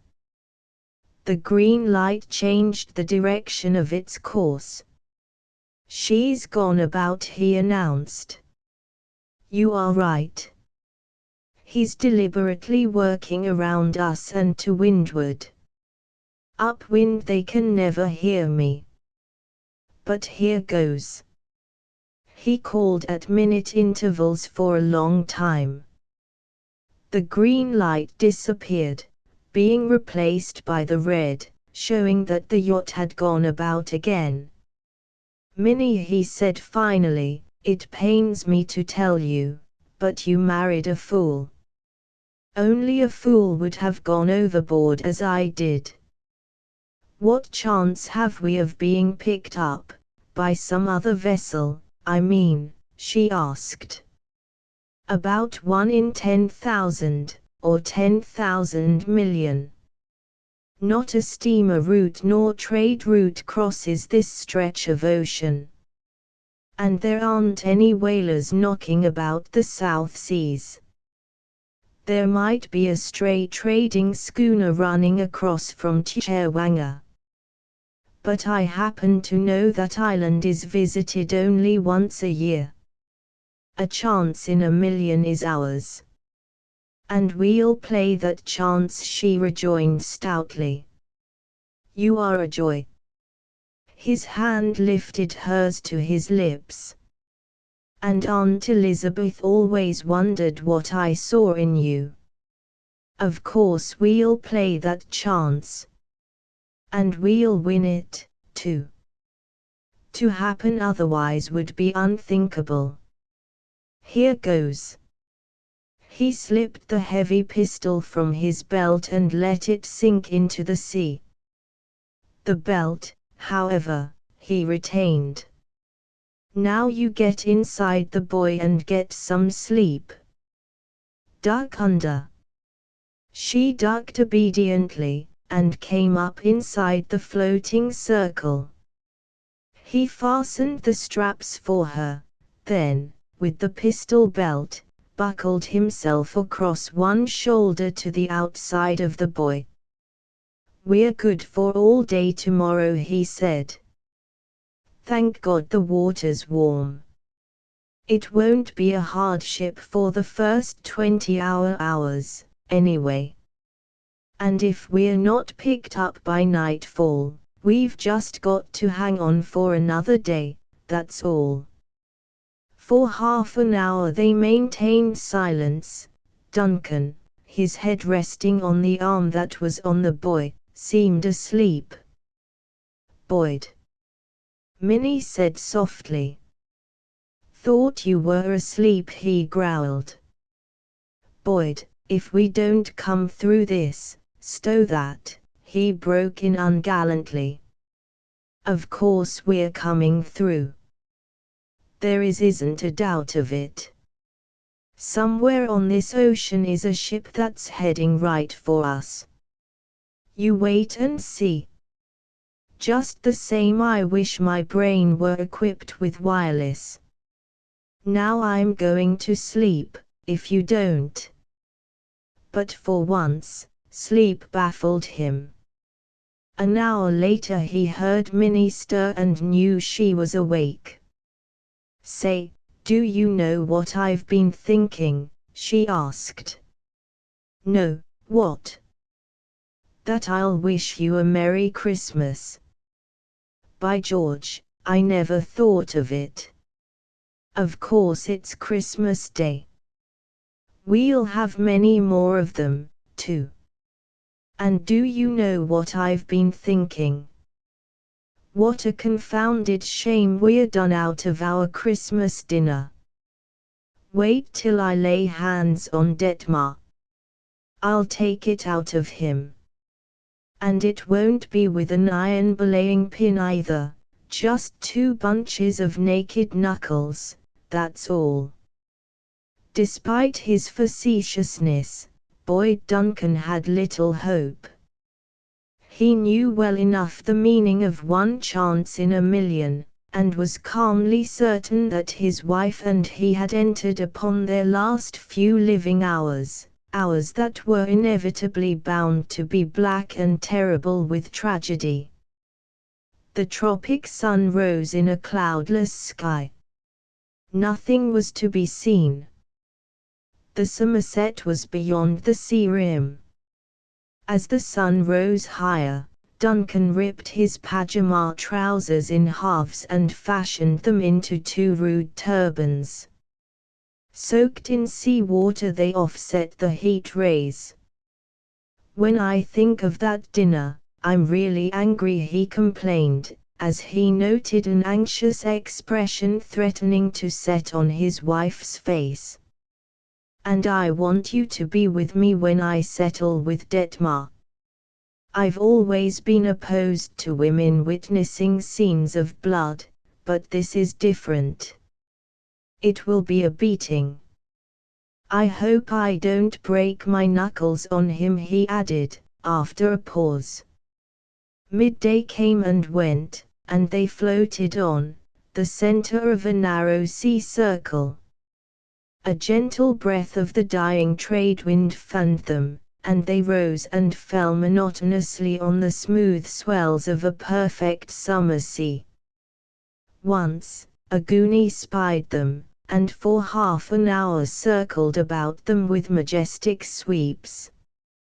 And, once, a huge rayfish, measuring a score of feet across the tips, passed within a few yards.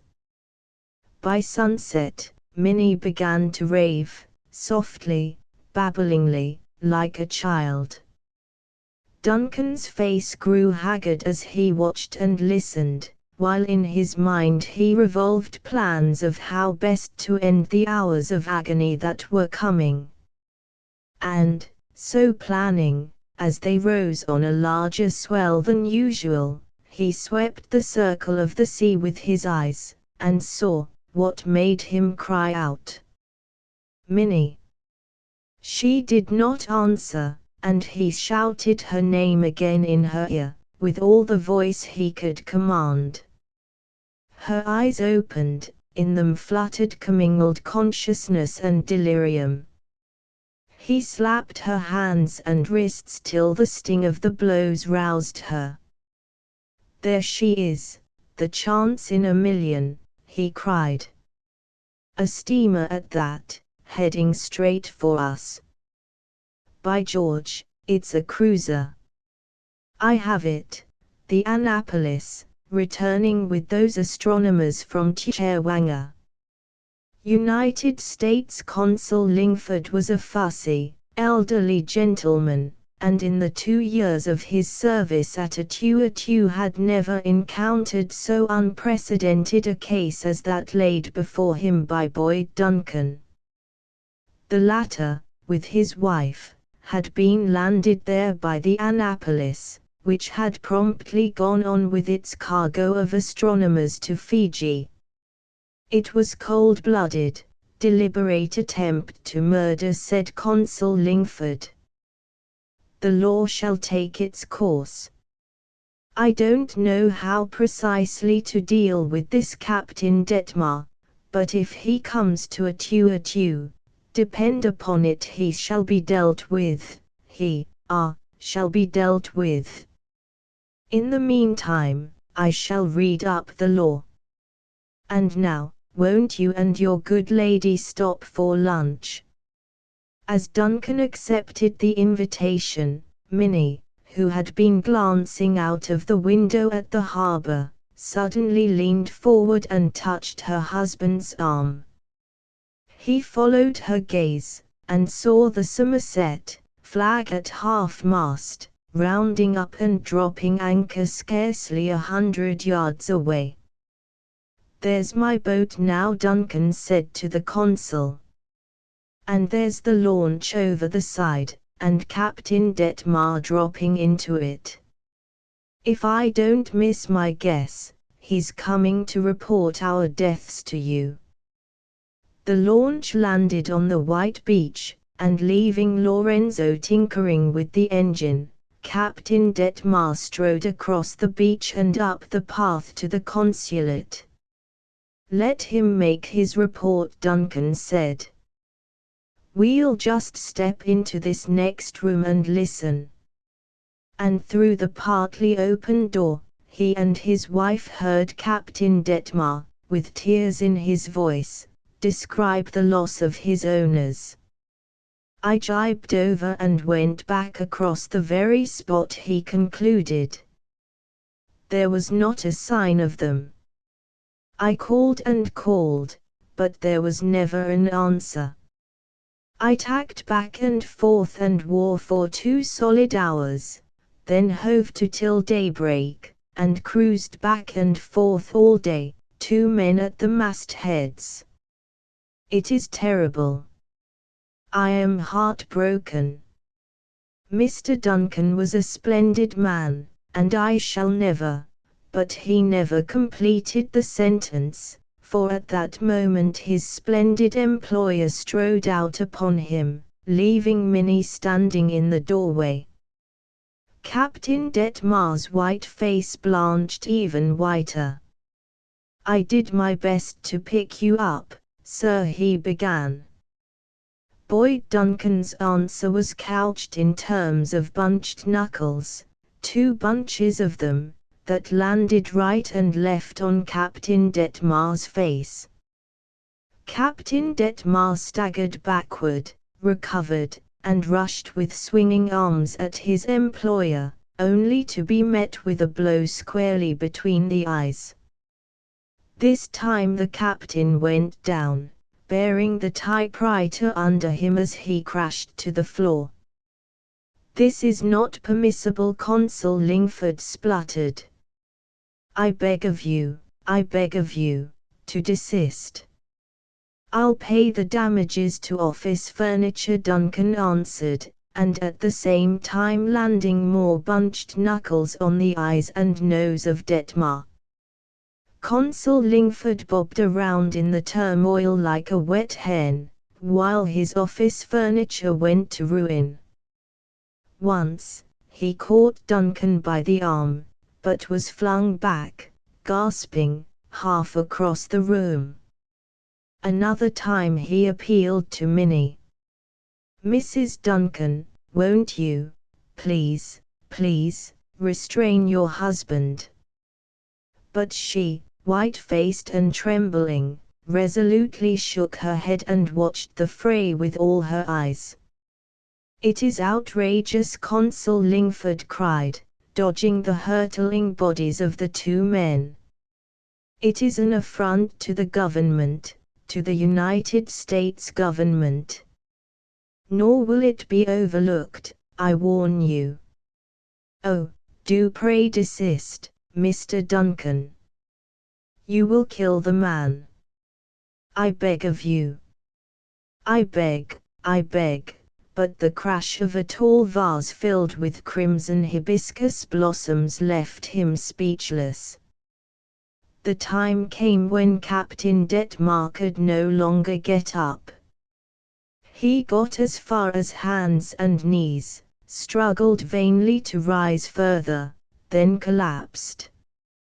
Duncan stirred the groaning wreck with his foot. He's all right, he announced. I've only given him what he has given many a sailor and worse. Great heavens, sir! Consul Lingford exploded, staring horror-stricken at the man whom he had invited to lunch. Duncan giggled involuntarily, then controlled himself. I apologize, Mr. Lingford, I most heartily apologize. I fear I was slightly carried away by my feelings.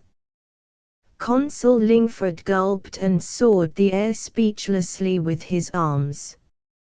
Slightly, sir. Slightly, he managed to articulate. Boyd Minnie called softly from the doorway. He turned and looked. "You are a joy," she said. "And now, Mr. Lingford, I am done with him," Duncan said. "I turn over what is left to you and the law." "That?" Consul Lingford queried, in accent of horror. "That," Boyd Duncan replied, looking ruefully at his battered knuckles. He was a young man, not more than 24 or 5, and he might have sat his horse with the careless grace of his youth had he not been so cat-like and tense. His black eyes roved everywhere, catching the movements of twigs and branches where small birds hopped, questing ever onward through the changing vistas of trees and brush, and returning always to the clumps of undergrowth on either side. And as he watched, so did he listen, though he rode on in silence, save for the boom of heavy guns from far to the west. This had been sounding monotonously in his ears for hours, and only its cessation could have aroused his notice. For he had business closer to hand. Across his saddlebow was balanced a carbine. So tensely was he strung, that a bunch of quail, exploding into flight from under his horse's nose, startled him to such an extent that automatically, instantly, he had reined in and fetched the carbine halfway to his shoulder. He grinned sheepishly, recovered himself, and rode on. So tense was he, so bent upon the work he had to do, that the sweat stung his eyes unwiped, and unheeded rolled down his nose and spattered his saddle pommel. The band of his cavalryman's hat was fresh stained with sweat. The roan horse under him was likewise wet. It was high noon of a breathless day of heat. Even the birds and squirrels did not dare the sun, but sheltered in shady hiding places among the trees. Man and horse were littered with leaves and dusted with yellow pollen, for the open was ventured no more than was compulsory. They kept to the brush and trees, and invariably the man halted and peered out before crossing a dry glade or naked stretch of upland pasturage. He worked always to the north, though his way was devious, and it was from the north that he seemed most to apprehend that for which he was looking. He was no coward, but his courage was only that of the average civilized man, and he was looking to live, not die. Up a small hillside he followed a cow path through such dense scrub that he was forced to dismount and lead his horse. But when the path swung around to the west, he abandoned it and headed to the north again along the oak-covered top of the ridge. The ridge ended in a steep descent, so steep that he zigzagged back and forth across the face of the slope, sliding and stumbling among the dead leaves and matted vines and keeping a watchful eye on the horse above that threatened to fall down upon him. The sweat ran from him, and the pollen dust, settling pungently in mouth and nostrils, increased his thirst. Try as he would, nevertheless the descent was noisy, and frequently he stopped, panting in the dry heat and listening for any warning from beneath. At the bottom he came out on a flat, so densely forested that he could not make out its extent. Here the character of the woods changed, and he was able to remount. Instead of the twisted hillside oaks, tall straight trees, big-trunked and prosperous, rose from the damp fat soil.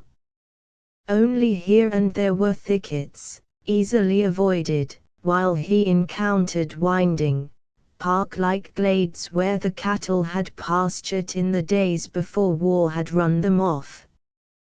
His progress was more rapid now, as he came down into the valley, and at the end of half an hour he halted at an ancient rail fence on the edge of a clearing.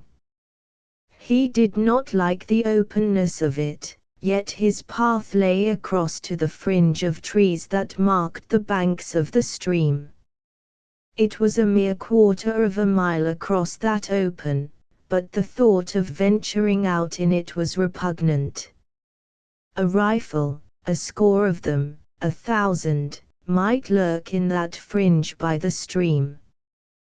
Twice he essayed to start, and twice he paused. He was appalled by his own loneliness.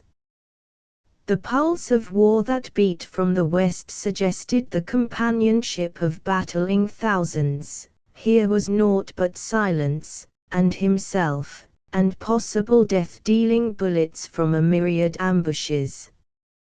And yet his task was to find what he feared to find.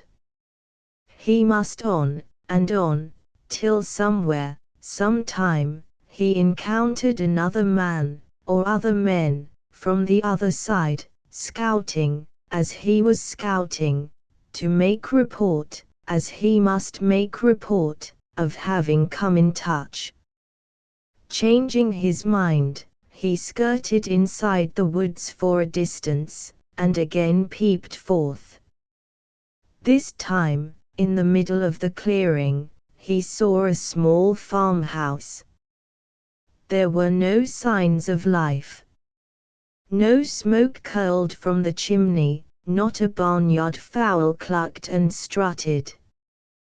The kitchen door stood open, and he gazed so long and hard into the black aperture that it seemed almost that a farmer's wife must emerge at any moment. He licked the pollen and dust from his dry lips, stiffened himself, mind and body, and rode out into the blazing sunshine. Nothing stirred. He went on past the house, and approached the wall of trees and bushes by the river's bank. One thought persisted maddeningly. It was of the crash into his body of a high-velocity bullet. It made him feel very fragile and defenseless, and he crouched lower in the saddle.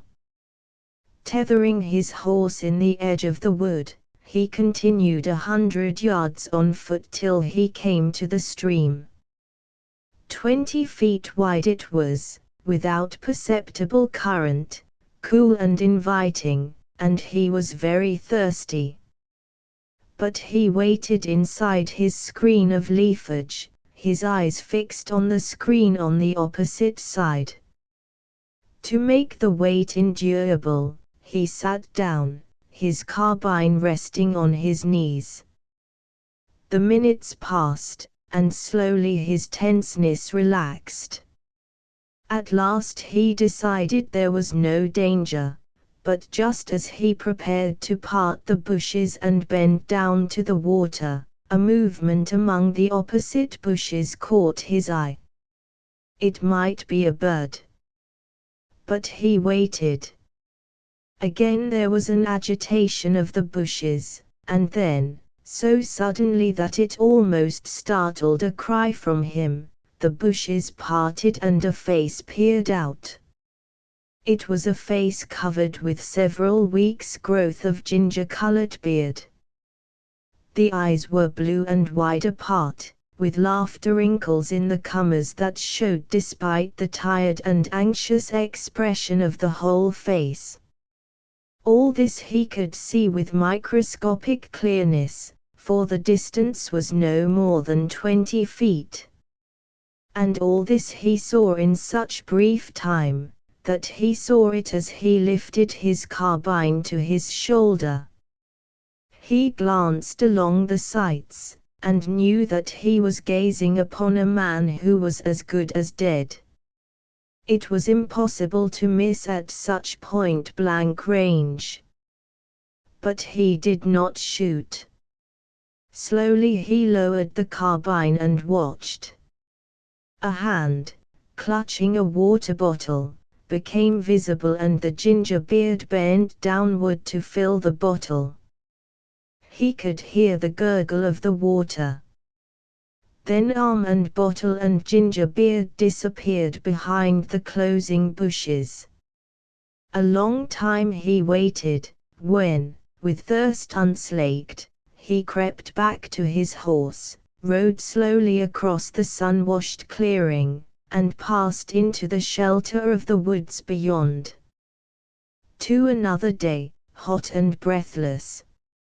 A deserted farmhouse, large, with many outbuildings and an orchard, standing in a clearing. From the woods, on a roan horse, carbine across pommel, rode the young man with the quick black eyes. He breathed with relief as he gained the house. That a fight had taken place here earlier in the season was evident. Clips and empty cartridges, tarnished with verdigris, lay on the ground, which, while wet, had been torn up by the hoofs of horses. Hard by the kitchen garden were graves, tagged and numbered.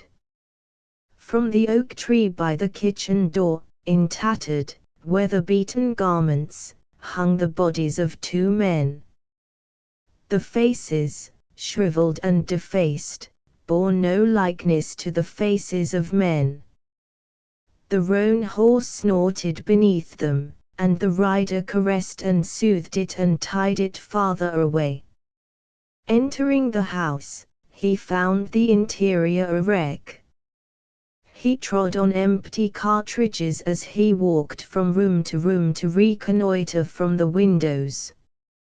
Men had camped and slept everywhere, and on the floor of one room he came upon stains unmistakable where the wounded had been laid down. Again outside, he led the horse around behind the barn and invaded the orchard.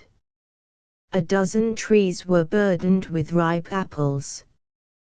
He filled his pockets, eating while he picked. Then a thought came to him, and he glanced at the sun, calculating the time of his return to camp. He pulled off his shirt, tying the sleeves and making a bag. This he proceeded to fill with apples. As he was about to mount his horse, the animal suddenly pricked up its ears. The man, too, listened, and heard, faintly, the thud of hoofs on soft earth. He crept to the corner of the barn and peered out. A dozen mounted men, strung out loosely, approaching from the opposite side of the clearing, were only a matter of 100 yards or so away. They rode on to the house. Some dismounted, while others remained in the saddle as an earnest that their stay would be short. They seemed to be holding a council, for he could hear them talking excitedly in the detested tongue of the alien invader. The time passed, but they seemed unable to reach a decision. He put the carbine away in its boot, mounted, and waited impatiently, balancing the shirt of apples on the pommel. He heard footsteps approaching, and drove his spurs so fiercely into the roan as to force a surprised groan from the animal as it leaped forward. At the corner of the barn he saw the intruder, a mere boy of 19 or 20, for all of his uniform, jump back to escape being run down. At the same moment the roan swerved and its rider caught a glimpse of the aroused men by the house. Some were springing from their horses, and he could see the rifles going to their shoulders. He passed the kitchen door and the dried corpses swinging in the shade, compelling his foes to run around the front of the house. A rifle cracked, and a second. But he was going fast, leaning forward, low in the saddle, one hand clutching the shirt of apples, the other guiding the horse. The top bar of the fence was 4 feet high, but he knew his roan and leaped it at full career to the accompaniment of several scattered shots. 800 yards straight away were the woods, and the roan was covering the distance with mighty strides. Every man was now firing, pumping their guns so rapidly that he no longer heard individual shots. A bullet went through his hat, but he was unaware, though he did know, when another tore through the apples on the pommel. And he winced and ducked even lower when a third bullet, fired low, struck a stone between his horse's legs and ricocheted off through the air, buzzing and humming like some incredible insect. The shots died down as the magazines were emptied, until, quickly, there was no more shooting. The young man was elated. Through that astonishing fusillade he had come unscathed. He glanced back. Yes, they had emptied their magazines. He could see several reloading. Others were running back behind the house for their horses. As he looked, 2 already mounted, came back into view around the corner, riding hard. And at the same moment, he saw the man with the unmistakable ginger beard kneel down on the ground, level his gun, and coolly take his time for the long shot.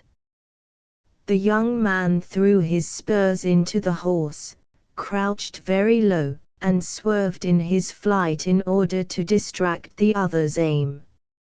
And still the shot did not come. With each jump of the horse, the woods sprang nearer. They were only 200 yards away and still the shot was delayed.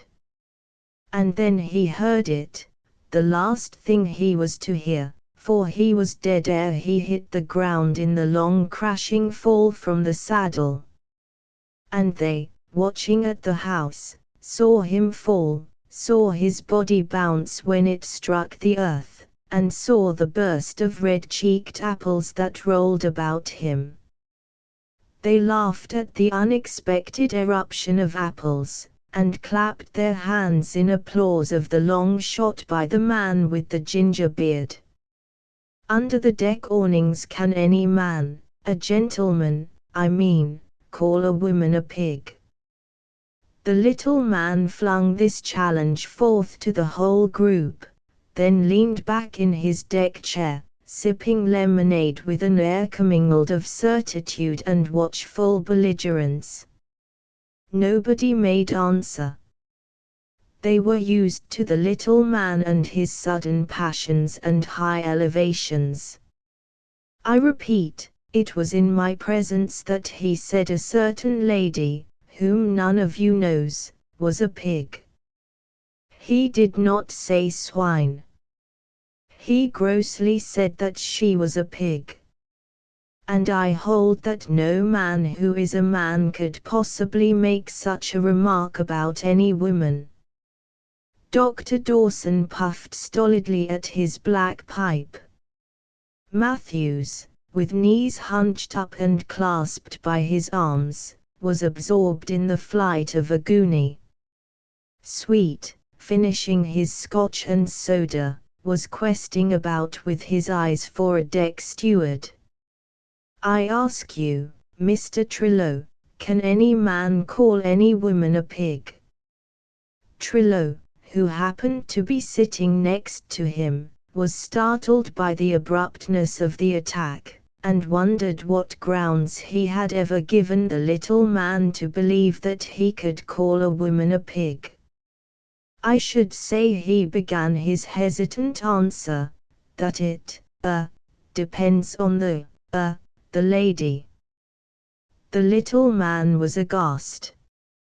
You mean, he quavered, that I have seen female humans who were as bad as pigs, and worse. There was a long pained silence.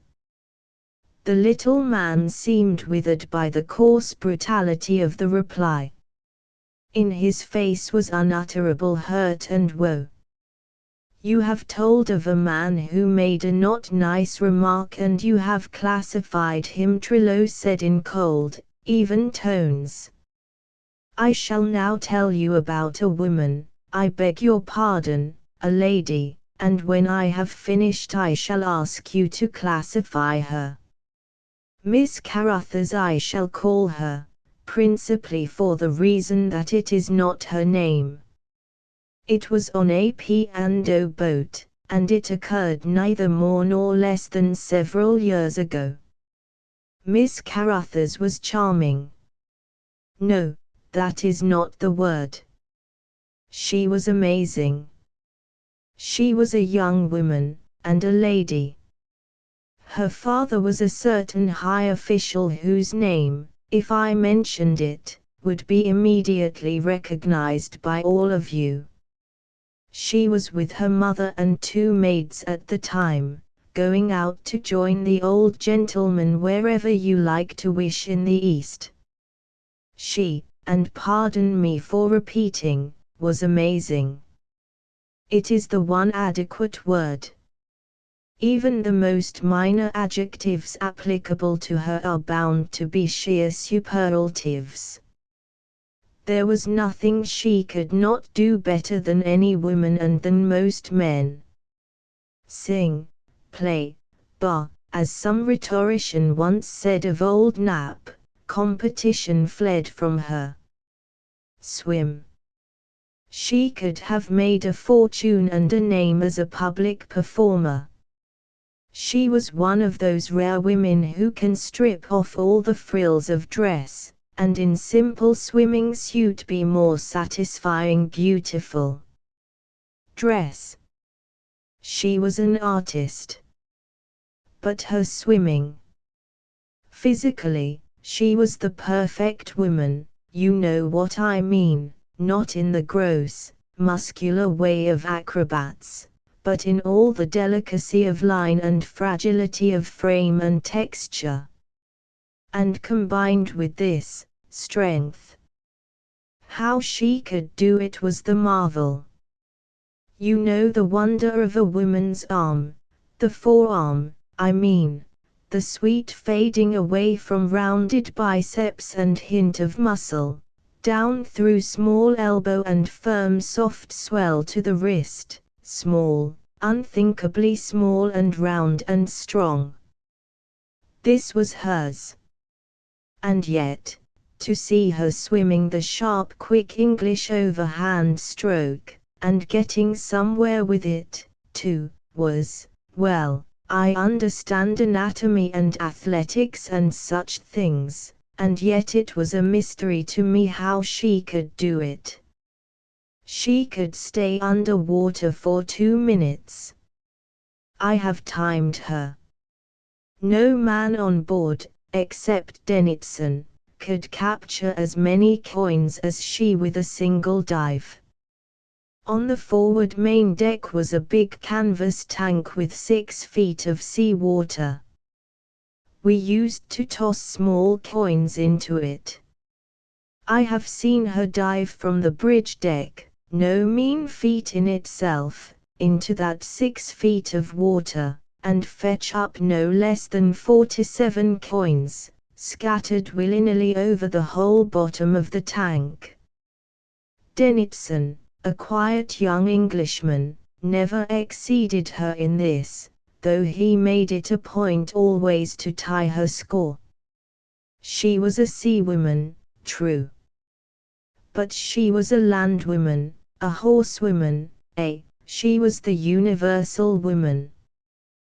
To see her, all softness of soft dress, surrounded by half a dozen eager men, languidly careless of them all or flashing brightness and wit on them and at them and through them, one would fancy she was good for nothing else in the world.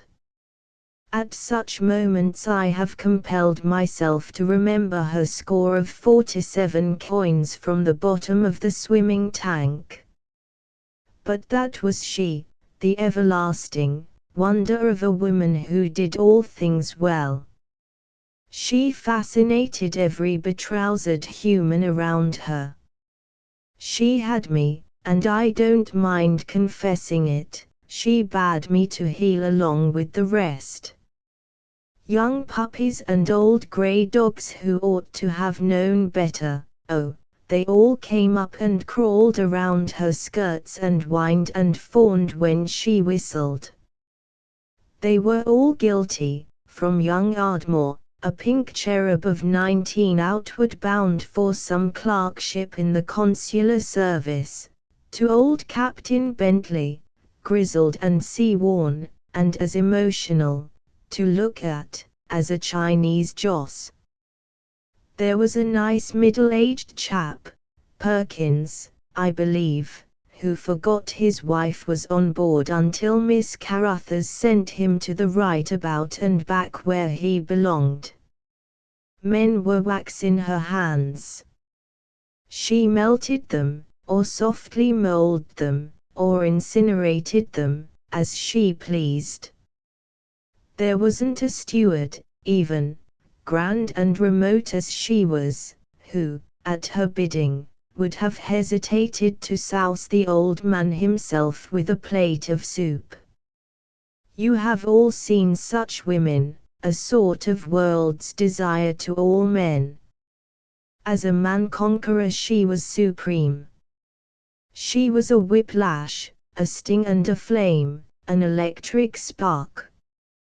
Oh, believe me, at times there were flashes of will that scorched through her beauty and seduction and smote a victim into blank and shivering idiocy and fear.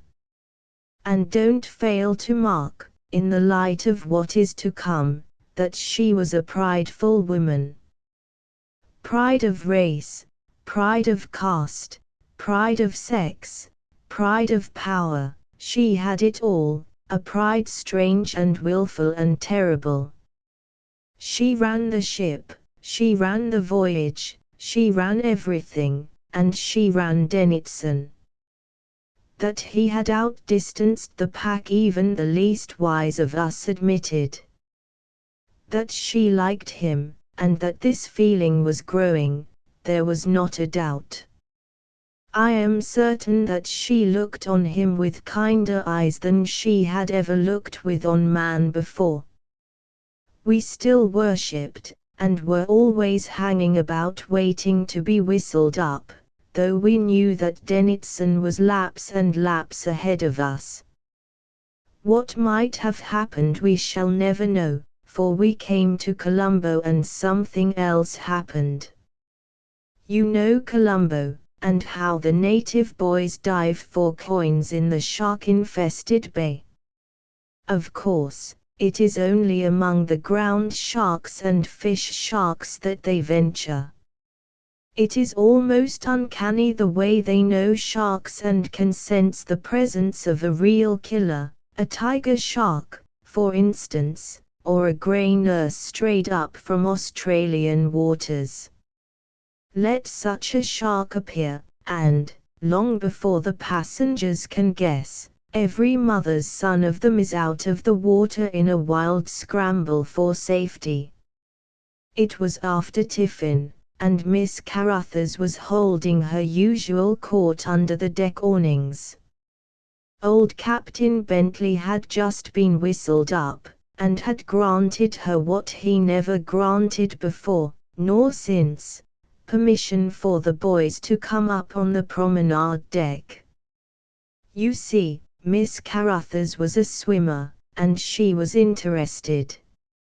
She took up a collection of all our small change, and herself tossed it overside, singly and in handfuls, arranging the terms of the contests, chiding a miss, giving extra rewards to clever wins, in short, managing the whole exhibition. She was especially keen on their jumping. You know, jumping feet first from a height, it is very difficult to hold the body perpendicularly while in the air. The center of gravity of the male body is high, and the tendency is to overtopple. But the little beggars employed a method which she declared was new to her and which she desired to learn. Leaping from the davits of the boat deck above, they plunged downward, their faces and shoulders bowed forward, looking at the water. And only at the last moment did they abruptly straighten up and enter the water erect and true. It was a pretty sight. Their diving was not so good, though there was one of them who was excellent at it, as he was in all the other stunts. Some white man must have taught him, for he made the proper swan dive and did it as beautifully as I have ever seen it. You know, head first into the water, from a great height. The problem is to enter the water at the perfect angle. Miss the angle and it means at the least a twisted back and injury for life. Also, it has meant death for many a bungler. But this boy could do it. 70 feet I know he cleared in one dive from the rigging, clenched hands on chest, head thrown back, sailing more like a bird, upward and out and down, body flat on the air so that if it struck the surface in that position it would be split in half like a herring. But the moment before the water is reached, the head drops forward, the hands go out and lock the arms in an arch in advance of the head, and the body curves gracefully downward and enters the water just right. This the boy did, again and again, to the delight of all of us, but particularly of Miss Carruthers. He could not have been a moment over 12 or 13, yet he was by far the cleverest of the gang. He was the favorite of his crowd, and its leader. Though there were a number older than he, they acknowledged his chieftaincy. He was a beautiful boy, a lithe young god in breathing bronze, eyes wide apart, intelligent and daring, a bubble, a mote, a beautiful flash and sparkle of life. You have seen wonderful glorious creatures, animals, anything, a leopard, a horse restless, eager, too much alive ever to be still, silken of muscle, each slightest movement a benediction of grace, every action wild, untrammelled, and over all spilling out that intense vitality, that sheen and luster of living light. The boy had it. Life poured out of him almost in an effulgence. His skin glowed with it. It burned in his eyes. I swear I could almost hear it crackle from him. Looking at him, it was as if a whiff of ozone came to one's nostrils, so fresh and young was he, so resplendent with health, so wildly wild. This was the boy. And it was he who gave the alarm in the midst of the sport. The boys made a dash of it for the gangway platform, swimming the fastest strokes they knew, pell-mell, floundering and splashing, fright in their faces, clambering out with jumps and surges, any way to get out, lending one another a hand to safety, till all were strung along the gangway and peering down into the water. "What is the matter?" asked Miss Carruthers. "A shark, I fancy," Captain Bentley answered. "Lucky little beggars that he didn't get one of them." "Are they afraid of sharks?" she asked. "Aren't you?" he asked back. She shuddered, looked overside at the water, and made a move. Not for the world would I venture where a shark might be, she said, and shuddered again. They are horrible. Horrible. The boys came up on the promenade deck, clustering close to the rail and worshipping Miss Carruthers, who had flung them such a wealth of baksheesh. The performance being over, Captain Bentley motioned to them to clear out. But she stopped him. "One moment, please, Captain. I have always understood that the natives are not afraid of sharks." She beckoned the boy of the Swan Dive nearer to her, and signed to him to dive over again. He shook his head, and along with all his crew behind him laughed as if it were a good joke. "Shark," he volunteered, pointing to the water. "No," she said. "There is no shark." But he nodded his head positively, and the boys behind him nodded with equal positiveness. "No, no, no," she cried. "And then to us, who'll lend me a half-crown and a sovereign?" Immediately the half-dozen of us were presenting her with crowns and sovereigns, and she accepted the 2 coins from young Ardmore. She held up the half-crown for the boys to see. But there was no eager rush to the rail preparatory to leaping. They stood there grinning sheepishly. She offered the coin to each one individually, and each, as his turn came, rubbed his foot against his calf, shook his head, and grinned. Then she tossed the half-crown overboard. With wistful, regretful faces they watched its silver flight through the air, but not one moved to follow it. "Don't do it with the sovereign," Dennison said to her in a low voice. She took no notice, but held up the gold coin before the eyes of the boy of the Swan Dive. "Don't," said Captain Bentley. "I wouldn't throw a sick cat overside with a shark around." But she laughed, bent on her purpose, and continued to dazzle the boy. "Don't tempt him," Dennison urged. "It is a fortune to him, and he might go over after it." "Wouldn't you?" she flared at him. "If I threw it?" This last more softly. Dennison shook his head. "Your price is high," she said. "For how many sovereigns would you go?" "There are not enough coin to get me overside," was his answer. She debated a moment, the boy forgotten in her tilt with Dennison. "For me," she said very softly. "To save your life, yes. But not otherwise."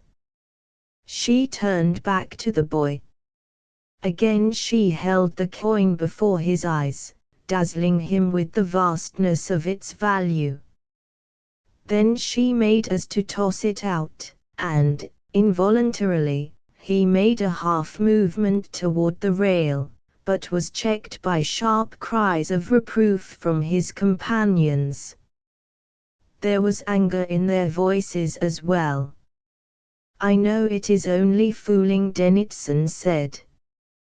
"Carry it as far as you like, but for heaven's sake don't throw it."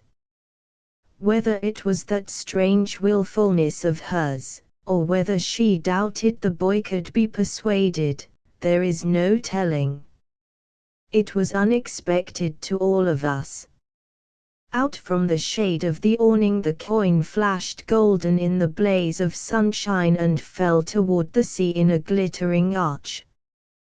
Before a hand could stay him, the boy was over the rail and curving beautifully downward after the coin. Both were in the air at the same time. It was a pretty sight. The sovereign cut the water sharply, and at the very spot, almost at the same instant, with scarcely a splash, the boy entered. From the quicker-eyed black boys watching, came an exclamation. We were all at the railing. Don't tell me it is necessary for a shark to turn on its back. That one did not. In the clear water, from the height we were above it, we saw everything. The shark was a big brute, and with one drive he cut the boy squarely in half. There was a murmur or something from among us. Who made it I did not know, it might have been I. And then there was silence. Miss Carruthers was the first to speak. Her face was deathly white. I never dreamed, she said, and laughed a short, hysterical laugh. All her pride was at work to give her control. She turned weakly toward Dennison, and then, on from one to another of us. In her eyes was a terrible sickness, and her lips were trembling. We were brutes, oh, I know it, now that I look back upon it. But we did nothing. Mr. Dennison, she said, Tom, won't you take me below? He never changed the direction of his gaze, which was the bleakest I have ever seen in a man's face, nor did he move an eyelid. He took a cigarette from his case and lighted it. Captain Bentley made a nasty sound in his throat and spat overboard. That was all, that and the silence. She turned away and started to walk firmly down the deck. 20 feet away, she swayed and thrust a hand against the wall to save herself. And so she went on, supporting herself against the cabins and walking very slowly. Trillo ceased. He turned his head and favored the little man with a look of cold inquiry. Well, he said finally. Classify her. The little man gulped and swallowed. I have nothing to say, he said. I have nothing whatever to say. To kill a man though dim night lights burned, she moved familiarly through the big rooms and wide halls, seeking vainly the half-finished book of verse she had mislaid and only now remembered. When she turned on the lights in the drawing-room, she disclosed herself clad in a sweeping negligee gown of soft rose-colored stuff, throat and shoulders smothered in lace. Her rings were still on her fingers, her massed yellow hair had not yet been taken down. She was delicately, gracefully beautiful, with slender, oval face, red lips, a faint color in the cheeks, and blue eyes of the chameleon sort that at will stare wide with the innocence of childhood, go hard and grey and brilliantly cold, or flame up in hot willfulness and mastery. She turned the lights off and passed out and down the hall toward the morning room. At the entrance she paused and listened. From farther on had come, not a noise, but an impression of movement. She could have sworn she had not heard anything, yet something had been different. The atmosphere of night quietude had been disturbed.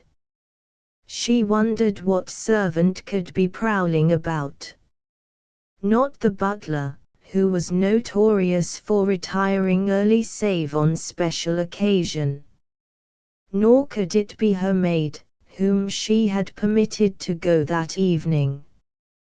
Passing on to the dining room, she found the door closed. Why she opened it and went on in, she did not know, except for the feeling that the disturbing factor, whatever it might be, was there.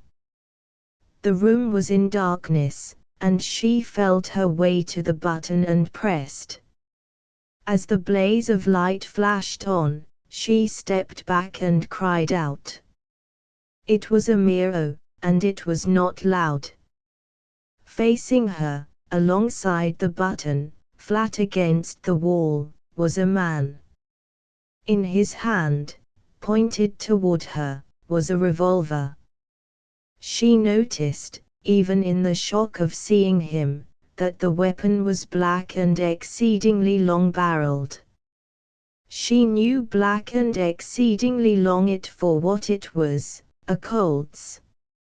He was a medium-sized man, roughly clad, brown-eyed, and swarthy with sunburn. He seemed very cool. There was no wobble to the revolver and it was directed toward her stomach, not from an outstretched arm, but from the hip, against which the forearm rested. "Oh," she said. "I beg your pardon. You startled me. What do you want?" "I reckon I want to get out," he answered, with a humorous twitch to the lips. "I've kind of lost my way in this here shebang, and if you'll kindly show me the door I'll cause no trouble and sure vamoose." "But what are you doing here?" she demanded, her voice touched with the sharpness of one used to authority. "Plain robbing, miss, that's all. I came snooping around to see what I could gather up. I thought you wanted to home, seeing as I saw you pull out with your old man in an auto. I reckon that must have been your pa, and your Miss Setliff." Mrs. Setliff saw his mistake, appreciated the naive compliment, and decided not to undeceive him. "How do you know I am Miss Setliff?" she asked. "This is old Setliff's house, ain't it?" She nodded. "I didn't know he had a daughter, but I reckon you must be her. And now, if it ain't botherin' you too much, I'd sure be obliged if you'd show me the way out." "But why should I? You are a robber, a burglar. If I want an ornery shorthorn at the business, I'd be accumulatin' them rings on your fingers instead of being polite," he retorted. "I come to make a raise out o' old Setliff, and not to be robbing women folks. If you get out o' the way, I reckon I can find my own way out." Mrs. Setliff was a keen woman, and she felt that from such a man there was little to fear. That he was not a typical criminal, she was certain. From his speech she knew he was not of the cities, and she seemed to sense the wider, homelier air of large spaces. "Suppose I screamed?" she queried curiously. "Suppose I made an outcry for help? You couldn't shoot me. A woman." She noted the fleeting bafflement in his brown eyes. He answered slowly and thoughtfully, as if working out a difficult problem. "I reckon, then, I'd have to choke you and maul you some bad." "A woman? I'd sure have to," he answered, and she saw his mouth set grimly. "You're only a soft woman, but you see, miss, I can't afford to go to jail." "No, miss, I sure can't. There's a friend of mine waiting for me out west. He's in a hole, and I've got to help him out." The mouth shaped even more grimly. "I guess I could choke you without hurting you much to speak of." Her eyes took on a baby stare of innocent incredulity as she watched him. "I never met a burglar before," she assured him, "and I can't begin to tell you how interested I am." "I'm not a burglar, miss." "Not a real one," he hastened to add as she looked her amused unbelief. "It looks like it, me being here in your house. But it's the first time I ever tackled such a job. I needed the money bad. Besides, I kind of look on it like collecting what's coming to me." "I don't understand," she smiled encouragingly. "You came here to rob, and to rob is to take what is not yours." "Yes, and no, in this here particular case. But I reckon I'd better be going now." He started for the door of the dining room, but she interposed, and a very beautiful obstacle she made of herself. His left hand went out as if to grip her, then hesitated.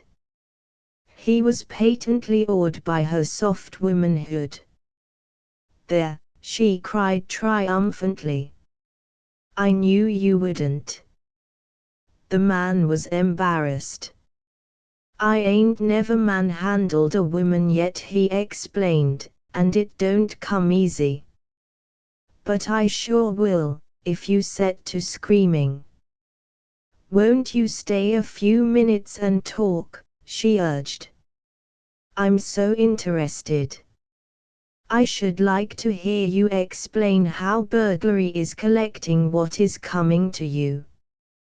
He looked at her admiringly. "I always thought women folks were scared of robbers," he confessed. "But you don't seem none." She laughed gaily.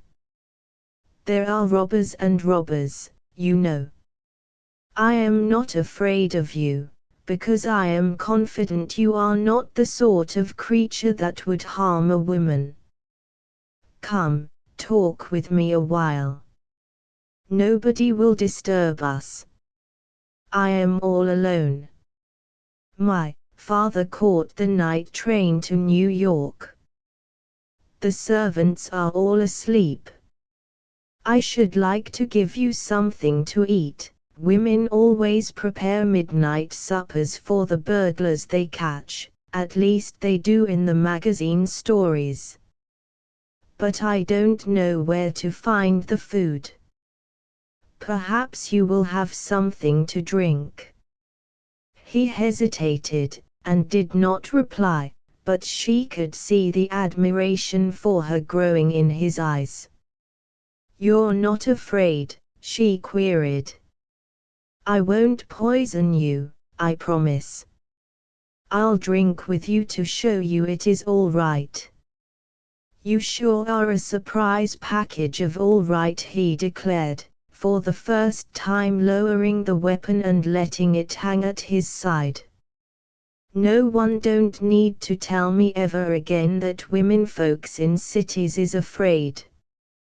You ain't much, just a little soft pretty thing. But you've sure got the spunk. And you're trustful on top of it. There ain't many women, or men either, who'd treat a man with a gun the way you're treating me."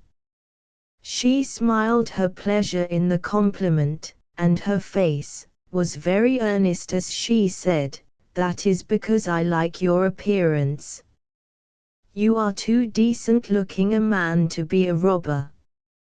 You oughtn't to do such things. If you are in bad luck you should go to work. Come, put away that nasty revolver and let us talk it over. The thing for you to do is to work." "Not in this burg," he commented bitterly. "I've walked 2 inches off the bottom of my legs trying to find a job. Honest, I was a fine large man once, before I started looking for a job. The merry laughter with which she greeted his sally obviously pleased him, and she was quick to note and take advantage of it. She moved directly away from the door and toward the sideboard. "Come, you must tell me all about it while I get that drink for you." "What will it be?" "Whiskey." "Yes," he said, as he followed her, though he still carried the big revolver at his side, and though he glanced reluctantly at the unguarded open door. She filled a glass for him at the sideboard. "I promised to drink with you," she said hesitatingly. "But I don't like whiskey. I prefer sherry." She lifted the sherry bottle tentatively for his consent. "Sure," he answered, with a nod. "Whiskey's a man's drink. I never like to see women at it. Wine's more their stuff." She raised her glass to his, her eyes meltingly sympathetic. "Here's to finding you a good position," but she broke off at sight of the expression of surprised disgust on his face. The glass, barely touched, was removed from his wry lips. "What is the matter?" she asked anxiously. "Don't you like it? Have I made a mistake? It's sure funny whiskey. Tastes like it got burned and smoked in the making." "Oh, how silly of me. I gave you Scotch. Of course you are accustomed to rye. Let me change it." She was almost solicitously maternal, as she replaced the glass with another and sought and found the proper bottle. "Better?" she asked. "Yes, no smoke in it. It's sure the real good stuff. I ain't had a drink in a week. Kind of slick, that, oily, you know, not made in a chemical factory." "You are a drinking man." It was half a question, half a challenge. "No, not to speak of. I have read up and rip snorted at spells, but most unfrequent. But there is times when a good stiff jolt lands on the right spot, kerchunk, and this is sure one of them. And now, thanking you for your kindness, I'll just be a pulling along." But Mrs. Setliff did not want to lose her burglar. She was too poised a woman to possess much romance, but there was a thrill about the present situation that delighted her. Besides, she knew there was no danger. The man, despite his jaw and the steady brown eyes, was eminently tractable. Also, farther back in her consciousness glimmered the thought of an audience of admiring friends. It was too bad not to have that audience. "You haven't explained how burglary, in your case, is merely collecting what is your own," she said. "Come, sit down, and tell me about it here at the table." She maneuvered for her own seat, and placed him across the corner from her. His alertness had not deserted him, as she noted, and his eyes roved sharply about, returning always with smoldering admiration to hers, but never resting long. And she noted likewise that while she spoke he was intent on listening for other sounds than those of her voice. Nor had he relinquished the revolver, which lay at the corner of the table between them, the butt close to his right hand. But he was in a new habitat which he did not know. This man from the West, cunning in woodcraft and plainscraft, with eyes and ears open, tense and suspicious, did not know that under the table, close to her foot, was the push button of an electric bell. He had never heard of such a contrivance, and his keenness and wariness went for naught. "It's like this, miss," he began, in response to her urging. "Old Setliff done me up in a little deal once. It was raw, but it worked. Anything will work full and legal when it's got few $100 million behind it. I'm not squealing, and I ain't taking a slam at your pa. He don't know me from Adam, and I reckon he don't know he done me outer anything. He's too big, thinking and dealing in millions, to ever hear of a small potato like me. He's an operator. He's got all kinds of experts thinking and planning and working for him, some of them, I hear, getting more cash salary than the President of the United States. I'm only one of thousands that have been done up by your pa, that's all. You see, I had a little hole in the ground, a dinky, hydraulic, one-horse outfit of a mine. And when the Setliff crowd shook down Idaho, and reorganized the smelter trust, and roped in the rest of the landscape, and put through the big hydraulic scheme at Twin Pines, why I sure got squeezed. I never had a run for my money. I was scratched off the card before the first heat. And so, tonight, being broke and my friend needing me bad, I just dropped around to make a raise out of your pa. Seeing as I needed it, it kinda was coming to me. Granting all that you say is so," she said, "nevertheless it does not make housebreaking any the less housebreaking. You couldn't make such a defense in a court of law." I know that he confessed meekly. What's right ain't always legal. And that's why I am so uncomfortable setting here and talking with you. Not that I ain't enjoying your company, I sure do enjoy it, but I just can't afford to be caught. I know what they'd do to me in this here city. There was a young fellow that got 50 years only last week for holding a man up on the street for $2.85. I read about it in the paper. When times is hard and they ain't no work, men get desperate. And then the other men who've got something to be robbed of get desperate, too, and they just sure soak it to the other fellows. If I got caught, I reckon I wouldn't get a mite less than 10 years. That's why I'm hankering to be on my way. No, wait. She lifted a detaining hand, at the same time removing her foot from the bell, which she had been pressing intermittently. You haven't told me your name yet.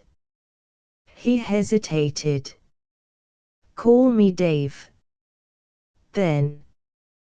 Dave, she laughed with pretty confusion. Something must be done for you.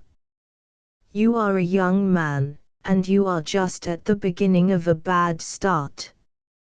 If you begin by attempting to collect what you think is coming to you, later on you will be collecting what you are perfectly sure isn't coming to you. And you know what the end will be. Instead of this, we must find something honorable for you to do. I need the money, and I need it now, he replied doggedly. It's not for myself, but for that friend I told you about. He's in a peck of trouble, and he's got to get his lift now or not at all. I can find you a position, she said quickly. And, yes, the very thing, I'll lend you the money you want to send to your friend. This you can pay back out of your salary. About 300 would do, he said slowly. 300 would pull him through. I'd work my fingers off for a year for that, and my keep, and a few cents to buy Bull Durham with. Ah. You smoke. I never thought of it.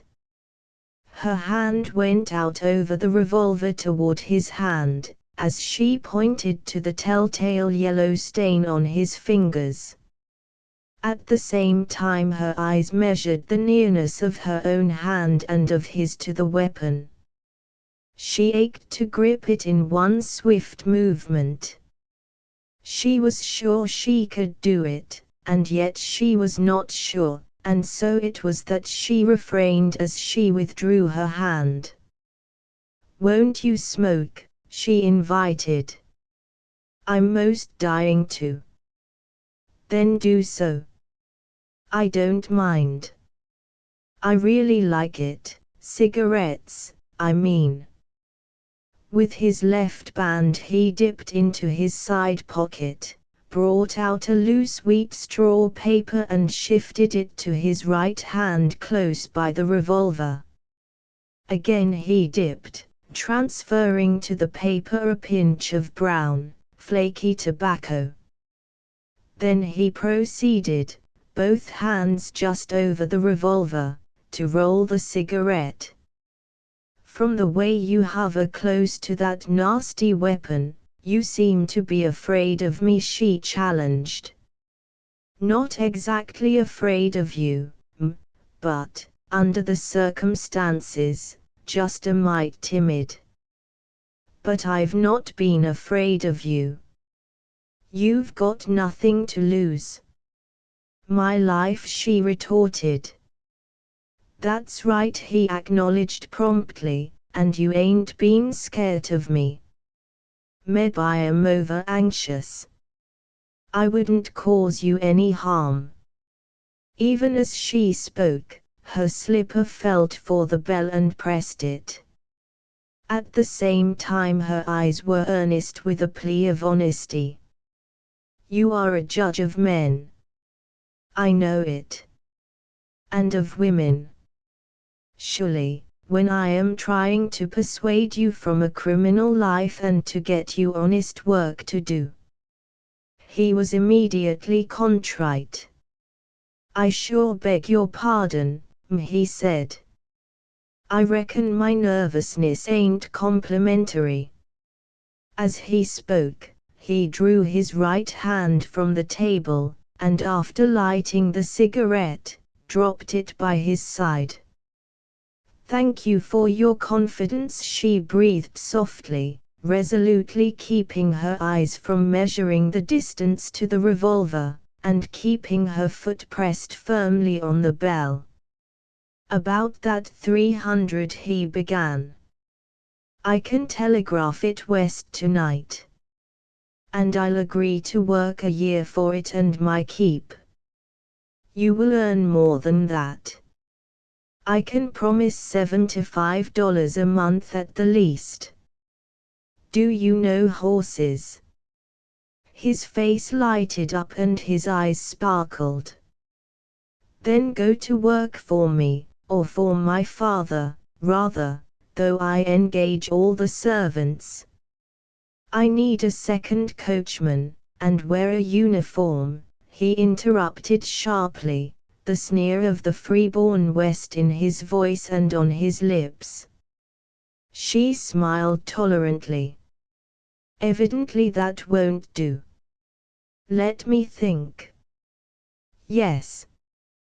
Can you break and handle colts?" He nodded. "We have a stock farm, and there's room for just such a man as you." "Will you take it?" "Will I?" His voice was rich with gratitude and enthusiasm. "Show me to it." I'll dig right in tomorrow. And I can sure promise you one thing, you'll never be sorry for lending Huey Luke a hand in his trouble. I thought you said to call you Dave, she chided forgivingly. I did, I did. And I sure beg your pardon. It was just plain bluff. My real name is Huey Luke. And if you'll give me the address of that stock farm of yours, and the railroad fare, I head for it first thing in the morning. Throughout the conversation she had never relaxed her attempts on the bell. She had pressed it in every alarming way, 3 shorts and a long, 2 and a long, and 5. She had tried long series of shorts, and, once, she had held the button down for a solid 3 minutes. And she had been divided between objurgation of the stupid, heavy-sleeping butler and doubt if the bell were in order. I am so glad, she said, so glad that you are willing. There won't be much to arrange. But you will first have to trust me while I go upstairs for my purse. She saw the doubt flicker momentarily in his eyes, and added hastily, but you see I am trusting you with the $300. I believe you, he came back gallantly. Though I just can't help this nervousness. Shall I go and get it? But before she could receive consent, a slight muffled jar from the distance came to her ear. She knew it for the swing door of the butler's pantry. But so slight was it, more a faint vibration than a sound, that she would not have heard had not her ears been keyed and listening for it. Yet the man had heard. He was startled in his composed way. What was that? He demanded. For answer, her left hand flashed out to the revolver and brought it back. She had had the start of him, and she needed it, for the next instant his hand leaped up from his side, clutching emptiness where the revolver had been. Sit down, she commanded sharply, in a voice new to him. Don't move. Keep your hands on the table. She had taken a lesson from him. Instead of holding the heavy weapon extended, the butt of it and her forearm rested on the table, the muzzle pointed, not at his head, but his chest. And he, looking coolly and obeying her commands, knew there was no chance of the kick-up of the recoil producing a miss. Also, he saw that the revolver did not wobble, nor the hand shake, and he was thoroughly conversant with the size of hole the soft-nosed bullets could make. He had eyes, not for her, but for the hammer, which had risen under the pressure of her forefinger on the trigger. I reckon I'd best warn you that their trigger pull is filed dreadful fine. Don't press too hard, or I'll have a hole in me the size of a walnut. She slacked the hammer partly down. That's better, he commented. You'd best put it down all the way. You see how easy it works. If you want to, a quick light pull will jiffy her up and back and make a pretty mess all over your nice floor. A door opened behind him, and he heard somebody enter the room. But he did not turn his bead. He was looking at her, and he found it the face of another woman, hard, cold, pitiless yet brilliant in its beauty. The eyes, too, were hard, though blazing with a cold light. Thomas, she commanded, Go to the telephone and call the police. Why were you so long in answering? I came as soon as I heard the bell, madam, was the answer. The robber never took his eyes from hers, nor did she from his, but at mention of the bell she noticed that his eyes were puzzled for the moment. Beg your pardon, said the butler from behind, but wouldn't it be better for me to get a weapon and arouse the servants? No, ring for the police. I can hold this man. Go and do it, quickly. The butler slipped out of the room, and the man and the woman sat on, gazing into each other's eyes. To her it was an experience keen with enjoyment, and in her mind was the gossip of her crowd, and she saw notes in the society weeklies of the beautiful young Mrs. Setliff capturing an armed robber single-handed. It would create a sensation, she was sure. When you get that sentence you mentioned, she said coldly, you will have time to meditate upon what a fool you have been, taking other persons' property and threatening women with revolvers. You will have time to learn your lesson thoroughly. Now tell the truth. You haven't any friend in trouble.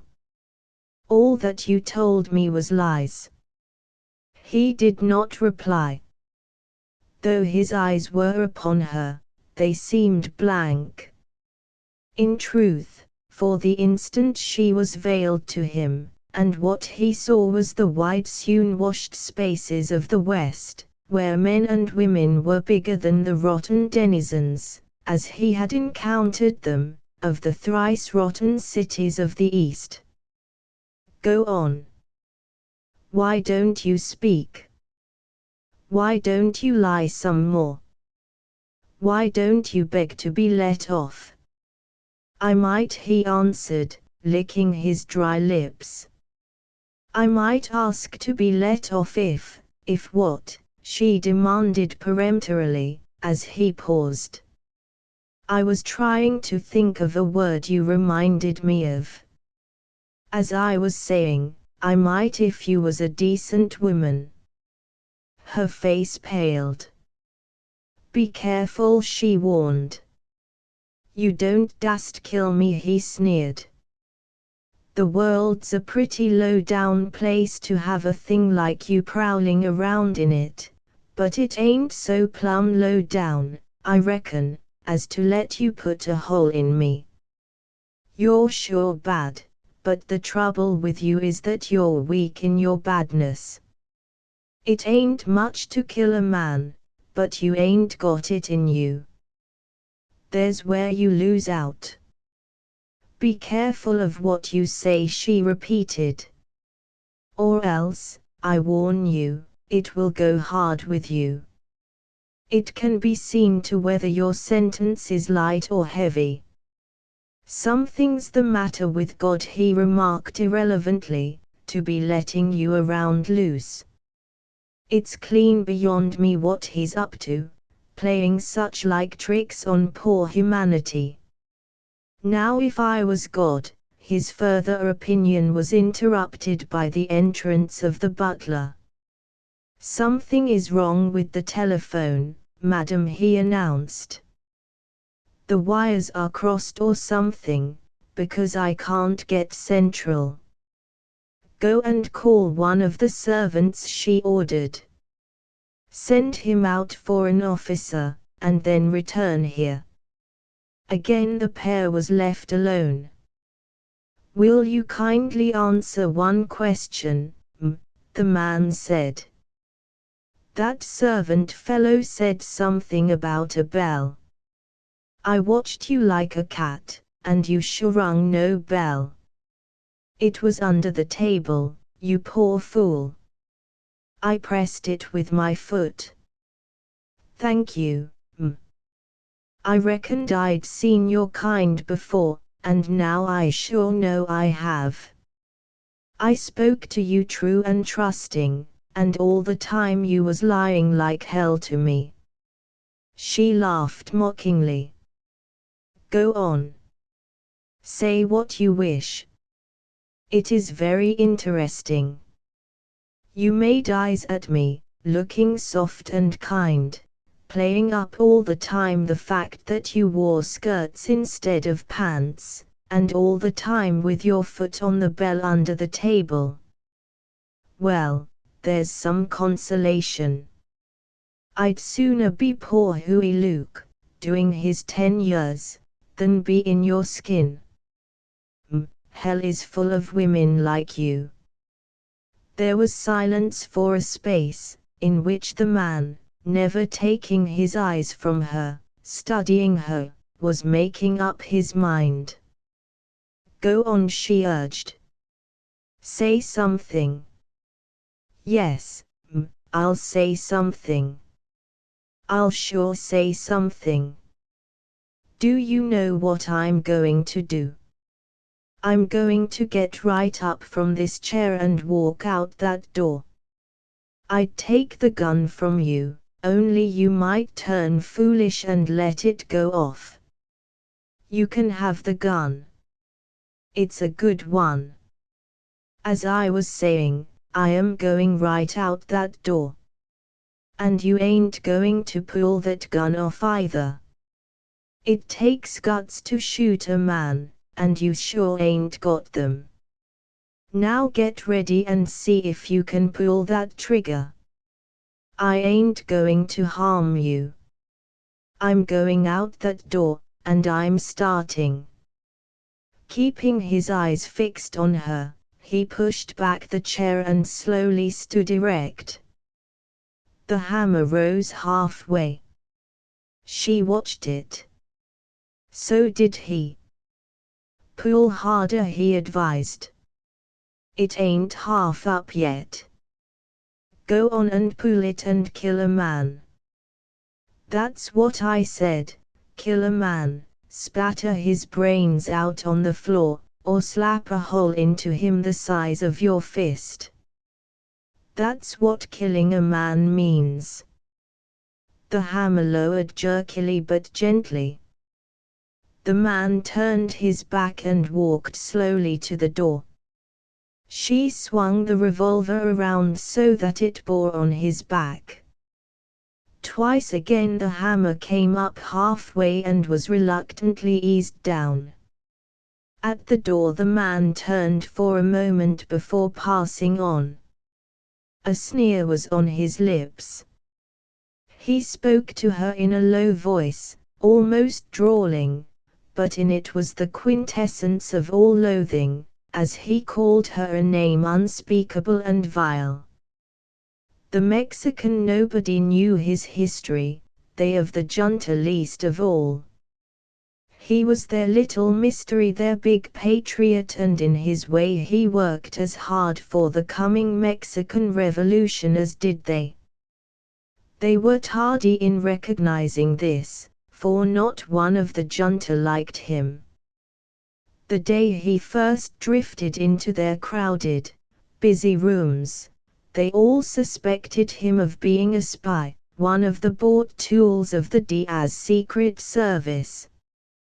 Too many of the comrades were in civil and military prisons scattered over the United States, and others of them, in irons, were even then being taken across the border to be lined up against adobe walls and shot. At the first sight the boy did not impress them favorably. Boy he was, not more than 18 and not over large for his years. He announced that he was Felipe Rivera, and that it was his wish to work for the revolution. That was all. Not a wasted word, no further explanation. He stood waiting. There was no smile on his lips, no geniality in his eyes. Big dashing Paulino Vera felt an inward shudder. Here was something forbidding, terrible, inscrutable. There was something venomous and snake-like in the boy's black eyes. They burned like cold fire, as with a vast, concentrated bitterness. He flashed them from the faces of the conspirators to the typewriter which little Mrs. Sethby was industriously operating.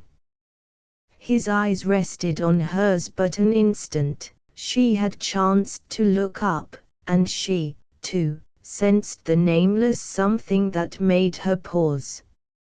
She was compelled to read back in order to regain the swing of the letter she was writing. Paulino Vera looked questioningly at Arellano and Ramos, and questioningly they looked back and to each other. The indecision of doubt brooded in their eyes. This slender boy was the unknown, vested with all the menace of the unknown. He was unrecognizable, something quite beyond the ken of honest, ordinary revolutionists whose fiercest hatred for Diaz and his tyranny after all was only that of honest and ordinary patriots. Here was something else, they knew not what. But Vera, always the most impulsive, the quickest to act, stepped into the breach. "Very well," he said coldly. "You say you want to work for the revolution. Take off your coat. Hang it over there. I will show you. Come, where are the buckets and cloths? The floor is dirty.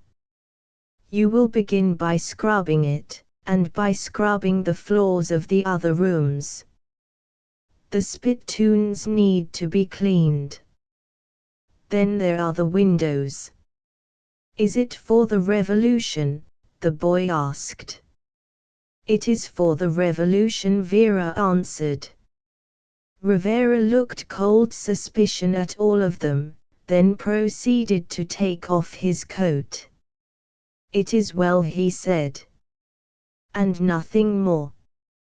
Day after day he came to his work, sweeping, scrubbing, cleaning. He emptied the ashes from the stoves, brought up the coal and kindling, and lighted the fires before the most energetic one of them was at his desk. "Can I sleep here?" he asked once. "Ah, ha." So that was it, the hand of Diaz showing through. To sleep in the rooms of the junta meant access to their secrets, to the lists of names, to the addresses of comrades down on Mexican soil. The request was denied, and Rivera never spoke of it again. He slept they knew not where, and ate they knew not where nor how. Once, Arellano offered him a couple of dollars. Rivera declined the money with a shake of the head. When Vera joined in and tried to press it upon him, he said, "I am working for the revolution. It takes money to raise a modern revolution," and always the junta was pressed. The members starved and toiled, and the longest day was none too long, and yet there were times when it appeared as if the revolution stood or fell on no more than the matter of a few dollars. Once, the first time, when the rent of the house was 2 months behind and the landlord was threatening dispossession, it was Felipe Rivera, the scrub boy in the poor, cheap clothes, worn and threadbare, who laid $60 in gold on May Sethby's desk. There were other times.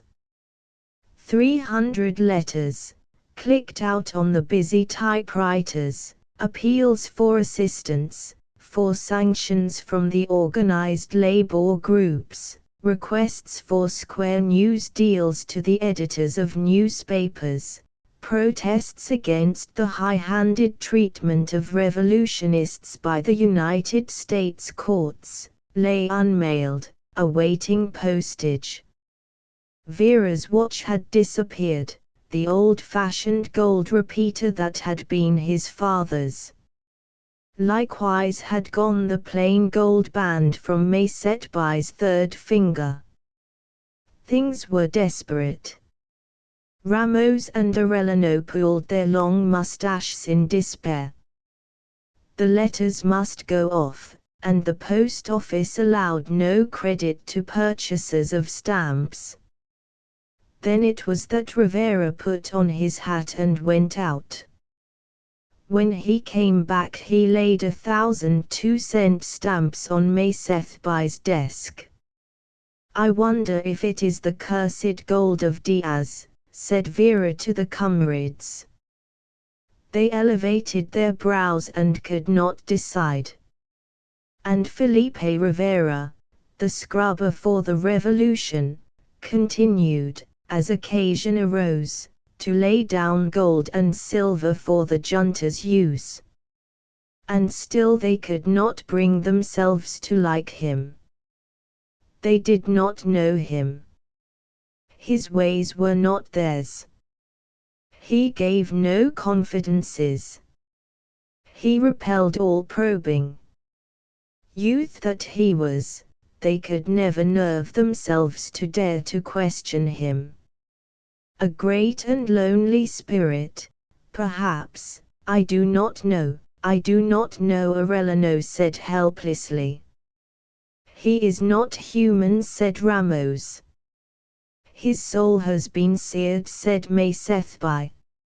Light and laughter have been burned out of him. He is like one dead, and yet he is fearfully alive. He has been through hell, said Vera. No man could look like that who has not been through hell, and he is only a boy. Yet they could not like him. He never talked, never inquired, never suggested. He would stand listening, expressionless, a thing dead, save for his eyes, coldly burning, while their talk of the revolution ran high and warm. From face to face and speaker to speaker his eyes would turn, boring like gimlets of incandescent ice, disconcerting and perturbing. He is no spy, Vera confided to Maysetbai. He is a patriot, mark me, the greatest patriot of us all. I know it, I feel it, here in my heart and head I feel it. But him I know not at all. He has a bad temper, said Maysetbai.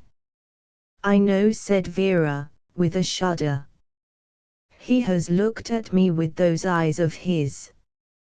They do not love, they threaten, they are savage as a wild tiger's. I know, if I should prove unfaithful to the cause, that he would kill me. He has no heart. He is pitiless as steel, keen and cold as frost. He is like moonshine in a winter night when a man freezes to death on some lonely mountain top. I am not afraid of Diaz and all his killers, but this boy, of him am I afraid. I tell you true. I am afraid. He is the breath of death. Yet Vera it was who persuaded the others to give the first trust to Rivera. The line of communication between Los Angeles and Lower California had broken down. 3 of the comrades had dug their own graves and been shot into them. 2 more were United States prisoners in Los Angeles. Juan Alvarado, the federal commander, was a monster. All their plans did he checkmate. They could no longer gain access to the active revolutionists, and the incipient ones, in Lower California. Young Rivera was given his instructions and dispatched south. When he returned, the line of communication was re-established, and Juan Alvarado was dead. He had been found in bed, a knife hilt deep in his breast. This had exceeded Rivera's instructions, but they of the junta knew the times of his movements. They did not ask him. He said nothing. But they looked at one another and conjectured. "I have told you," said Vera. "Diaz has more to fear from this youth than from any man. He is implacable. He is the hand of God." The bad temper, mentioned by Maysethbai, and sensed by them all, was evidenced by physical proofs. Now he appeared with a cut lip, a blackened cheek, or a swollen ear. It was patent that he brawled, somewhere in that outside world where he ate and slept, gained money, and moved in ways unknown to them. As the time passed, he had come to set type for the little revolutionary sheet they published weekly. There were occasions when he was unable to set type, when his knuckles were bruised and battered, when his thumbs were injured and helpless, when one arm or the other hung wearily at his side while his face was drawn with unspoken pain. "A wastrel," said Arellano. "A frequenter of low places," said Ramos. "But where does he get the money?" Vera demanded. "Only today, just now, have I learned that he paid the bill for white paper, $140. "There are his absences," said Maysethbai. "He never explains them." "We should set a spy upon him," Ramos propounded. "I should not care to be that spy," said Vera. "I fear you would never see me again, save to bury me. He has a terrible passion. Not even God would he permit to stand between him and the way of his passion. I feel like a child before him," Ramos confessed. "To me he is power, he is the primitive, the wild wolf, the striking rattlesnake, the stinging centipede," said Arellano. "He is the revolution incarnate," said Vera. "He is the flame and the spirit of it, the insatiable cry for vengeance that makes no cry but that slays noiselessly. He is a destroying angel in moving through the still watches of the night." "I could weep over him," said Maysethbai. "He knows nobody. He hates all people. Us he tolerates, for we are the way of his desire. He is alone. Lonely." Her voice broke in a half-sob and there was dimness in her eyes. Rivera's ways and times were truly mysterious. There were periods when they did not see him for a week at a time. Once, he was away a month. These occasions were always capped by his return, when, without advertisement or speech, he laid gold coins on Maysethbai's desk. Again, for days and weeks, he spent all his time with the junta. And yet again, for irregular periods, he would disappear through the heart of each day, from early morning until late afternoon.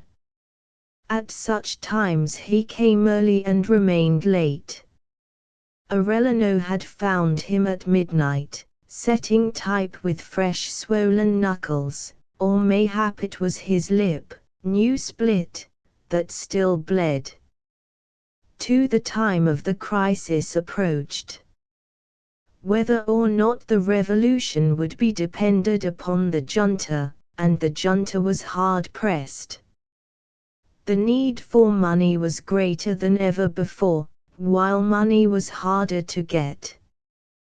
patriots had given their last cent and now could give no more. Section gang laborers, fugitive peons from Mexico, were contributing half their scanty wages. But more than that was needed. The heartbreaking, conspiring, undermining toil of years approached fruition. The time was ripe. The revolution hung on the balance. One shove more, one last heroic effort, and it would tremble across the scales to victory. They knew their Mexico. Once started, the revolution would take care of itself. The whole Diaz machine would go down like a house of cards. The border was ready to rise. One Yankee, with 100 IWW men, waited the word to cross over the border and begin the conquest of Lower California. But he needed guns. And clear across to the Atlantic, the junta in touch with them all and all of them needing guns, mere adventurers, soldiers of fortune, bandits, disgruntled American Union men, socialists, anarchists, roughnecks, Mexican exiles, peons escaped from bondage, whipped miners from the bullpens of Coya d'Alene and Colorado who desired only the more vindictively to fight, all the flotsam and jetsam of wild spirits from the madly complicated modern world. And it was guns and ammunition and guns, the unceasing and eternal cry. Fling this heterogeneous, bankrupt, vindictive mass across the border, and the revolution was on. The custom house, the northern ports of entry, would be captured.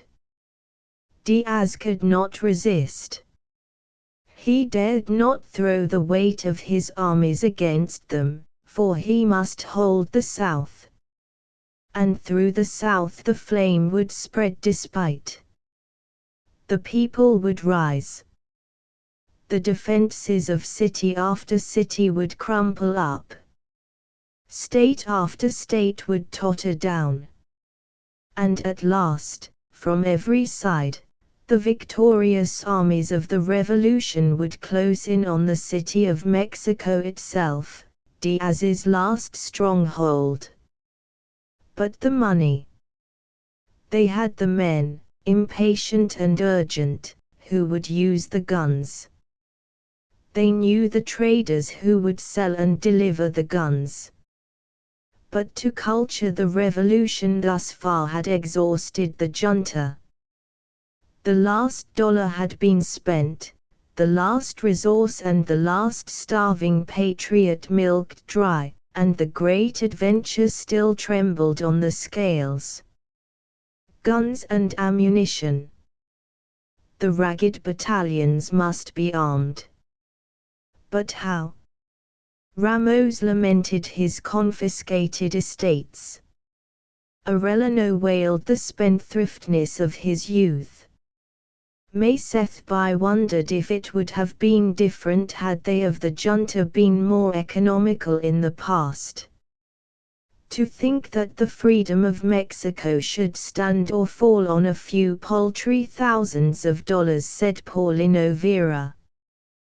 Despair was in all their faces. Jose Amarillo, their last hope, a recent convert, who had promised money, had been apprehended at his hacienda in Chihuahua and shot against his own stable wall. The news had just come through. Rivera, on his knees, scrubbing, looked up, with suspended brush, his bare arms flecked with soapy, dirty water. "Will 5,000 do it?" he asked. They looked their amazement. Vera nodded and swallowed. He could not speak, but he was on the instant invested with a vast faith. "Order the guns," Rivera said, and thereupon was guilty of the longest flow of words they had ever heard him utter. "The time is short. In 3 weeks I shall bring you the 5,000. It is well. The weather will be warmer for those who fight. Also, it is the best I can do." Vera fought his faith. It was incredible. Too many fond hopes had been shattered since he had begun to play the revolution game. He believed this threadbare scrubber of the revolution, and yet he dared not believe. "You are crazy," he said. "In 3 weeks," said Rivera. "Order the guns." He got up, rolled down his sleeves, and put on his coat. "Order the guns," he said. "I am going now." 3. After hurrying and scurrying, much telephoning and bad language, a night session was held in Kelly's office. Kelly was rushed with business. Also, he was unlucky. He had brought Danny Ward out from New York, arranged the fight for him with Billy Carthy. The date was 3 weeks away, and for 2 days now, carefully concealed from the sporting writers, Carthy had been lying up, badly injured. There was no one to take his place. Kelly had been burning the wires east to every eligible lightweight, but they were tied up with dates and contracts.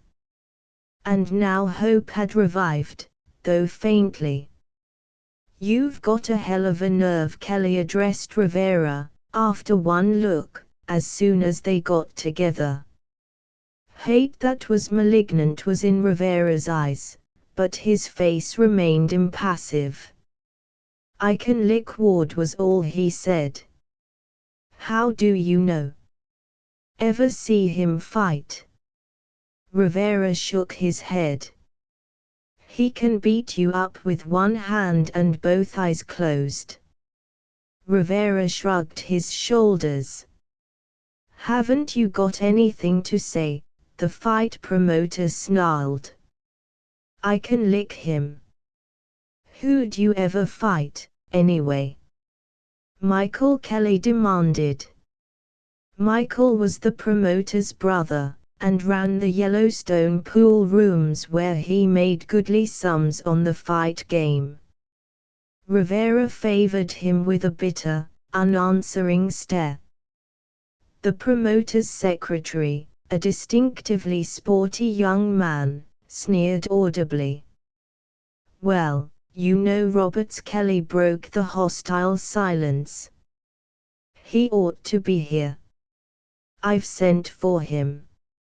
Sit down and wait, though from the looks of you, you haven't got a chance. I can't throw the public down with a bum fight. Ringside seats are selling at $15, you know that." When Roberts arrived, it was patent that he was mildly drunk. He was a tall, lean, slack-jointed individual, and his walk, like his talk, was a smooth and languid drawl. Kelly went straight to the point. "Look here, Roberts, you've been bragging you discovered this little Mexican. You know Carthy's broke his arm. Well, this little yellow streak has the gall to blow in today and say he'll take Carthy's place. What about it?" "It's all right," Kelly came the slow response. "He can put up a fight. I suppose you'll be saying next that he can lick Ward," Kelly snapped. Roberts considered judicially. "No, I won't say that. Ward's a top-notcher and a ring general. But he can't hash house Rivera in short order. I know Rivera. Nobody can get his goat. He ain't got a goat that I could ever discover. And he's a two-handed fighter. He can throw in the sleepmakers from any position. Never mind that. What kind of a show can he put up? You've been conditioning and training fighters all your life. I take off my hat to your judgment. Can he give the public a run for its money? He sure can, and he'll worry Ward a mighty heap on top of it. You don't know that boy. I do. I discovered him. He ain't got a goat. He's a devil. He's a wizzywoos if anybody should ask you. He'll make Ward sit up with a show of local talent that'll make the rest of you sit up. I won't say he'll lick Ward, but he'll put up such a show that you'll all know he's a comer. All right. Kelly turned to his secretary. Ring up Ward. I warned him to show up if I thought it worthwhile. He's right across at the Yellowstone, throwing chests and doing the popular. Kelly turned back to the conditioner. Have a drink. Robert sipped his highball and unburdened himself. Never told you how I discovered the little cuss. It was a couple of years ago he showed up out at the quarters. I was getting Prane ready for his fight with Delaney. Prane's wicked. He ain't got a tickle of mercy in his makeup. I chopped up his partners something cruel, and I couldn't find a willing boy that'd work with him. I'd noticed this little starved Mexican kid hanging around, and I was desperate. So I grabbed him, shoved on the gloves and put him in. He was tougher 'n rawhide, but weak. And he didn't know the first letter in the alphabet of boxing. Prane chopped him to ribbons. But he hung on for 2 sickening rounds, when he fainted. Starvation, that was all. Battered. You couldn't have recognized him. I gave him $50 and a square meal. You oughta seen him wolf it down. He hadn't had the end of a bite for a couple of days. That's the end of him, thinks I. But next day he showed up, stiff and sore, ready for another half and a square meal. And he done better as time went by. Just a born fighter, and tough beyond belief. He hasn't a heart. He's a piece of ice. And he never talked 11 words in a string since I know him. He saws wood and does his work. I've seen him, the secretary said. He's worked a lot for you. All the big little fellows has tried out on him, Roberts answered. And he's learned from 'em. I've seen some of them he could lick. But his heart wasn't in it. I reckoned he never liked the game. He seemed to act that way. He's been fighting some before the little clubs the last few months, Kelly said. Sure. But I don't know what struck him. All of a sudden his heart got into it. He just went out like a streak and cleaned up all the little local fellows. Seemed to want the money, and he's won a bit, though his clothes don't look it. He's peculiar. Nobody knows his business. Nobody knows how he spends his time. Even when he's on the job, he plumb up and disappears most of each day soon as his work is done. Sometimes he just blows away for weeks at a time. But he don't take advice. There's a fortune in it for the fellow that gets the job of managing him, only he won't consider it. And you watch him hold out for the cash money when you get down to terms. It was at this stage that Danny Ward arrived. Quite a party it was. His manager and trainer were with him, and he breezed in like a gusty draught of geniality, good nature, and all-conqueringness. Greetings flew about, a joke here, a retort there, a smile or a laugh for everybody. Yet it was his way, and only partly sincere. He was a good actor, and he had found geniality a most valuable asset in the game of getting on in the world. But down underneath he was the deliberate, cold-blooded fighter and businessman. The rest was a mask. Those who knew him or trafficked with him said that when it came to brass tacks he was Danny on the spot. He was invariably present at all business discussions, and it was urged by some that his manager was a blind whose only function was to serve as Danny's mouthpiece. Rivera's way was different.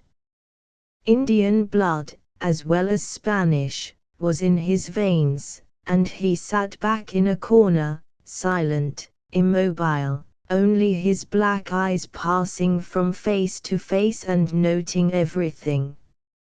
"So that's the guy," Danny said, running an appraising eye over his proposed antagonist.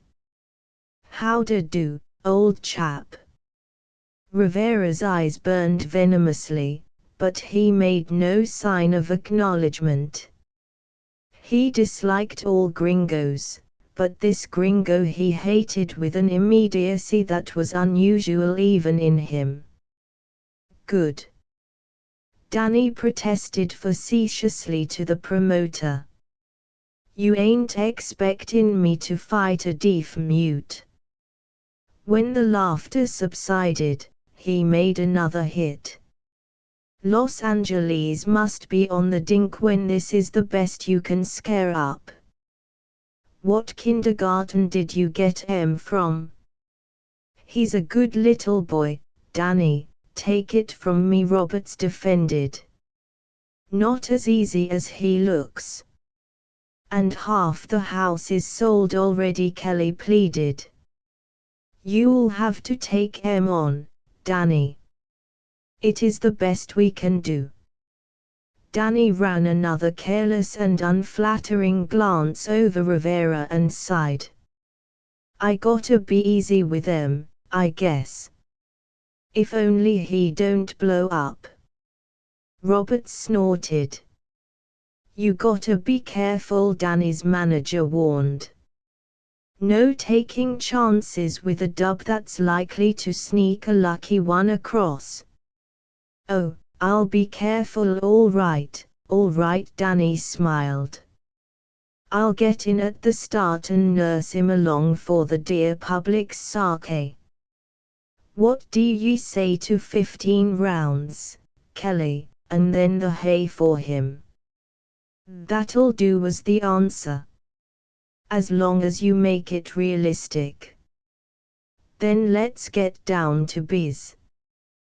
Danny paused and calculated. "Of course, 65% of the gate receipts, same as with Carthy. But the split'll be different. 80 will just about suit me." And to his manager, "That right?"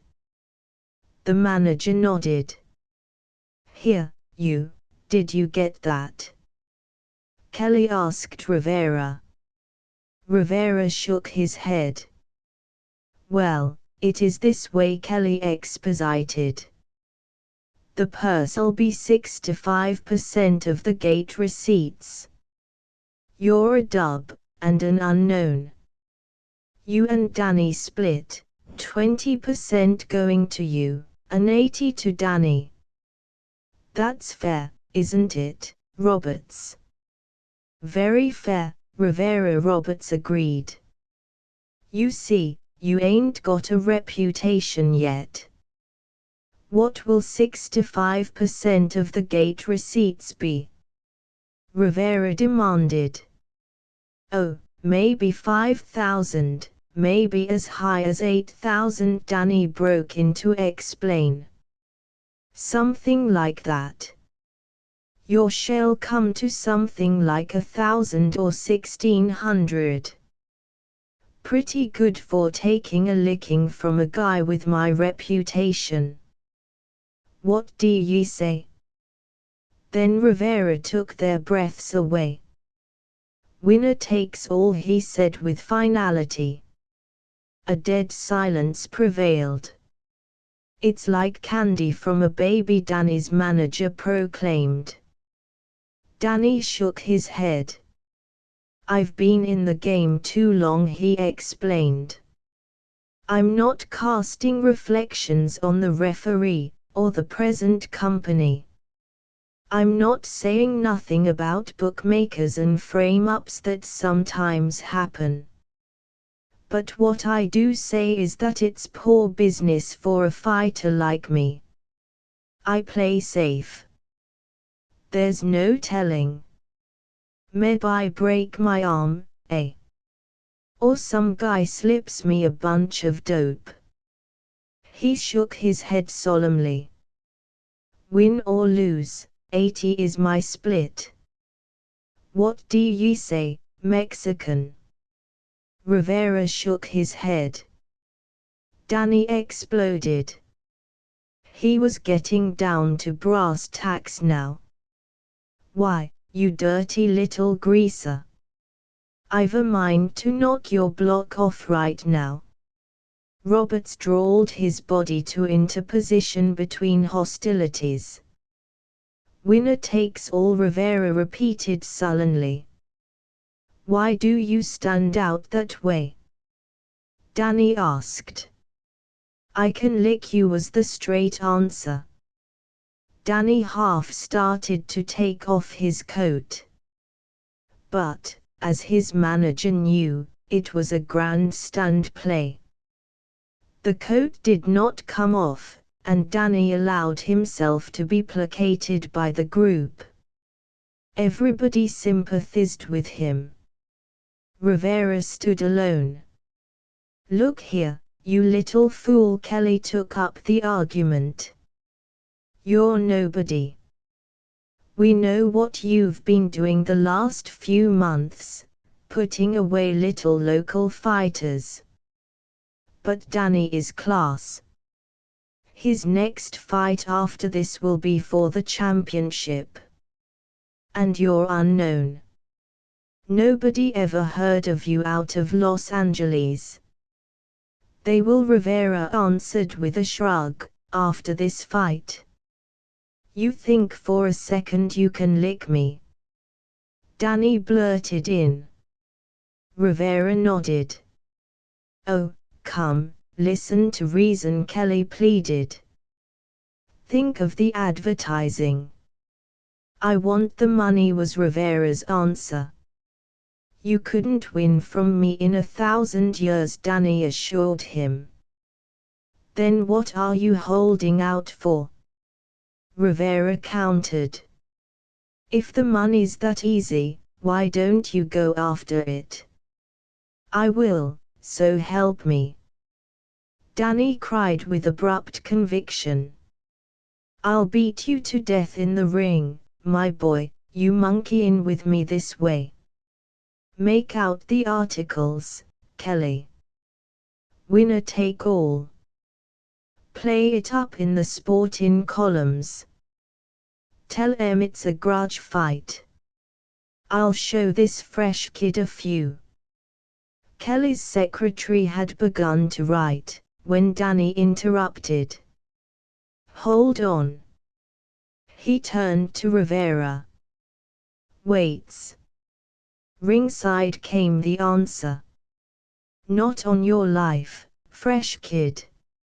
If winner takes all, we weigh in at tenner.m. And winner takes all? Rivera queried. Danny nodded. That settled it. He would enter the ring in his full ripeness of strength. Weigh in at 10, Rivera said. The secretary's pen went on scratching. It means 5 pounds, Roberts complained to Rivera. You've given too much away. You've thrown the fight right there. Dan'll lick you sure. He'll be as strong as a bull. You're a fool. You ain't got the chance of a dewdrop in hell. Rivera's answer was a calculated look of hatred. Even this gringo he despised, and him had he found the whitest gringo of them all. For barely noticed was Rivera as he entered the ring.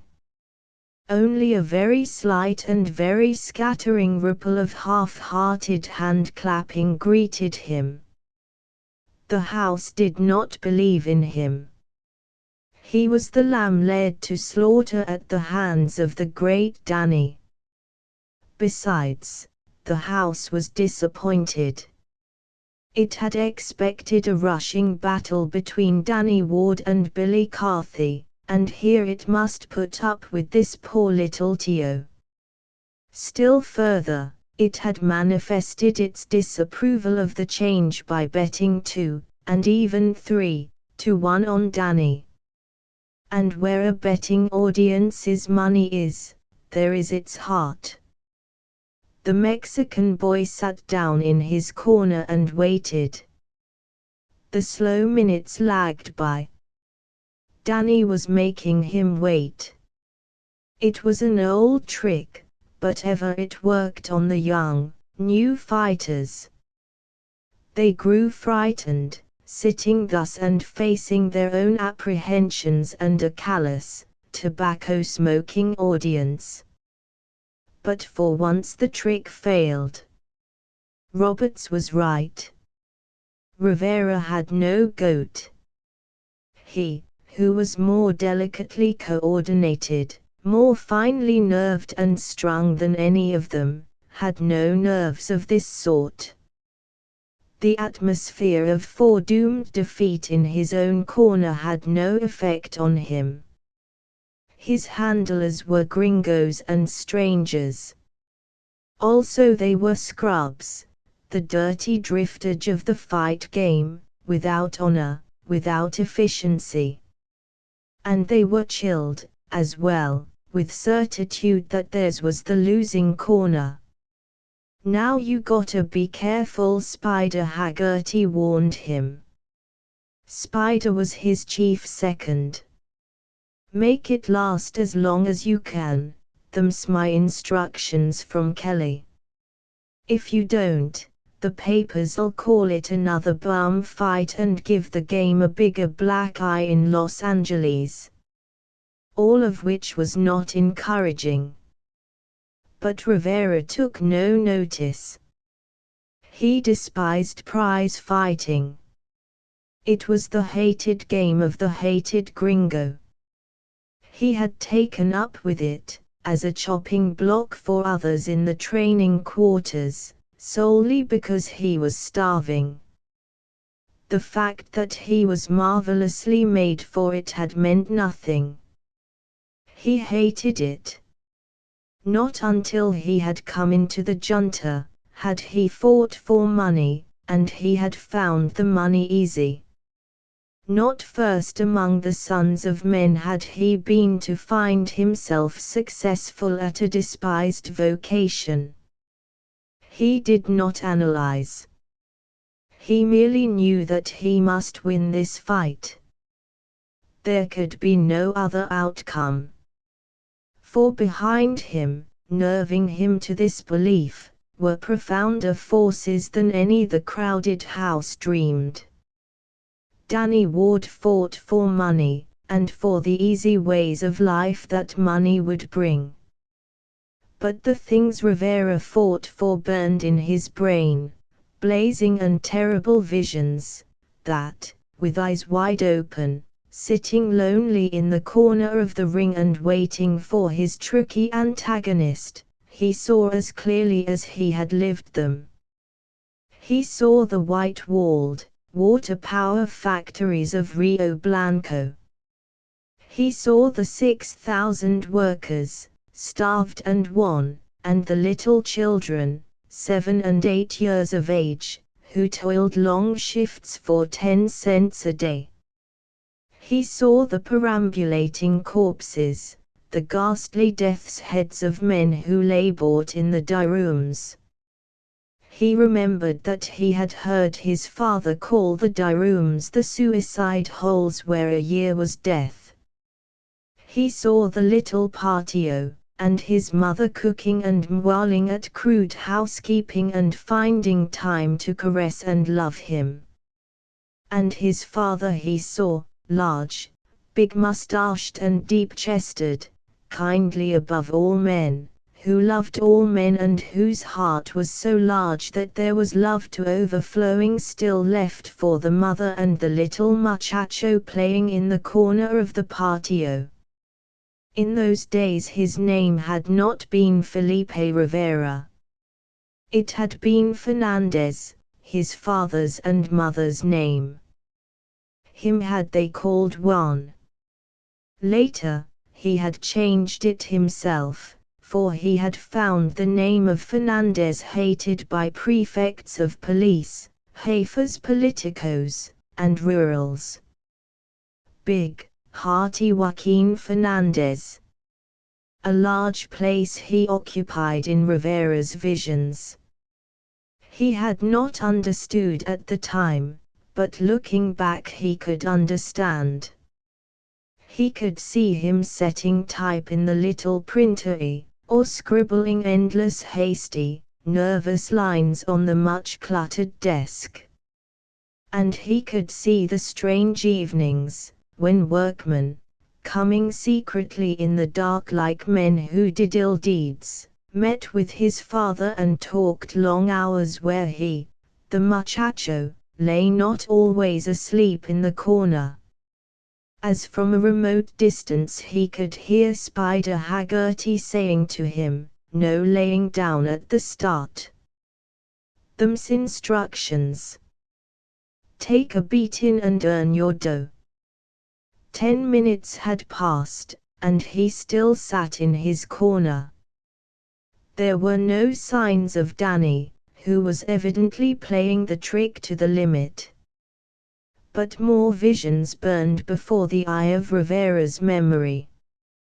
The strike, or, rather, the lockout, because the workers of Rio Blanco had helped their striking brothers of Puebla. The hunger, the expeditions in the hills for berries, the roots and herbs that all ate and that twisted and pained the stomachs of all of them. And then, the nightmare, the waste of ground before the company's store, the thousands of starving workers, General Rosalio Martinez and the soldiers of Porfirio Diaz, and the death-spitting rifles that seemed never to cease spitting, while the workers' wrongs were washed and washed again in their own blood. And that night, he saw the flat cars, piled high with the bodies of the slain, consigned to Vera Cruz, food for the sharks of the bay. Again he crawled over the grisly heaps, seeking and finding, stripped and mangled, his father and his mother.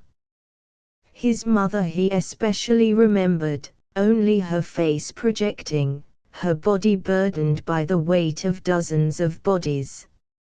Again the rifles of the soldiers of Porfirio Diaz cracked, and again he dropped to the ground and slunk away like some hunted coyote of the hills. To his ears came a great roar, as of the sea, and he saw Danny Ward, leading his retinue of trainers and seconds, coming down the center aisle. The house was in wild uproar for the popular hero who was bound to win. Everybody proclaimed him. Everybody was for him.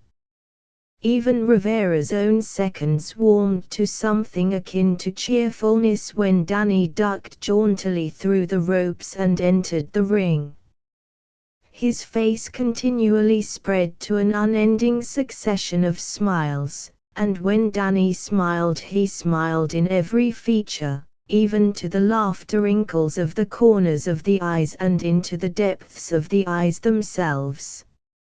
Never was there so genial a fighter. His face was a running advertisement of good feeling, of good fellowship. He knew everybody. He joked, and laughed, and greeted his friends through the ropes. Those farther away, unable to suppress their admiration, cried loudly, "Oh, you Danny!" It was a joyous ovation of affection that lasted a full 5 minutes.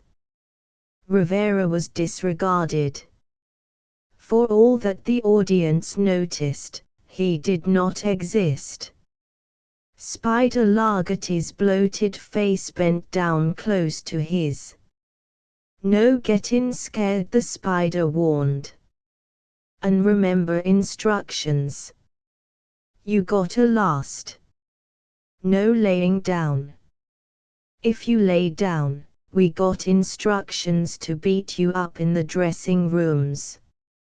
Save. You just gotta fight." The house began to applaud. Danny was crossing the ring to him. Danny bent over, caught Rivera's right hand in both his own and shook it with impulsive heartiness. Danny's smile-wreathed face was close to his. The audience yelled its appreciation of Danny's display of sporting spirit. He was greeting his opponent with the fondness of a brother. Danny's lips moved, and the audience, interpreting the unheard words to be those of a kindly-natured sport, yelled again. Only Rivera heard the low words. "You little Mexican rat," hissed from between Danny's gaily smiling lips, "I'll fetch the yellow outer you." Rivera made no move. He did not rise. He merely hated with his eyes. "Get up, you dog," some man yelled through the ropes from behind. The crowd began to hiss and boo him for his unsportsmanlike conduct, but he sat unmoved. Another great outburst of applause was Danny's as he walked back across the ring. When Danny stripped, there was ohs and ahs of delight. His body was perfect, alive with easy suppleness and health and strength. The skin was white as a woman's, and as smooth.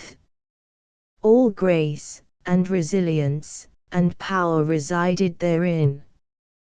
He had proved it in scores of battles. His photographs were in all the physical culture magazines. A groan went up as Spider Haggerty peeled Rivera's sweater over his head. His body seemed leaner, because of the swarthiness of the skin. He had muscles, but they made no display like his opponents. What the audience neglected to see was the deep chest. Nor could it guess the toughness of the fiber of the flesh, the instantaneousness of the cell explosions of the muscles, the fineness of the nerves that wired every part of him into a splendid fighting mechanism. All the audience saw was a brown-skinned boy of 18 with what seemed the body of a boy. With Danny it was different. Danny was a man of 24, and his body was a man's body. The contrast was still more striking as they stood together in the center of the ring receiving the referee's last instructions.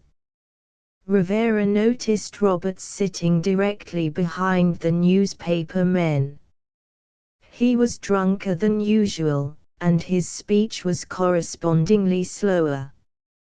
"Take it easy," Rivera Roberts drawled. "He can't kill you. Remember that. He'll rush you at the go-off, but don't get rattled.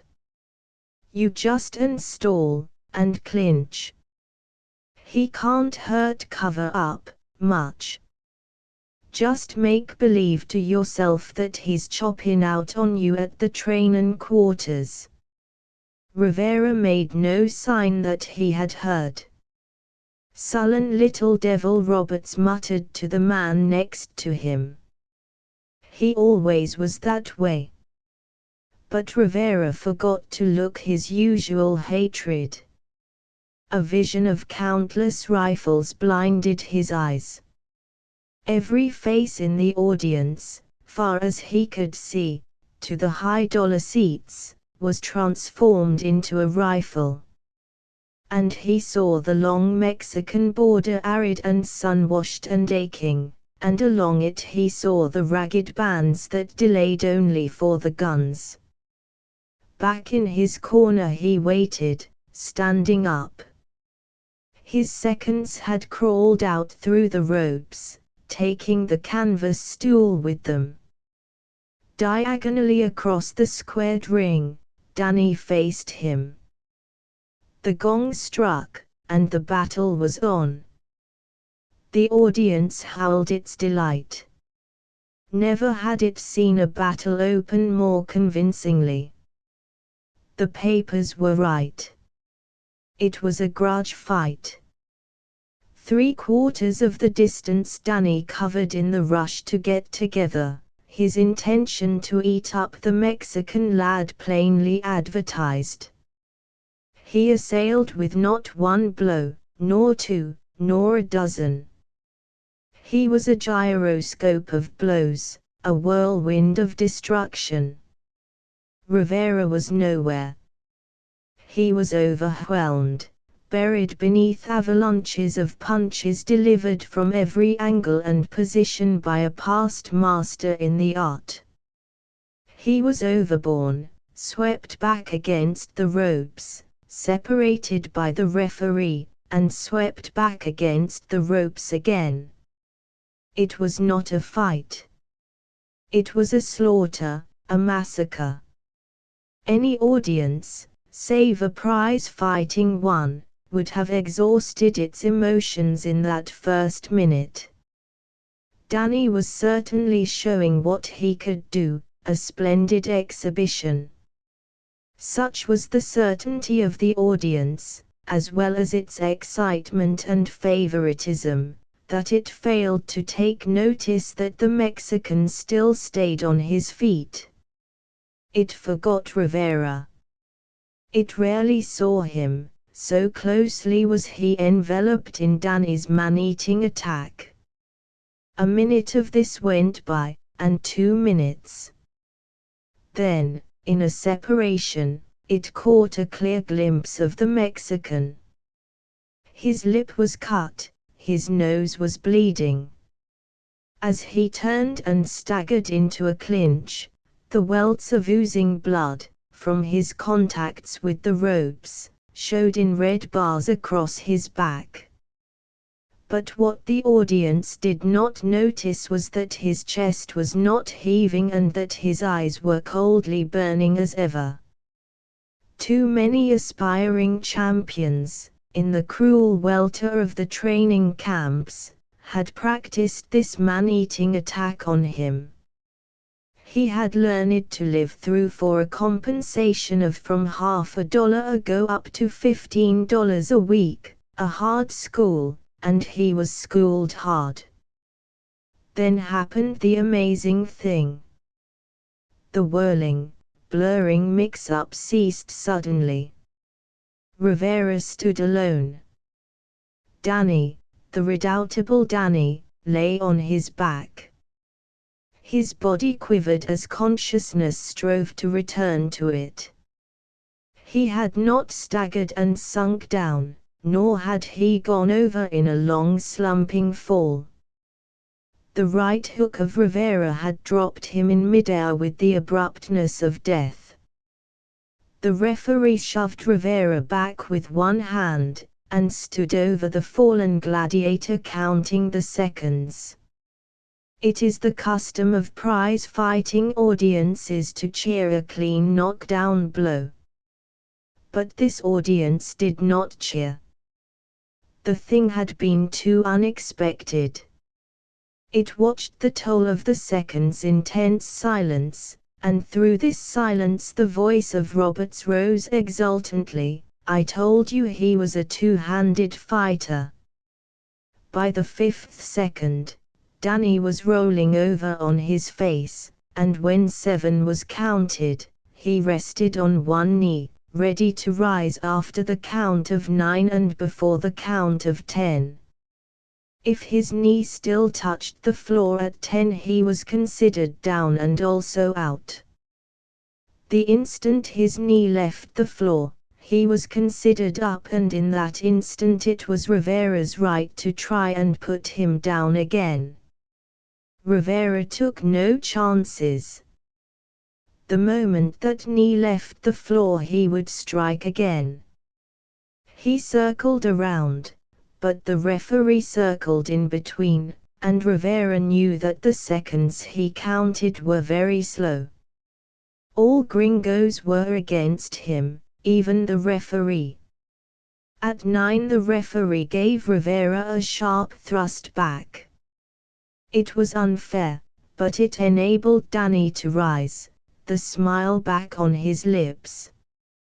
Doubled partly over, with arms wrapped about face and abdomen, he cleverly stumbled into a clinch. By all the rules of the game the referee should have broken it, but he did not, and Danny clung on like a surf-battered barnacle and moment by moment recuperated. The last minute of the round was going fast. If he could live to the end, he would have a full minute in his corner to revive. And live to the end he did, smiling through all desperateness and extremity. "The smile that won't come off," somebody yelled, and the audience laughed loudly in its relief. "The kick that Greaser's got is something god-awful," Danny gasped in his corner to his advisor while his handlers worked frantically over him. The second and third rounds were tame. Danny, a tricky and consummate ring general, stalled and blocked and held on, devoting himself to recovering from that dazing first-round blow. In the fourth round he was himself again. Jarred and shaken, nevertheless his good condition had enabled him to regain his vigor. But he tried no man-eating tactics. The Mexican had proved a Tartar. Instead, he brought to bear his best fighting powers. In tricks and skill and experience he was the master, and though he could land nothing vital, he proceeded scientifically to chop and wear down his opponent. He landed 3 blows to Rivera's 1, but they were punishing blows only, and not deadly. It was the sum of many of them that constituted deadliness. He was respectful of this two-handed dub with the amazing short arm kicks in both his fists. In defense, Rivera developed a disconcerting straight left. Again and again, attack after attack, he straight-lefted away from him with accumulated damage to Danny's mouth and nose. But Danny was protean. That was why he was the coming champion. He could change from style to style of fighting at will. He now devoted himself to infighting. In this he was particularly wicked, and it enabled him to avoid the other's straight left. Here he set the house wild repeatedly, capping it with a marvelous lock break and lift of an inside uppercut that raised the Mexican in the air and dropped him to the mat. Rivera rested on one knee, making the most of the count, and in the soul of him he knew the referee was counting short seconds on him. Again, in the 7th, Danny achieved the diabolical inside uppercut. He succeeded only in staggering Rivera, but, in the ensuing moment of defenseless helplessness, he smashed him with another blow through the ropes. Rivera's body bounced on the heads of the newspaper men below, and they boosted him back to the edge of the platform outside the ropes. Here he rested on one knee, while the referee raced off the seconds. Inside the ropes, through which he must duck to enter the ring, Danny waited for him. Nor did the referee intervene or thrust Danny back. The house was beside itself with delight. "Kill him, Danny, kill him," was the cry. Scores of voices took it up until it was like a war chant of wolves. Danny did his best, but Rivera, at the count of 8, instead of 9, came unexpectedly through the ropes and safely into a clinch. Now the referee worked, tearing him away so that he could be hit, giving Danny every advantage that an unfair referee can give. But Rivera lived, and the days cleared from his brain. It was all of a piece. They were the hated gringos and they were all unfair. And in the worst of it visions continued to flash and sparkle in his brain, long lines of railroad track that simmered across the desert, rurals and American constables, prisons and calabooses, tramps at water tanks, all the squalid and painful panorama of his odyssey after Rio Blanco and the strike. And, resplendent and glorious, he saw the great, red revolution sweeping across his land. The guns were there before him. Every hated face was a gun. It was for the guns he fought. He was the guns. He was the revolution. He fought for all Mexico. The audience began to grow incensed with Rivera. Why didn't he take the licking that was appointed him? Of course he was going to be licked, but why should he be so obstinate about it? Very few were interested in him, and they were the certain, definite percentage of a gambling crowd that plays long shots. Believing Danny to be the winner, nevertheless they had put their money on the Mexican at 4-10 and 1-3. More than a trifle was up on the point of how many rounds Rivera could last. Wild money had appeared at the ringside proclaiming that he could not last 7 rounds, or even 6. The winners of this, now that their cash risk was happily settled, had joined in cheering on the favorite. Rivera refused to be licked. Through the 8th round his opponent strove vainly to repeat the uppercut. In the 9th, Rivera stunned the house again. In the midst of a clinch he broke the lock with a quick, lithe movement, and in the narrow space between their bodies his right lifted from the waist. Danny went to the floor and took the safety of the count. The crowd was appalled. He was being bested at his own game. His famous right uppercut had been worked back on him. Rivera made no attempt to catch him as he arose at 9. The referee was openly blocking that play, though he stood clear when the situation was reversed and it was Rivera who desired to rise. Twice in the 10th, Rivera put through the right uppercut, lifted from waist to opponent's chin. Danny grew desperate. The smile never left his face, but he went back to his man-eating rushes. Whirlwind as he would, he could not damage Rivera, while Rivera threw the blur and whirl, dropped him to the mat 3 times in succession. Danny did not recuperate so quickly now, and by the 11th round he was in a serious way. But from then till the 14th he put up the gamest exhibition of his career. He stalled and blocked, fought parsimoniously, and strove to gather strength. Also, he fought as foully as a successful fighter knows how. Every trick and device he employed, butting in the clinches with the seeming of accident, pinioning Rivera's glove between arm and body, heeling his glove on Rivera's mouth to clog his breathing. Often, in the clinches, through his cut and smiling lips he snarled insults unspeakable and vile in Rivera's ear.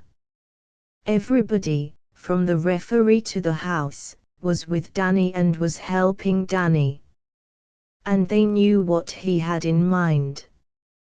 Bested by this surprise box of an unknown, he was pinning all on a single punch. He offered himself for punishment, fished, and feinted, and drew, for that one opening that would enable him to whip a blow through with all his strength and turn the tide.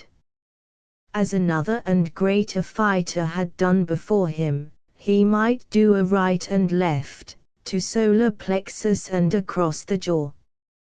He could do it, for he was noted for the strength of punch that remained in his arms as long as he could keep his feet. Rivera's seconds were not half caring for him in the intervals between rounds. Their towels made a showing, but drove little air into his panting lungs.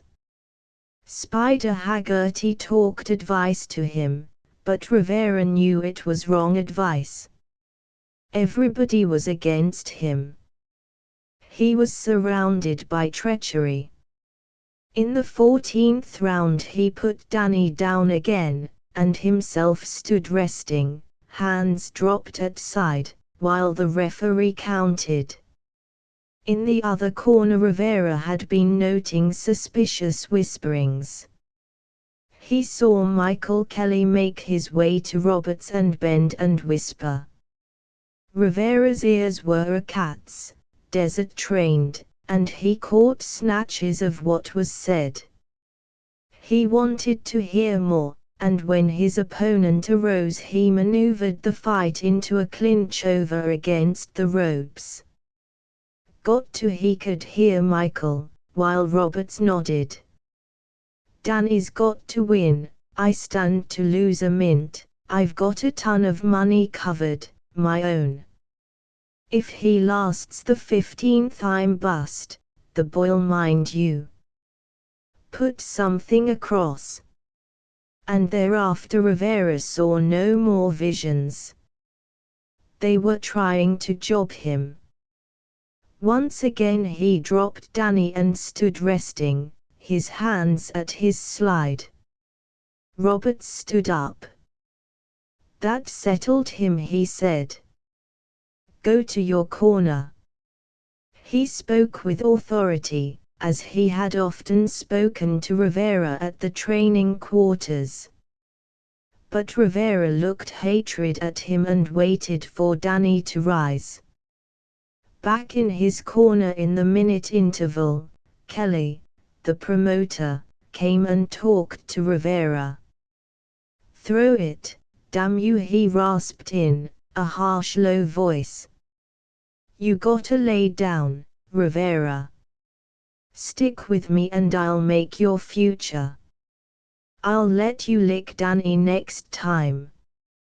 But here's where you lay down.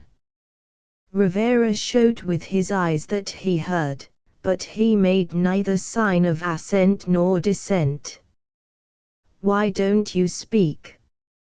Kelly demanded angrily. You lose, anyway, Spider Haggerty supplemented. The referee'll take it away from you. Listen to Kelly, and lay down.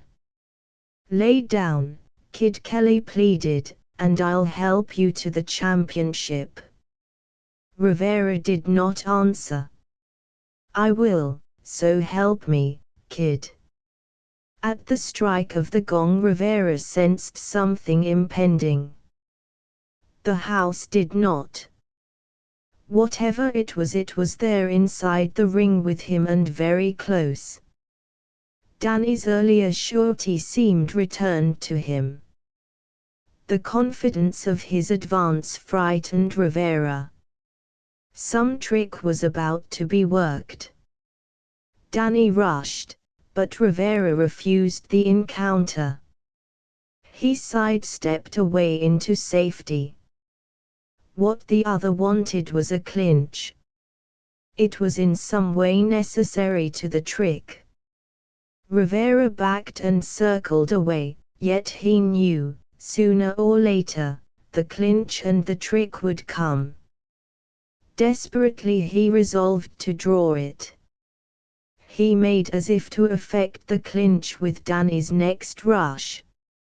Instead, at the last instant, just as their bodies should have come together, Rivera darted nimbly back.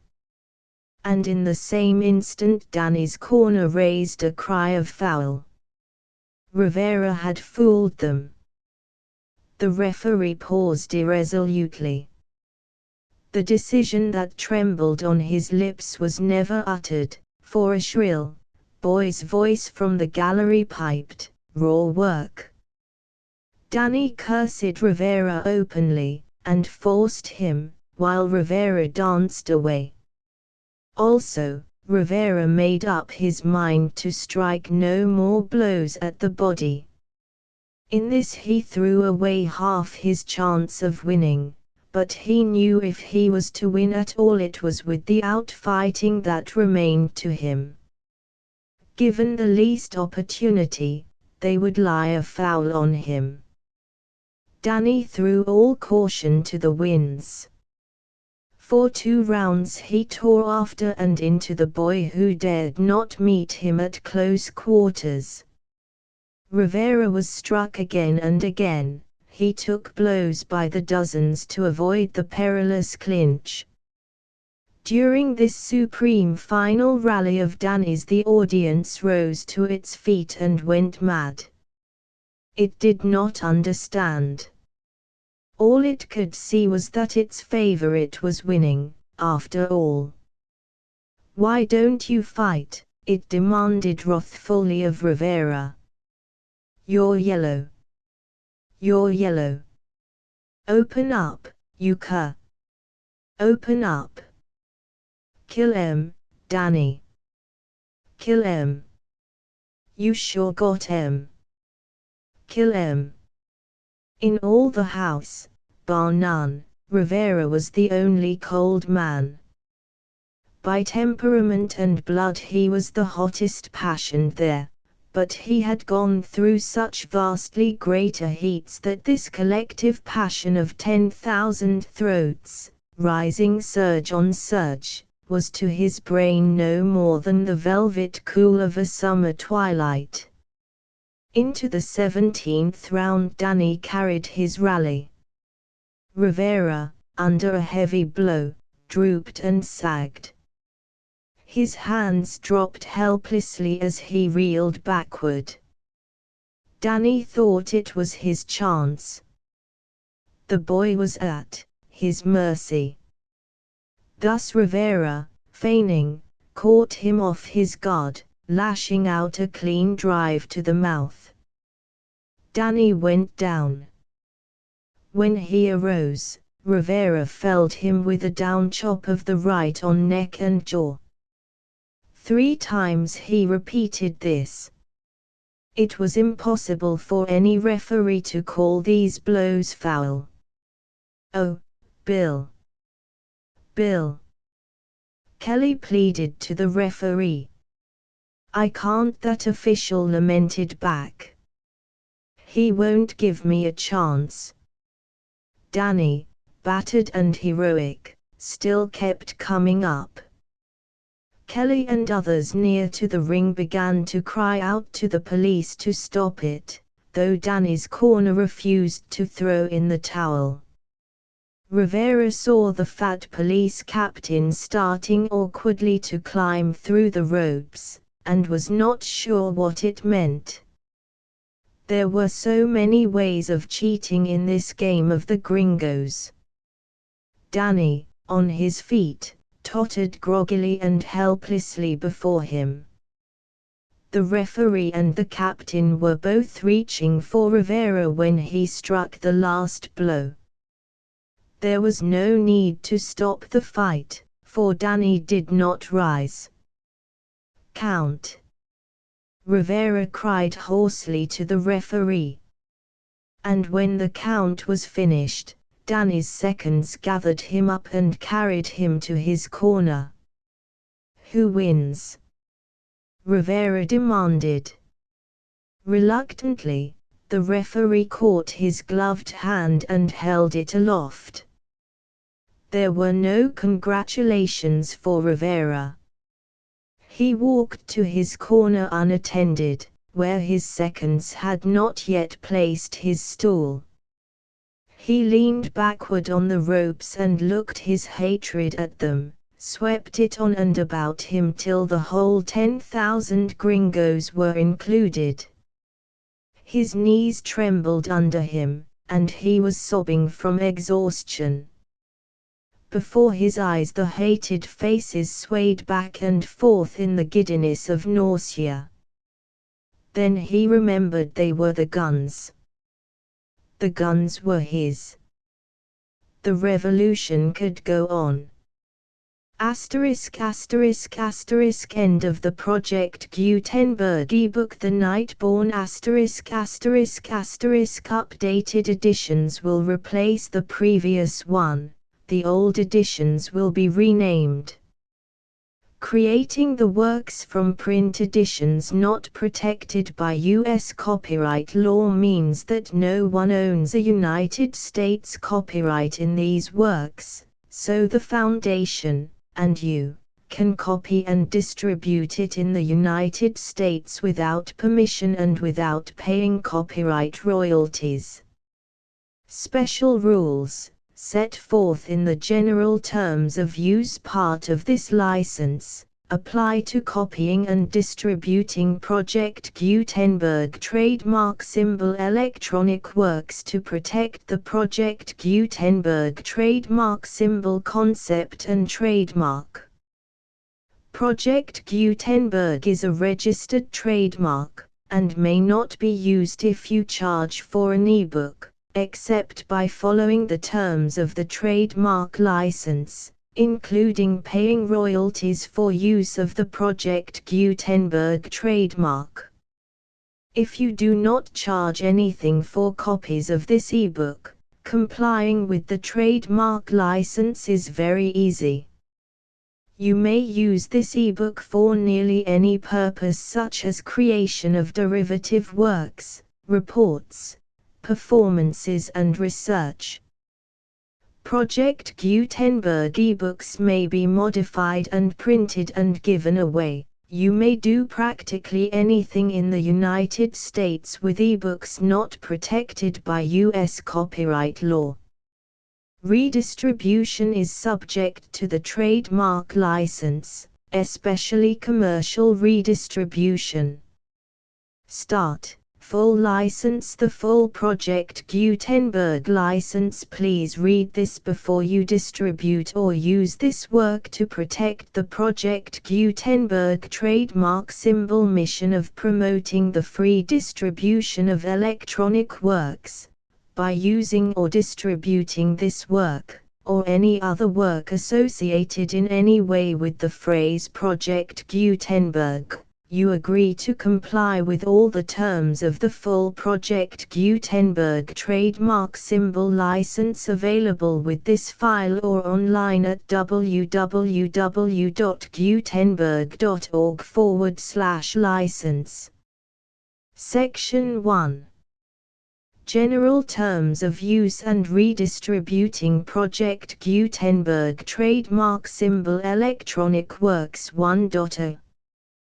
By reading or using any part of this Project Gutenberg trademark symbol electronic work, you indicate that you have read, understand, agree to and accept all the terms of this license and intellectual property, trademark/copyright, agreement. If you do not agree to abide by all the terms of this agreement, you must cease using and return or destroy all copies of Project Gutenberg trademark symbol electronic works in your possession. If you paid a fee for obtaining a copy of or access to a Project Gutenberg trademark symbol electronic work and you do not agree to be bound by the terms of this agreement, you may obtain a refund from the person or entity to whom you paid the fee as set forth in paragraph 1.e.8. 1.b Project Gutenberg is a registered trademark. It may only be used on or associated in any way with an electronic work by people who agree to be bound by the terms of this agreement. There are a few things that you can do with most Project Gutenberg trademark symbol electronic works even without complying with the full terms of this agreement. See paragraph 1.c below. There are a lot of things you can do with Project Gutenberg trademark symbol electronic works if you follow the terms of this agreement and help preserve free future access to Project Gutenberg trademark symbol electronic works. See paragraph 1.e below. 1.c. The Project Gutenberg Literary Archive Foundation, the Foundation or PGLAF, owns a compilation copyright in the collection of Project Gutenberg trademark symbol electronic works. Nearly all the individual works in the collection are in the public domain in the United States. If an individual work is unprotected by copyright law in the United States and you are located in the United States, we do not claim a right to prevent you from copying, distributing, performing, displaying or creating derivative works based on the work as long as all references to Project Gutenberg are removed.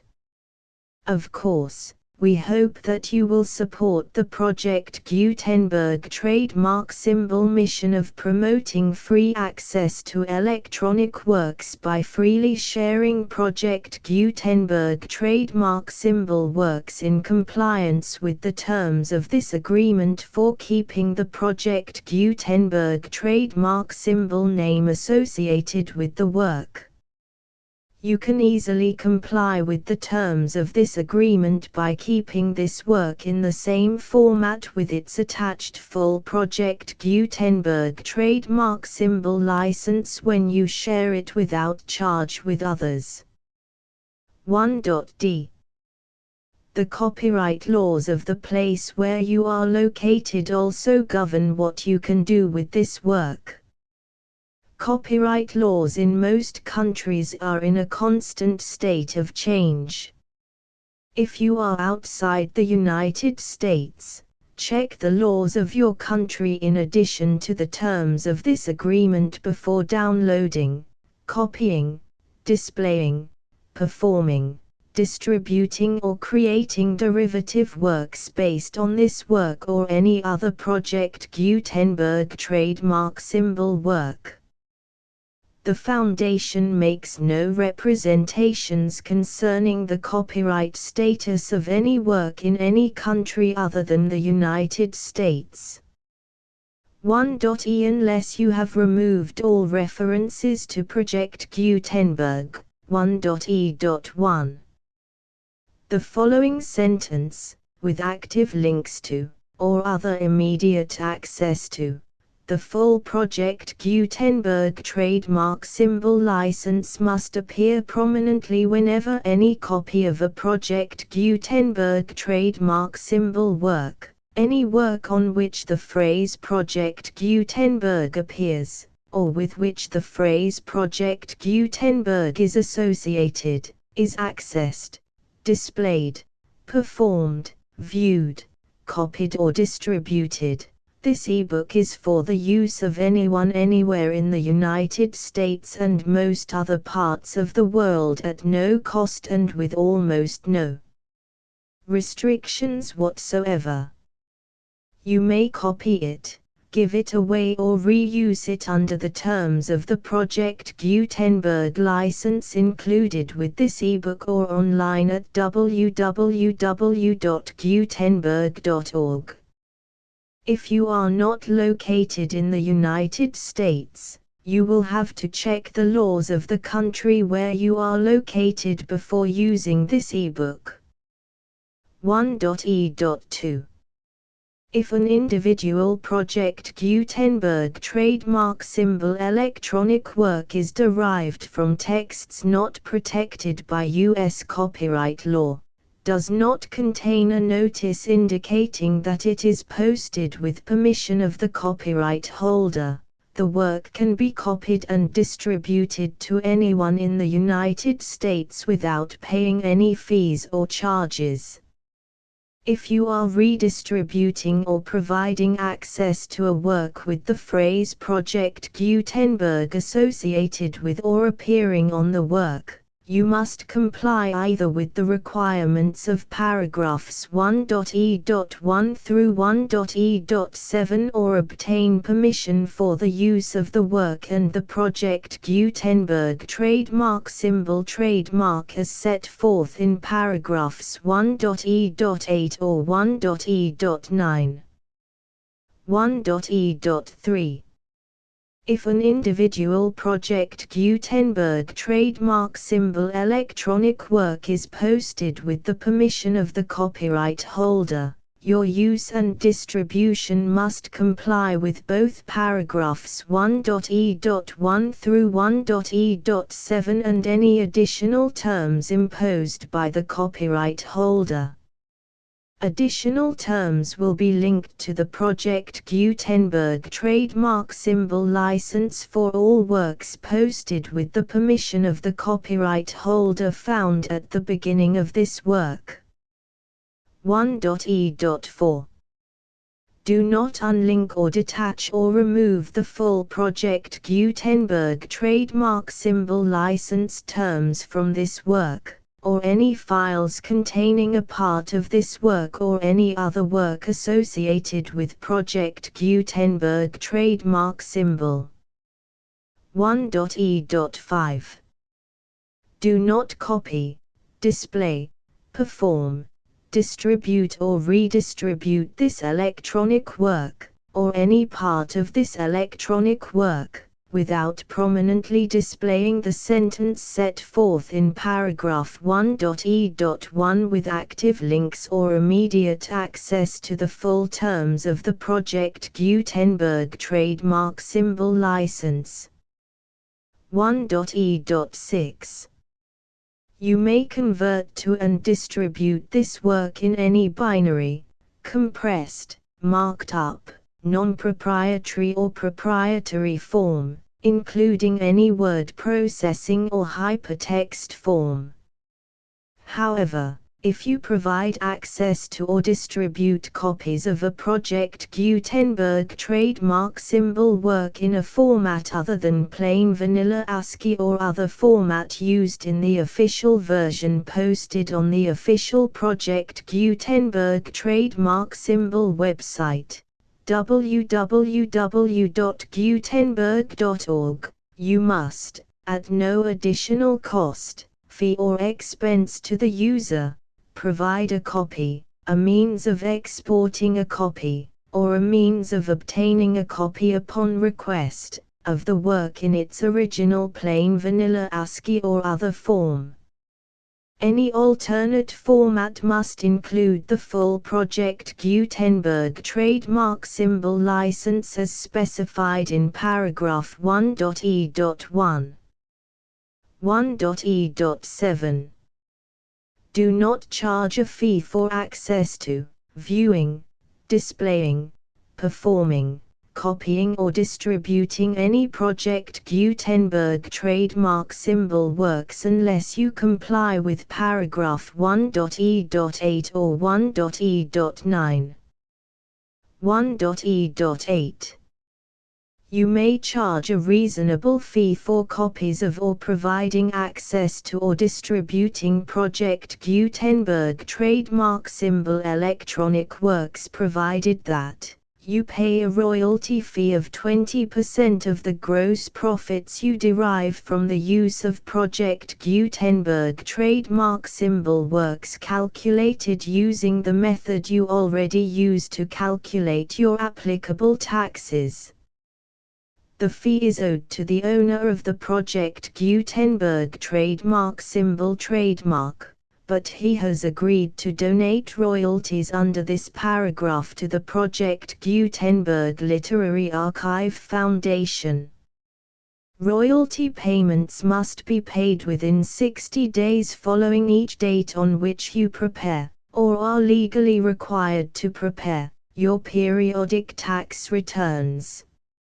Royalty payments should be clearly marked as such and sent to the Project Gutenberg Literary Archive Foundation at the address specified in Section 4, Information about donations to the Project Gutenberg Literary Archive Foundation. You provide a full refund of any money paid by a user who notifies you in writing, or by email, within 30 days of receipt that he does not agree to the terms of the full Project Gutenberg trademark symbol license. You must require such a user to return or destroy all copies of the works possessed in a physical medium and discontinue all use of and all access to other copies of Project Gutenberg trademark symbol works. You provide, in accordance with paragraph 1.f.3, a full refund of any money paid for a work or a replacement copy, if a defect in the electronic work is discovered and reported to you within 90 days of receipt of the work. You comply with all other terms of this agreement for free distribution of Project Gutenberg trademark symbol works. 1.e.9. If you wish to charge a fee or distribute a Project Gutenberg trademark symbol electronic work or group of works on different terms than are set forth in this agreement, you must obtain permission in writing from the Project Gutenberg Literary Archive Foundation, the manager of the Project Gutenberg trademark symbol trademark. Contact the Foundation as set forth in Section 3 below. 1.f1.f.1.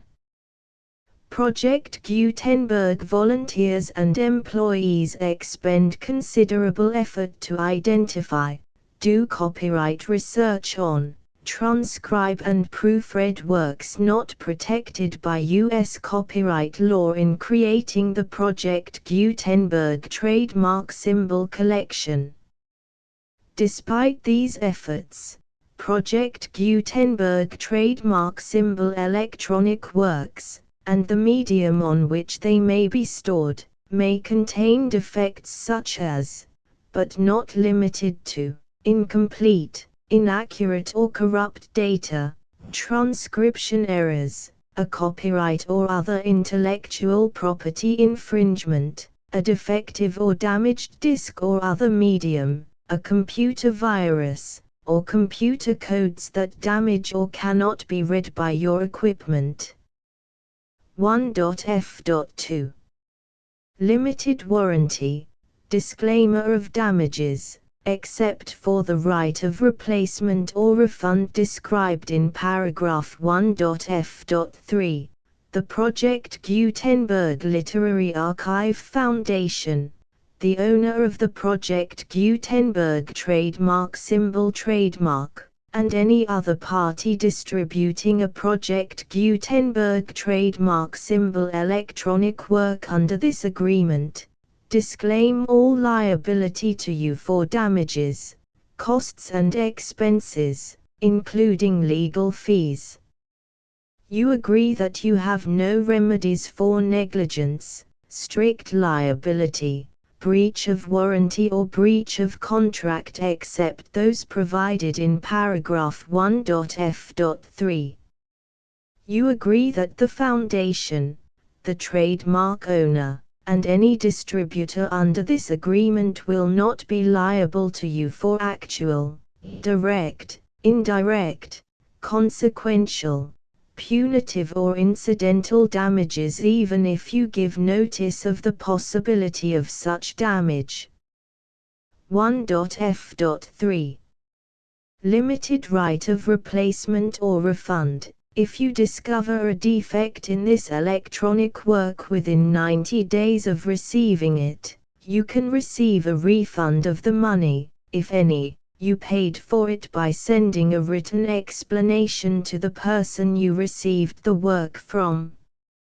If you received the work on a physical medium, you must return the medium with your written explanation. The person or entity that provided you with the defective work may elect to provide a replacement copy in lieu of a refund. If you received the work electronically, the person or entity providing it to you may choose to give you a second opportunity to receive the work electronically in lieu of a refund. If the second copy is also defective, you may demand a refund in writing without further opportunities to fix the problem. 1.f.4 Except for the limited right of replacement or refund set forth in paragraph 1.f.3, this work is provided to you as is, with no other warranties of any kind, express or implied, including but not limited to warranties of merchantability or fitness for any purpose.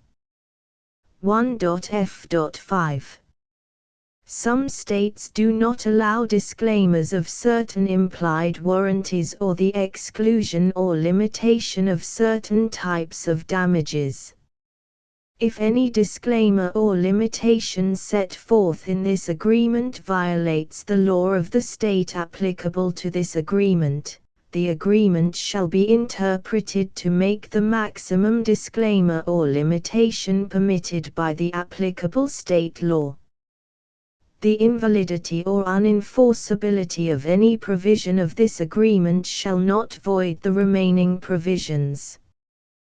1.f.6 Indemnity. You agree to indemnify and hold the Foundation, the trademark owner, any agent or employee of the Foundation, anyone providing copies of Project Gutenberg trademark symbol electronic works in accordance with this agreement, and any volunteers associated with the production, promotion and distribution of Project Gutenberg trademark symbol electronic works, harmless from all liability, costs and expenses, including legal fees, that arise directly or indirectly from any of the following which you do or cause to occur. A. Distribution of this or any Project Gutenberg trademark symbol work. B. Alteration, modification, or additions or deletions to any Project Gutenberg trademark symbol work, and C. Any defect you cause. Section 2. Information about the mission of Project Gutenberg trademark symbol. Project Gutenberg trademark symbol is synonymous with the free distribution of electronic works in formats readable by the widest variety of computers, including obsolete, old, middle-aged and new computers. It exists because of the efforts of hundreds of volunteers and donations from people in all walks of life. Volunteers and financial support to provide volunteers with the assistance they need are critical to reaching Project Gutenberg trademark symbol's goals and ensuring that the Project Gutenberg trademark symbol collection will remain freely available for generations to come. In 2001, the Project Gutenberg Literary Archive Foundation was created to provide a secure and permanent future for Project Gutenberg trademark symbol and future generations. To learn more about the Project Gutenberg Literary Archive Foundation and how your efforts and donations can help, see sections 3 and 4 and the Foundation information page at www.gutenberg.org. Section 3. Information about the Project Gutenberg Literary Archive Foundation. The Project Gutenberg Literary Archive Foundation is a non-profit 501(c)(3) educational corporation organized under the laws of the state of Mississippi and granted tax-exempt status by the Internal Revenue Service. The Foundation's IN or Federal Tax Identification Number is 64-6221541.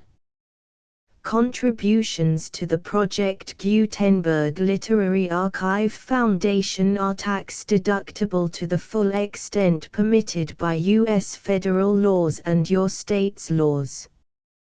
The Foundation's business office is located at 809 North 1500 West, Salt Lake City, UT 84116. 801-596-1887. Email contact links and up-to-date contact information can be found at the Foundation's website and official page at www.gutenberg.org/contact section 4. Information about donations to the Project Gutenberg Literary Archive Foundation. Project Gutenberg trademark symbol depends upon and cannot survive without widespread public support and donations to carry out its mission of increasing the number of public domain and licensed works that can be freely distributed in machine-readable form accessible by the widest array of equipment, including outdated equipment. Many small donations, $1 to $5,000, are particularly important to maintaining tax-exempt status with the IRS. The Foundation is committed to complying with the laws regulating charities and charitable donations in all 50 states of the United States. Compliance requirements are not uniform and it takes a considerable effort, much paperwork and many fees to meet and keep up with these requirements. We do not solicit donations in locations where we have not received written confirmation of compliance. to send donations or determine the status of compliance for any particular state, visit www.gutenberg.org/donate. While we cannot and do not solicit contributions from states where we have not met the solicitation requirements, we know of no prohibition against accepting unsolicited donations from donors in such states who approach us with offers to donate. International donations are gratefully accepted, but we cannot make any statements concerning tax treatment of donations received from outside the United States. U.S. laws alone swamp our small staff. Please check the Project Gutenberg web pages for current donation methods and addresses. Donations are accepted in a number of other ways, including checks, online payments and credit card donations. To donate, please visit www.gutenberg.org/donate. Section 5. General information about Project Gutenberg trademark symbol Electronic Works. Professor Michael S. Hart was the originator of the Project Gutenberg trademark symbol concept of a library of electronic works that could be freely shared with anyone. For 40 years, he produced and distributed Project Gutenberg trademark symbol ebooks with only a loose network of volunteer support. Project Gutenberg trademark symbol ebooks are often created from several printed editions, all of which are confirmed as not protected by copyright in the US unless a copyright notice is included. Thus, we do not necessarily keep ebooks in compliance with any particular paper edition. Most people start at our website, which has the main PG search facility, www.gutenberg.org. This website includes information about Project Gutenberg trademark symbol, including how to make donations to the Project Gutenberg Literary Archive Foundation, how to help produce our new ebooks, and how to subscribe to our email newsletter to hear about new ebooks. The Nightborn contents. The Nightborn, the madness of John Hand when the world was young, the benefit of the doubt-winged blackmail, bunches of knuckles war under the deck awnings. Can any man, a gentleman, I mean, call a woman a pig? To Kill a Man, the Mexican, the full Project Gutenberg license.